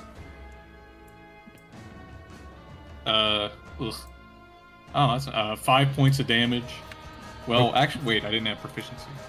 8 points of damage. Okay. And I'm gonna shoot with the bow again. That's 17. That hits. 17 hits. And now so 8 points. 8 points of damage. 8 points. Okay. Now I misspoke earlier. With ranged weapons, you get to add your ability modifier, not your proficiency bonus. But that's that was my misspeaking earlier. Oh, okay. But I think your ability modifier is higher than your proficiency yeah, the ability bonus. modifier is 1 higher. Yeah. Okay. But it's fine. Okay. It is still up. It is not looking good. 1 second. Hunters. As a bonus action, well, actually, I don't know if I have a bonus action because I used extra attack. Does that count as a bonus action? Because that's a class feature. No, that's a class feature. So yeah, you get to. Yeah. So as bonus action, I'm going to cast Hunter's Mark on the one we've been shooting. Okay. Because even if he's looking bad, I hate Undead Fortitude. He needs to go down. I'm just casting Hunter's Mark on him. Okay, that's fine. So he has been marked. Is that your turn? Bosco's still following. You want Bosco to go out with his sickle that he's evolved the use for? I don't. Pack tactics is my strongest ability, but even that I don't. If 4 planks of wood can't stop this thing, pack tactics sure ain't gonna stop it. So I'm just gonna stay here. Okay. Vara, it is your turn. All right. This one is looking horrible. Yeah. Would I know enough about the Well, the suggestion... Well, I don't really know what's going on with him. I wasn't there for them to make the suggestion. That's true. So you don't know. You just see him coming up. I don't even know if dealing damage to the suggested one would break that or not, but yeah, if this one's looking pretty beat up, I'm not gonna look a gift horse in the mouth. I'm just gonna take a swing at him. Go for it. But then that one... No! Okay. I need to count these on the VOD later. Yeah, seriously, ridiculous. like the amount of dice rolls that have just not gone in anyone's favor. All right, I'm gonna do it again. 11. There we go. 11 hits.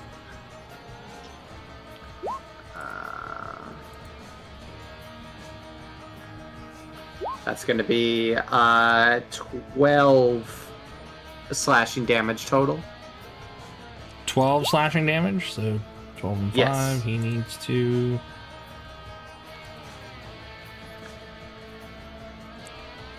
He has a +4 on his con save. I rolled a 6 on the die. I rolled a 6 on the die. So right. for a total of 10, he is dead. He is dead. All right.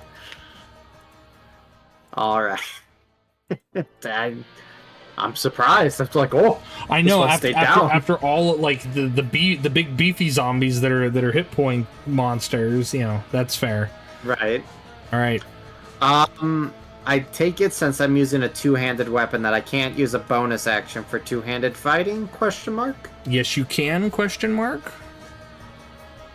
So you want to use two-handed fighting or two-weapon fighting? What do I got here? I have two-weapon fighting. Two-weapon fighting. Since you are using a two-handed weapon, no. Yeah, that's what I'm asking. Yeah. Okay. Yeah, no, that's everything I got then. Okay. That brings us back to the top of the round with Gromik. Oh no, actually zombies. I'm not going to forget my zombies. My zombies have to do stuff. Or better yet, my zombie... Well, okay. The zombie inside, he's going to get his turn. And strength check, is he going to break down the door? With a 20, finally. After he gets a 19 on the die, he bursts through. And first thing he sees is Chestnut. But he can't attack you yet, so he's just... Oh. Okay. Because he had to use his action to break down the door. Or we need to get Wobbity into a pincer formation. Go after him. And then finally, this big guy... he sees his friend go down, who was supposed to have all the brains that he was He promised. has an existential crisis. Yeah, he has a crisis. He doesn't know what to do. I mean, the corpse is still there. Yeah, the corpse is still there, but he doesn't see any brains or smell any brains, so he's going to swing his Morning Star at 1 or 2. It's going to be Vera, and 3 or 4, it's going to be Gromik. And that is a 2. So Disadvantage. okay, disadvantage. So that is 23 both times. Jesus. I rolled a 17 on the die. I both told you, times. that's what he does. But considering it was Okay. disadvantage, I'm going with the lower damage out of the 2. That is 16 points of bludgeoning damage. Okay. I didn't think it would roll damage twice, but alright. Whatever. Well, Yeah, no, that's the dice damage thing. Oh, it's fine. It's whatever. Regardless, 16 points of damage. Ooh. And it just kind of lingers there. It leers and growls and grumbles as it was denied its snack. So now it's Gromik's turn. Obviously, Gromik is going to help swing at this monster. That seems like a good thing to do, right? That's a Gromik thing to do. It's the closest thing to him. An 11 hits for 8 points of damage. And he'll swing again. Was that a nat 20? That was a nat 20. Let's go. It was. Why is the guy that's not here? Yeah. They don't look great. It's because I'm rolling Because the dice. the DM's rolling. I'm rolling the That makes dice sense. That absolutely tracks. for 20 points of damage. So on top of the 11, it's 31 points of damage. Okay. It is still up. It does not look fantastic. It does not look phenomenal. But it's probably at about half hit points at this point. So that brings us to Wobbity.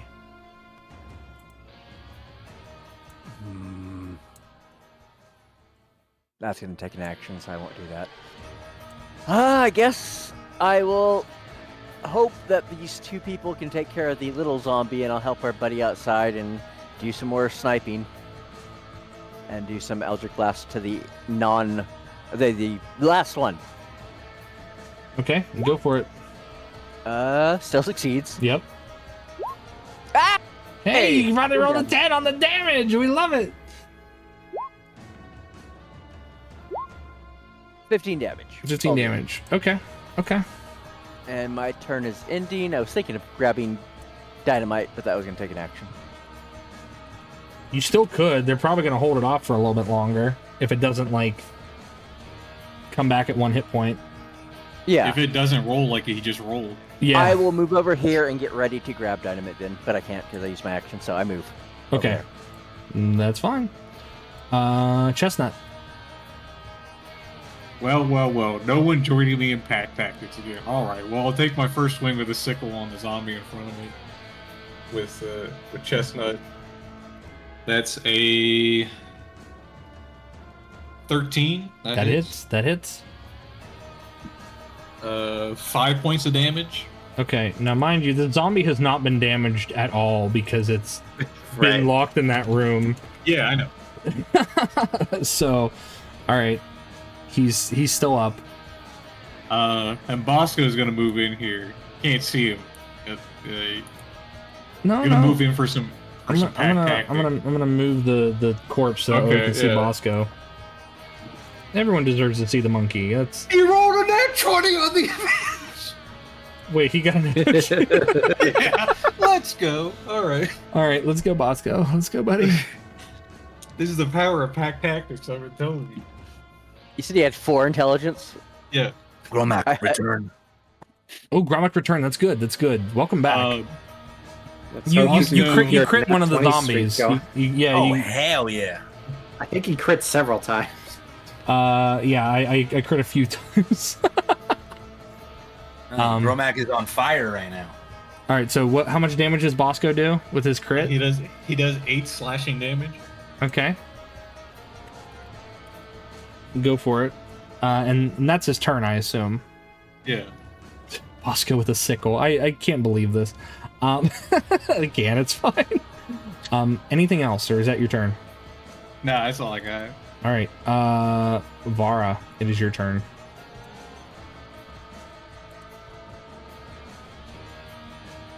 Yeah, I'm gonna move over to the side here so I can finally get flanking.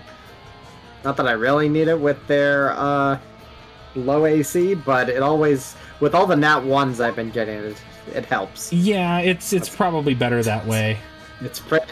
I'm not the DM tonight. I don't have the powers that you do. That's going to be 8 slashing damage. I'm pretty sure this is my last turn with It is. Giant's Might. It is. So yeah, this will be the last addition to that. That'll be 12 slashing damage for that attack. Okay, it is still up. He's still up and good. Alright, I'm going to hit him a second time at advantage. With my great axe. 16. 16 hits. And that's gonna be minimum damage. It's gonna be 5 additional slashing. 5. He's still up. He's still up. That's all I got. Okay, so after this turn, you revert. Yes, I shrink back down, yep. All right, so we'll go ahead and I will take care of that now. You feel the might that was within you. It doesn't fade, but it is as if someone had doused a fire with water. The steam that rises off of your body as the transformation ends. And even though it's raining and your body is used to the cold, this is a cold feeling to you.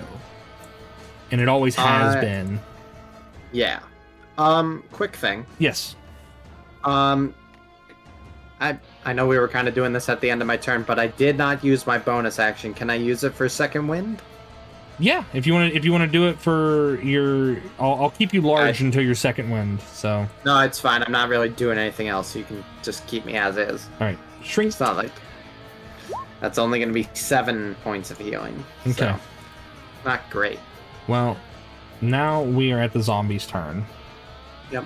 The zombie has taken a slew of massive hits between the two of you. So on a 1 and 2, it is Vara. On a 3 and 4, it is Gromic. And that is a 4. So the zombie will now the zombie will now swing at Gromic. A 13. A 13 does not hit you, does it? No, sir. Okay. Because that would have been 15 points of bludgeoning damage if he would have hit you with that. Okay. Ooh. Wonderful. So he swings his Morning Star down. It collides with the ground, almost it turns one of the zombies next to you, the corpses, into paste, and viscera flies up into the air, and it mingles with the rain briefly. But that brings us up to the top of the round, which would be Gromick. Oh, Gromick swing with advantage.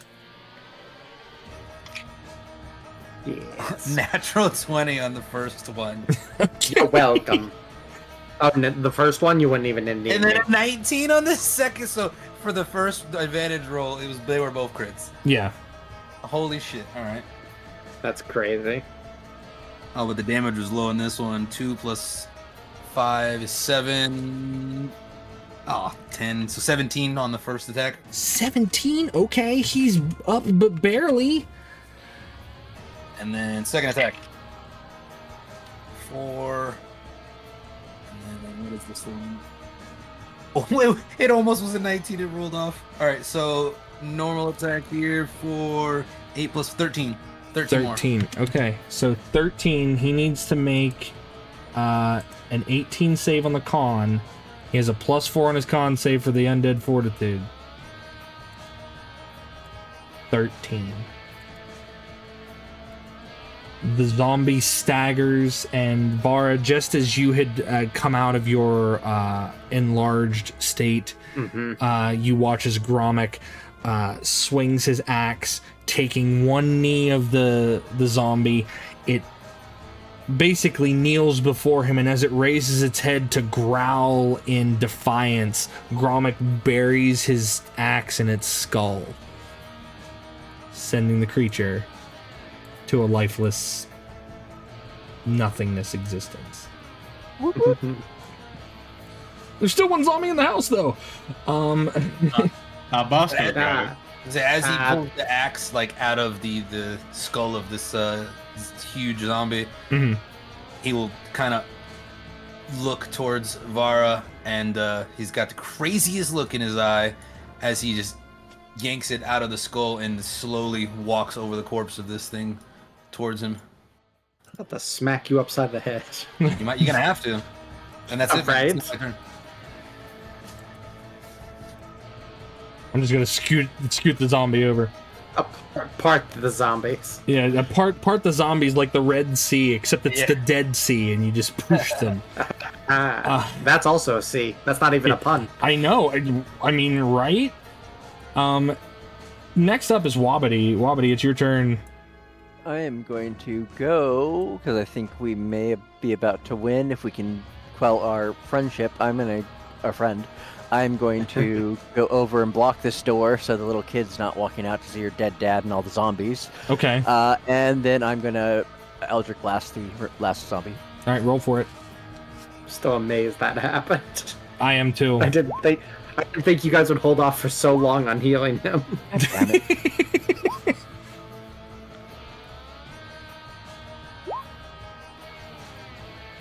All right, 9 damage. Last bit of damage was 6.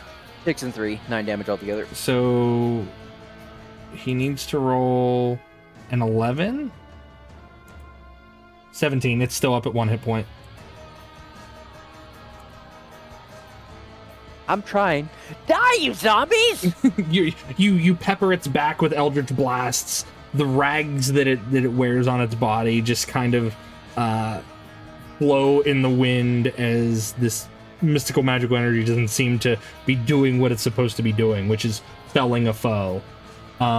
Next up is Chestnut, unless Wabadi has anything else he's gonna do. Nope, that's it. Okay. Chestnut, your All turn. right, you know what? Bosco's feeling himself right now, so I'm going to let him make the first attack this turn. Okay with that.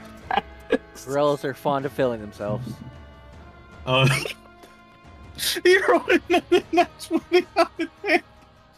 Okay. Nat Only 20 the with monkey advantage. rolled Yeah, 20s. only the monkey. Only the monkey. And Gromick. Gromick's got a lot of it. Yeah, Yeah, Gromick has been tanking. That's been crazy. that's 5 Like- damage. 5 damage? Okay, he Yeah. needs to roll a 10. And that's a 6. Okay, so Bosco takes out this. How does Bosco do this? Like, how does he take out this last zombie?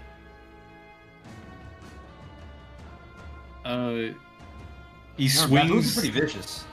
He swings the sickle into its knee, bringing it down, and then he puts it into his head and kind of jumps on top of it, just kind of stamps up and down on it, like beats his chest a little bit. Okay. Bosco celebrates his victory. This is probably going to be bad for him in the long run. He's going to get too cocky. Yeah. Yeah, Baboon with ego is He has no moral compass. He is a baboon. right. I can't believe he rolled. So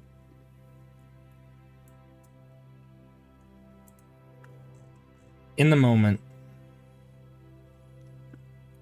the storm's fury had reached its peak, and the Buchanan Farm had become a very desperate battlefield. The four of you fought bravely against the relentless undead.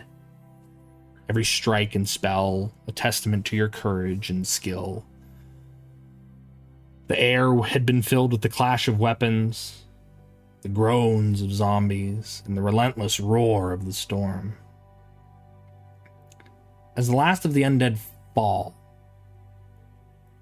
silence descended, broken only by the patter of rain on the roof. Inside the farmhouse, aftermath of the battle was all too evident. The once cozy home bore the scars of the fight amidst the wreckage. The family's relief was mixed with heart-wrenching sorrow.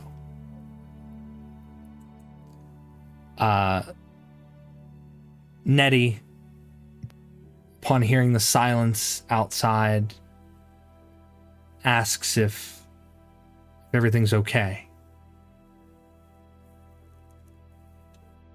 Unfortunately, not. And I will be with you to explain the extraordinary circumstances. But if you can give us time... Where's Cyrus? Where is Cyrus? He lost his life defending the homestead. I'm sorry to tell you. She attempts to push past you through the door, Wabbity. I mean, I'm 2'7". I'm sure she can jump over me. I'm just saying that is what she's attempting to do. So okay, I will try to hold the door with all my little strength. Okay, well You don't want to see it. They're undead. This is extra bad for her because I'm just standing there right next to the body watching Bosco celebrate. And I try to do that as a persuasion to have her stop, that she doesn't want to see it. She'll see. You'll have memories. We will take care of it, and No, I will see my husband, and she's going to muscle past you in all of her widowed grief. She muscles past you into the room. She doesn't make it very far. She sees her house in shambles. She sees corpses of people she doesn't even know. And then she sees a glimpse of her husband. Nettie drops to her knees, hands clasped over her mouth. She can't even scream. Wabbity, in the same moments, the little girl attempts to see what's going on. And she makes her way to the door where you are still standing. Mama? Mama, where's Daddy?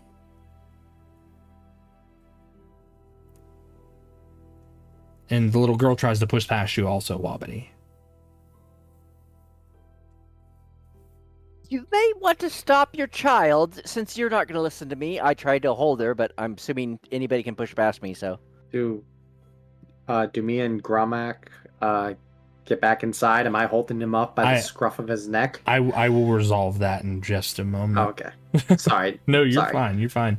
I just wasn't sure if the two big bodies could like essentially body block the line of sight here. I mean, I would still try to use persuasion, but if it's a grief thing where I can't, then no. Yeah. You can persuade the child. The woman, not so much. The child has no idea what's happened, so you can attempt to persuade her.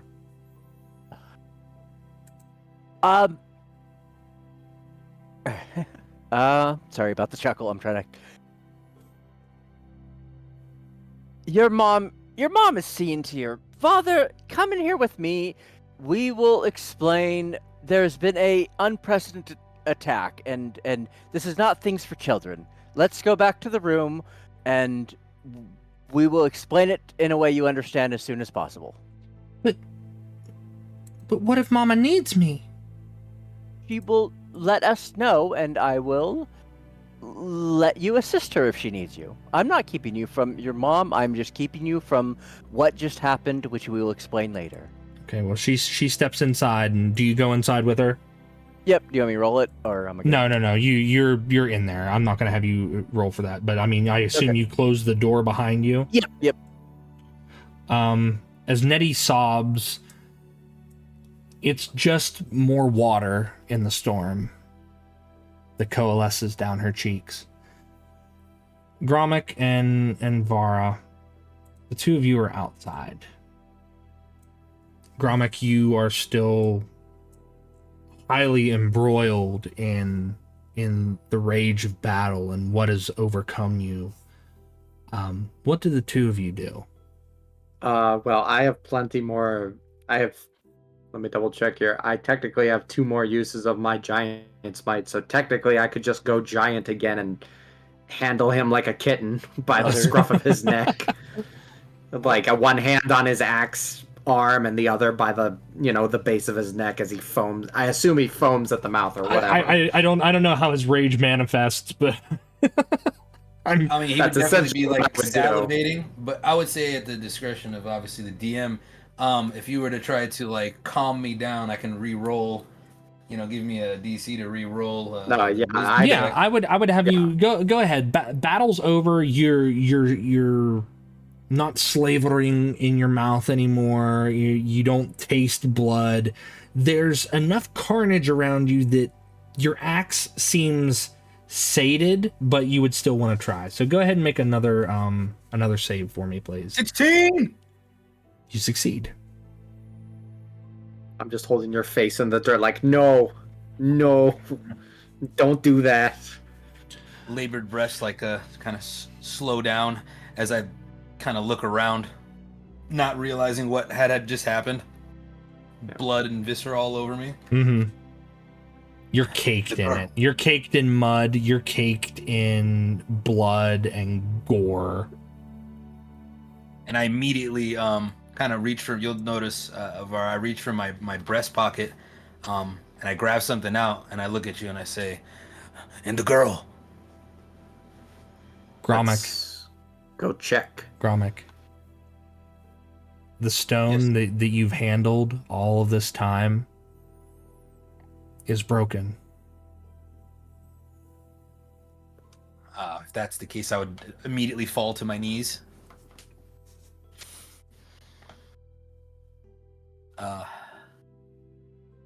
Please tell me the girl's okay.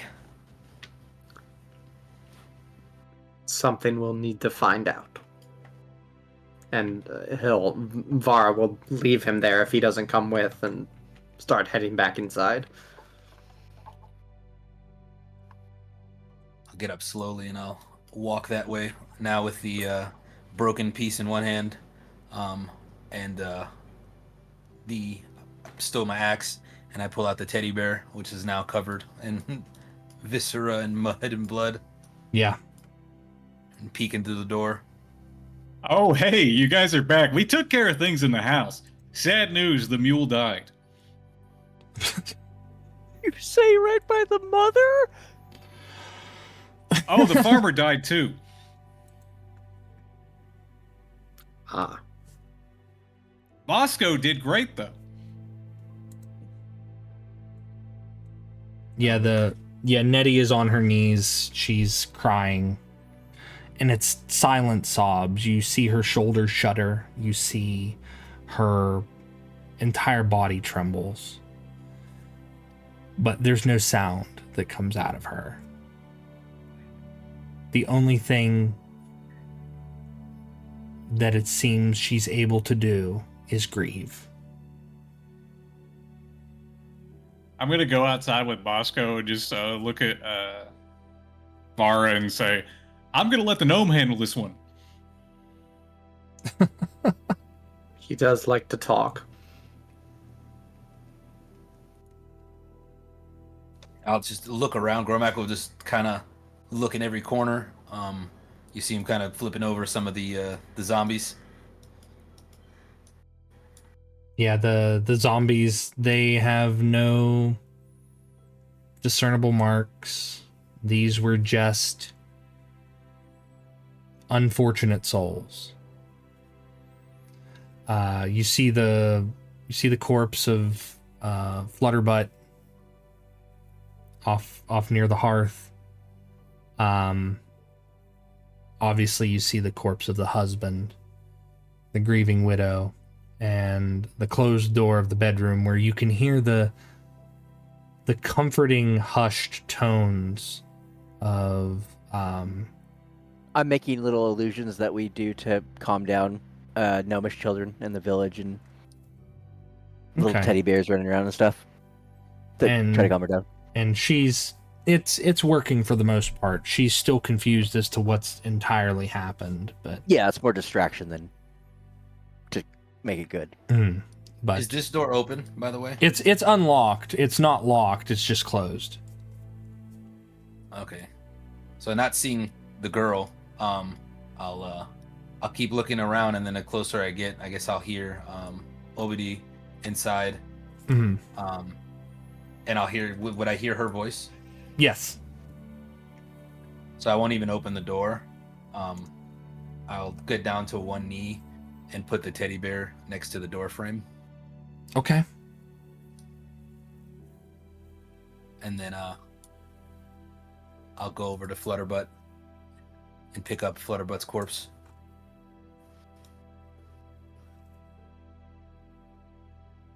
And bring it outside with me.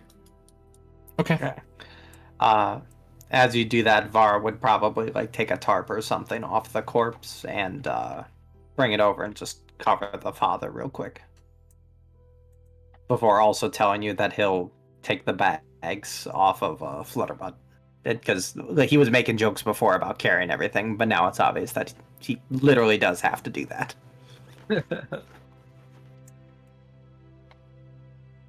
So. I will step out. Okay. Block that. I'm letting the wife know. If you can, your daughter is calm. She still wants to know what's going on. If you can take care of her and take my advice for once, I know it's a stressful issue. We are going to clean this place up, find what caused this, and your husbands will be known as a hero that protect you. He helped us. I'm sorry this circumstances happened, but we have to move on. Immediately, not the grief, but to get your daughter safe and these bodies out of the house. We will care for your husband's body and put him in the shed wrapped and remove the corpses, but if you can get your daughter calmed down and sleep, the fight is over and we will find the origin of this if possible. I'm a very good investigator. It's what I do. I am sorry this happened, but we did our best. Your daughter is what matters now, and please take care of her so I can tell assist my friends with the cleanup. Nettie takes a slow breath and she slowly gets to her hands and knees and stands up, and she casts a glance over to her husband's motionless body. To her, he's just asleep. At least that's how she'd like to remember him. As one of the Buchanans lay still, a poignant reminder of the night's cost. Nettie's face is lined with grief, exhaustion, tears seeming to endlessly stream down her face. She looks to you, her voice breaking. You saved us. And he gave his life to protect us. She slowly makes her way to her daughter's bedroom and stands in the doorway. She motions her daughter close, but doesn't let her peer around the doorframe.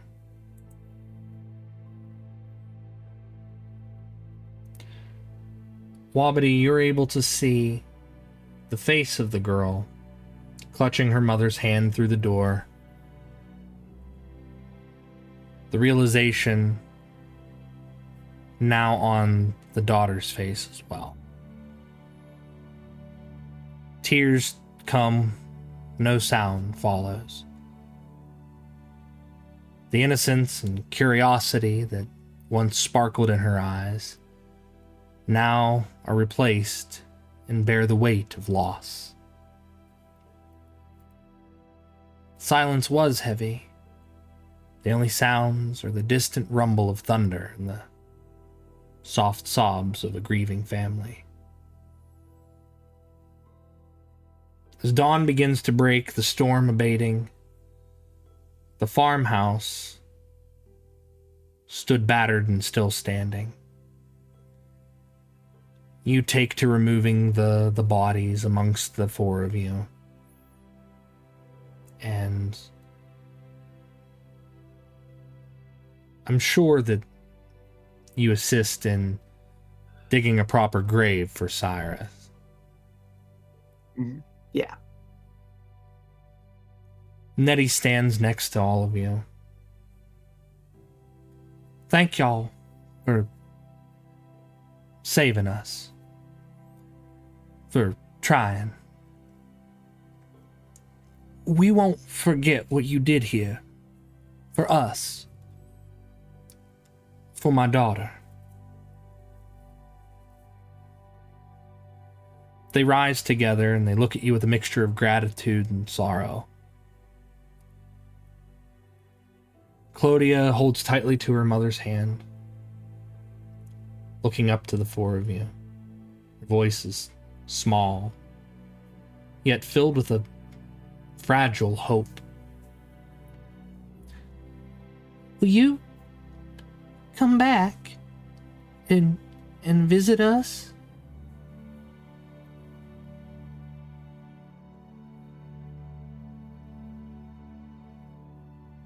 Is she saying that to the group or someone in particular? She's saying that to the group. She's saying that to the group. I just give her a thumbs up. Yes. I would like to see how you grow up, and I see a lot of potential in you.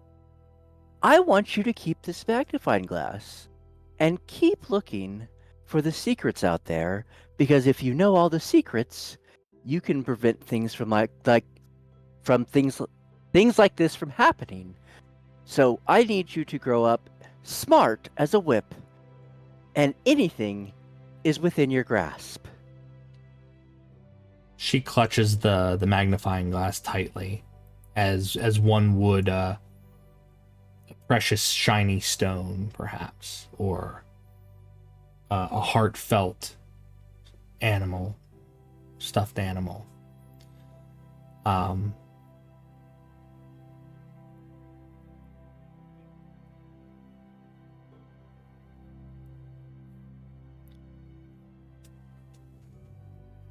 She looks to Vara and to Gromik.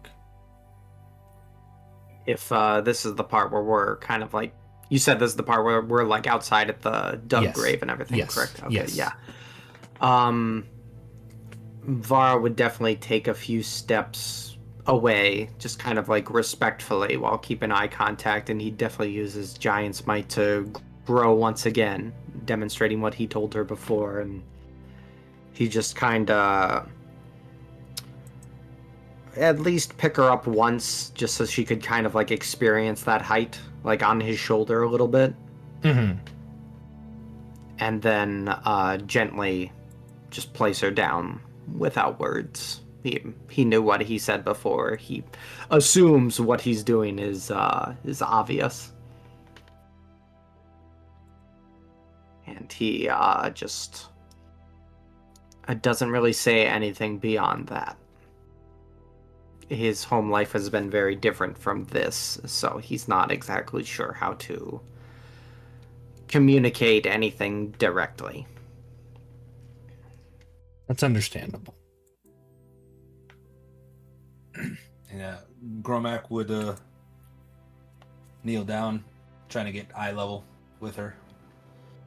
He'll take the broken pieces of his heirloom, and he'll reach out for her hand and put both pieces in hers. And he'll say, "Keep safe, Gromac return." And he'll kind of ruffle her hair, showing as much emotion as an orc could, as he stands up, trying to act stoic, turns around and just kind of brushes it off, tries to act like a tough guy. You get to your feet after giving her the stone. You close it in her hand. You ruffle her hair. You feel a weight on your right leg, a weight that's probably about 4 feet tall. And she hugs you tightly, because even though she's lost something, even though she seems to be the one to need a hug, she gives you what you need. Kind of put my hand on her shoulder as she's hugging. Not looking down at her, but kind of looking off into the distance. The road ahead is uncertain. But in this moment, the four of you have forged a bond with the Buchanan family that transcends the loss. With the first light of dawn casting long shadows,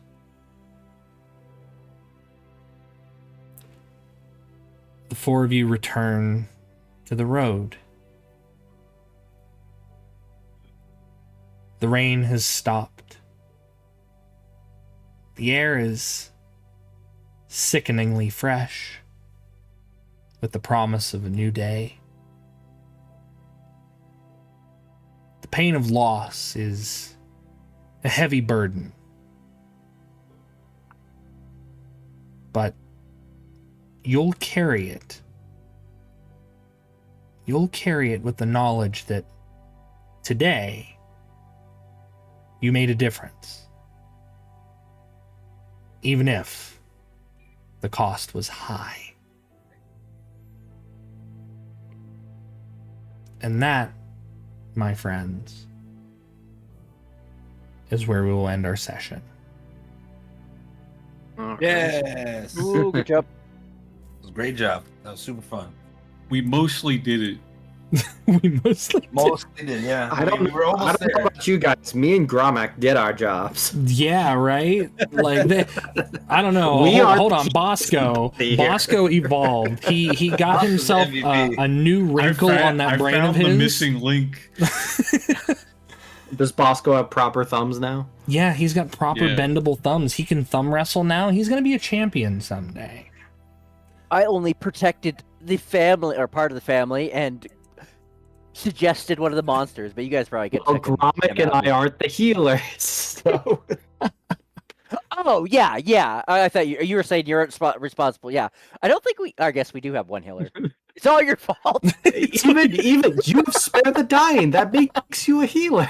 Even if they're dying, Yeah. you can stop that. Yeah. I didn't Yeah, think but it I would wasn't that take- worried about him dying. How did the death rolls go? I know you were doing them privately. Did he Okay. like score like a natural like 2 natural ones right off the bat or something? Like how quick did he die? Well, Three. you had 3 rounds, and he failed his saves obviously 3 times.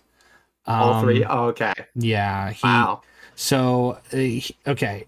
No, he was down for 4 rounds. He was down for 4 rounds. He made 1 success, but the last one he made was a bad one. So I was gonna say those are coin flips. To have 3 failures straight in a row is pretty nuts. But then again, with the crits we've been rolling tonight, it's my dice were ridiculous. I I apologize mostly in didn't heal advance. him because I figured, well, I'm gonna get him back up, and there's 2 zombies, and then another one's just gonna hit him and kill him again. Right. I rolled a No. total of 4 nat 20s this tonight. Yeah, I don't And the rest of think them I were got a ton of single 19s. one. The monkey got 2. Right. The gods were on our side. in some fashion. Just not his. But allow me to do the session wind down. I know that we didn't pause for proper breaks, and I apologize for that. Normally, Oh, dude, I'm I used was to go in it. straight through. yeah, I was in It's it. all good. It's all good. but I like to do my post session stuff. How did we feel about the session? Did we have a good time? Did we have a bad time? Do not hesitate to give me the honest feedback. It was good. It was combat heavy. Yeah. That I expected. What one shots usually are. It's get in, fight, get out. Yeah. You only have one session. I think I remember on the description it said something about finding the source of this stuff. So while it was cool to see the undead ogres and everything, it seemed like we came in and we kind of met the family for like a little bit and then we got right back to it. And because there were so many different waves, I've kind of experimented with this too. And unfortunately, that definitely stretches out the combat a little bit. But particularly, I thought there would be a bit where it's just like, oh man, we took on all these undead, and now we got to go find the source of it, because I thought specifically that was part of the description for it. So I thought there was going to be like at least a role play bit, and then another fight or with a boss monster, something of that nature. So that kind of threw me off a little bit.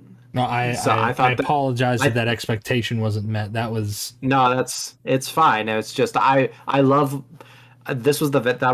Wave Combat was the very first thing I ever did with my very first D&D game, and I was playing at a much higher level, and I got to admit I didn't handle it as well as I should have. So this worked a lot better. I will say the most annoying thing was probably just the fact that the zombies just didn't go down. Yeah, undead fortitude. So, that is a ridiculous thing. I don't know how many other types of undead there are in the main bestiaries off the top of my head, but some other variety could have been pretty cool. Because I think it was just the zombies and undead ogres, right? Yes, it was zombies and zombie ogres. Yeah, that could have been kind of cool, but that's just more stuff for you to take care of. I don't know. We probably would have gotten overrun if all of them had come out at the same time. Yeah. Oh yes. That's why they were brought out in waves. Yeah. No. But on the good note, characters were really awesome, and I liked all your role playing, and you're really emotional. Oh yeah, no, the voice for the daughter threw me off. I'm like, there's no way that's his voice. I'm like, no, but it is, and I'm wait, is it? I was very not off put, but you caught me by surprise with that. So yeah, no, it was cute and everything. I was just like they said, it was a little not as much story as I set myself up to believe. It was very punchy. It was very punchy and less Two of us are fighters. That's what we're built for. Oh yeah, that's true. That's true. I just thought we'd be tracking down some weird mastermind, or there'd be a twist where it's like, oh, the daughter was evil the whole time. the daughter. And then it'd be an even more like screwed up scene where we had to like mercy kill the daughter in front of the parents or something. Yeah, that would be pretty dark. That'd be pretty dark. We were also supposed to find 5 magic nails to keep her in that little cubby underneath the floor. Oh yeah. I mean, I had a smattering of. I was thinking of stealing the life savings for payment for killing the zombies before I got attached to the. I was wondering why you kept like peeking into the rooms and whatnot, like. And like you used the child to case the place. That's still the funniest bit. All that was actually just in character. He just wants to know everything. He thinks he's a. His master basically threatens him if he doesn't find anything. But because I lost the donkey and everything went to shit, I was almost thinking of stealing the life savings to get my refund. Because I have a long-term job. I'm gonna live forever. I'm supposed to find artifacts.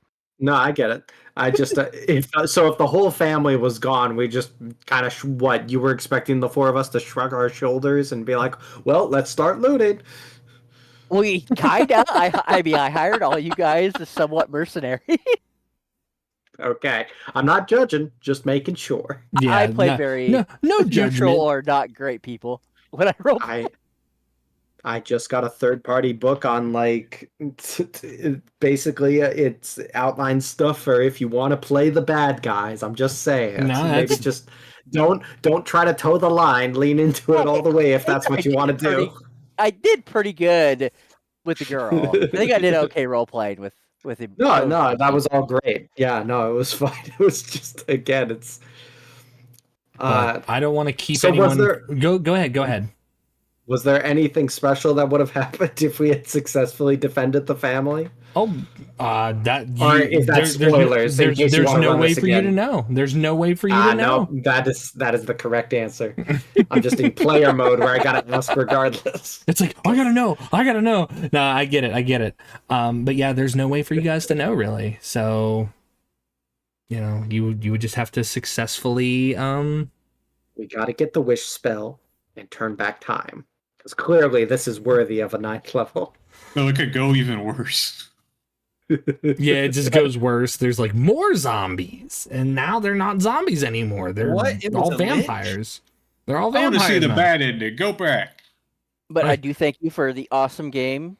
Yeah, and I don't need to go. I'm just winding up, and I hope you invite again. I hope this awesome campaign that you have set up for your normal priced one gets going good, and you have another preview tomorrow, is it? Or when's the next game? Tomorrow is the other free game, Rise of the Veiled Dynasty. That one looks fun. It looks like it'll be a lot more role playing. I was worried about getting to know every people, so I didn't sign up for that one. I did this one because it was a fun horror movie, but it looks awesome. But I will be doing a lot more free ones intermittently. I still have a lot of slots open for my paid games. Those ones are currently $10 a seat. So if that is something that interests anyone, you can follow it at the pro link here in my chat. And also please make sure that you check out Muse Clash as well. I will listen. I'm allowed to do that. No, you're right. No, okay, I got my hands up. It's your game. No. But yeah, and then also check out Never Tilted. If I can spell your name right, you have a 3 in there. You're one of those people that uses lead. I can't rag on you about it because my one mod Val, she uses Leet in her name. Is their name Digital Valkyrie? But it is Digital Valkyrie, yeah. It's D191 T4L _V4LKYR13. Yeah. If you wanted to be like a boomer and read it literally. No, this one makes also sense for me because I'm a 3D artist. Remember, I make my own dice and all that's true. That's very true. It Oh, worked out perfect. But Oh, is that what your icon is here? Yeah, it's a little 3D mimic Okay. printer. No, I saw the figure and I just didn't put too much else, too much more thought into it. That's but cool. if you guys have anything else for me, let me know. Otherwise, I'm gonna find someone to raid us out into. Whoop, whoop. And then Sure. then we can part ways for the night, and hopefully we can all play together again. I would like to do that if that is something Yep. that you guys would Yeah. like to do, obviously. I will also make a plea to anybody watching. I am looking for more online games, so I would love to play with Jotun again. And I'm also anybody else. Send me a DM if you have a player. I'll slot open. Well, yeah, no, I mean, I'm sorry. If Red Wolf here was kind enough to say it, I'll just say it. He was saying it before that I run my own games and I have my own posting through Start Playing. Even though, has anybody else been noticing those weird updates that they've had where it's like, Yes, I searched for a game and it seems like now you have to choose the exact calendar date because otherwise, because if it you doesn't don't, show you. It doesn't No. show you exact dates anymore. Like it's you so have to. it's so no. Here's what it does on my end. I searched for something without selecting a specific date, but I had all the other guidelines down, and then it was showing me someone's like setup sessions, but it went like October, September, August, and it didn't like I had to go through like 7 listings before it got to like July. Yeah, It's so weird. with You mine, have to choose like an exact day now. they gave me issues with my postings. I hate to vent this on stream, but I'm going to go ahead and vent it on stream anyway. They gave me issues with my postings, and normally, you post a template and it's like 24 to 48 Can't hours. delete them anymore. No, you can't delete them. And then my number of games on there, it says I've only run one game, which is incorrect. I have run many games, and I've only just started streaming games. However, it has not updated it on that end. So I'm in the Start Playing Discord, and I've talked to Sarah, I think her name is. Yeah, I'm part of it too. And I'm like, I'm having issues with that. So it's like, okay, whatever.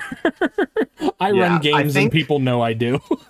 There's the Start Playing support section, and I think they have bug reports and updates feedback section. I think you can talk to them in there. So I'll have to bark Yeah. at them. But yeah, Sarah's been super helpful. She says that it's kind of like just a tech issue on their end, because I guess if say you have a game that seats 5 people and 3 people show up and that's enough to start, then it doesn't count it as like a full game. And I'm like, what are you talking about? I have people sitting at my table. I have a scheduled game. But anyway, I'm not going to vent it on stream. Right. But it's been an issue. There's been a lot of issues with it right now. So Right. So yeah, no, I'll just say it for Red Wolf. If you ever want to take a do basically what I did tonight and take like a step off of the DM seat for a bit. I do run my own games. Typically what I've been doing is I run what I call Fight Night, and it's like higher level solely combat stuff. I also run module one shots, and I'm also looking for players that would be interested in a fully original like paid campaign for that sort of stuff. But typically, other than that, my games are free at the moment, just because I want to give people like this tonight. I want to give people a taste of my DMing style, just like you did. Yeah. So, if anybody else who played with us wants to come join me at that table, or if you feel like that you're kind of done with DMing for a bit, or if Start Playing's giving you too much frustration, I'll take that burden for you, just like Varmark was doing, and I'll give you guys a fun little game there if you're ever up for it. Well, So, I appreciate that. I've been a forever DM for 25 years, so that is my lot in life. But I appreciate it. I really do, and I will more than likely take you up on that. So, all right, sounds good. Yeah, no, I know you said you were playing for 25 years. What about the rest of you guys? Because I started like about a year or so before like COVID really kicked off and everything.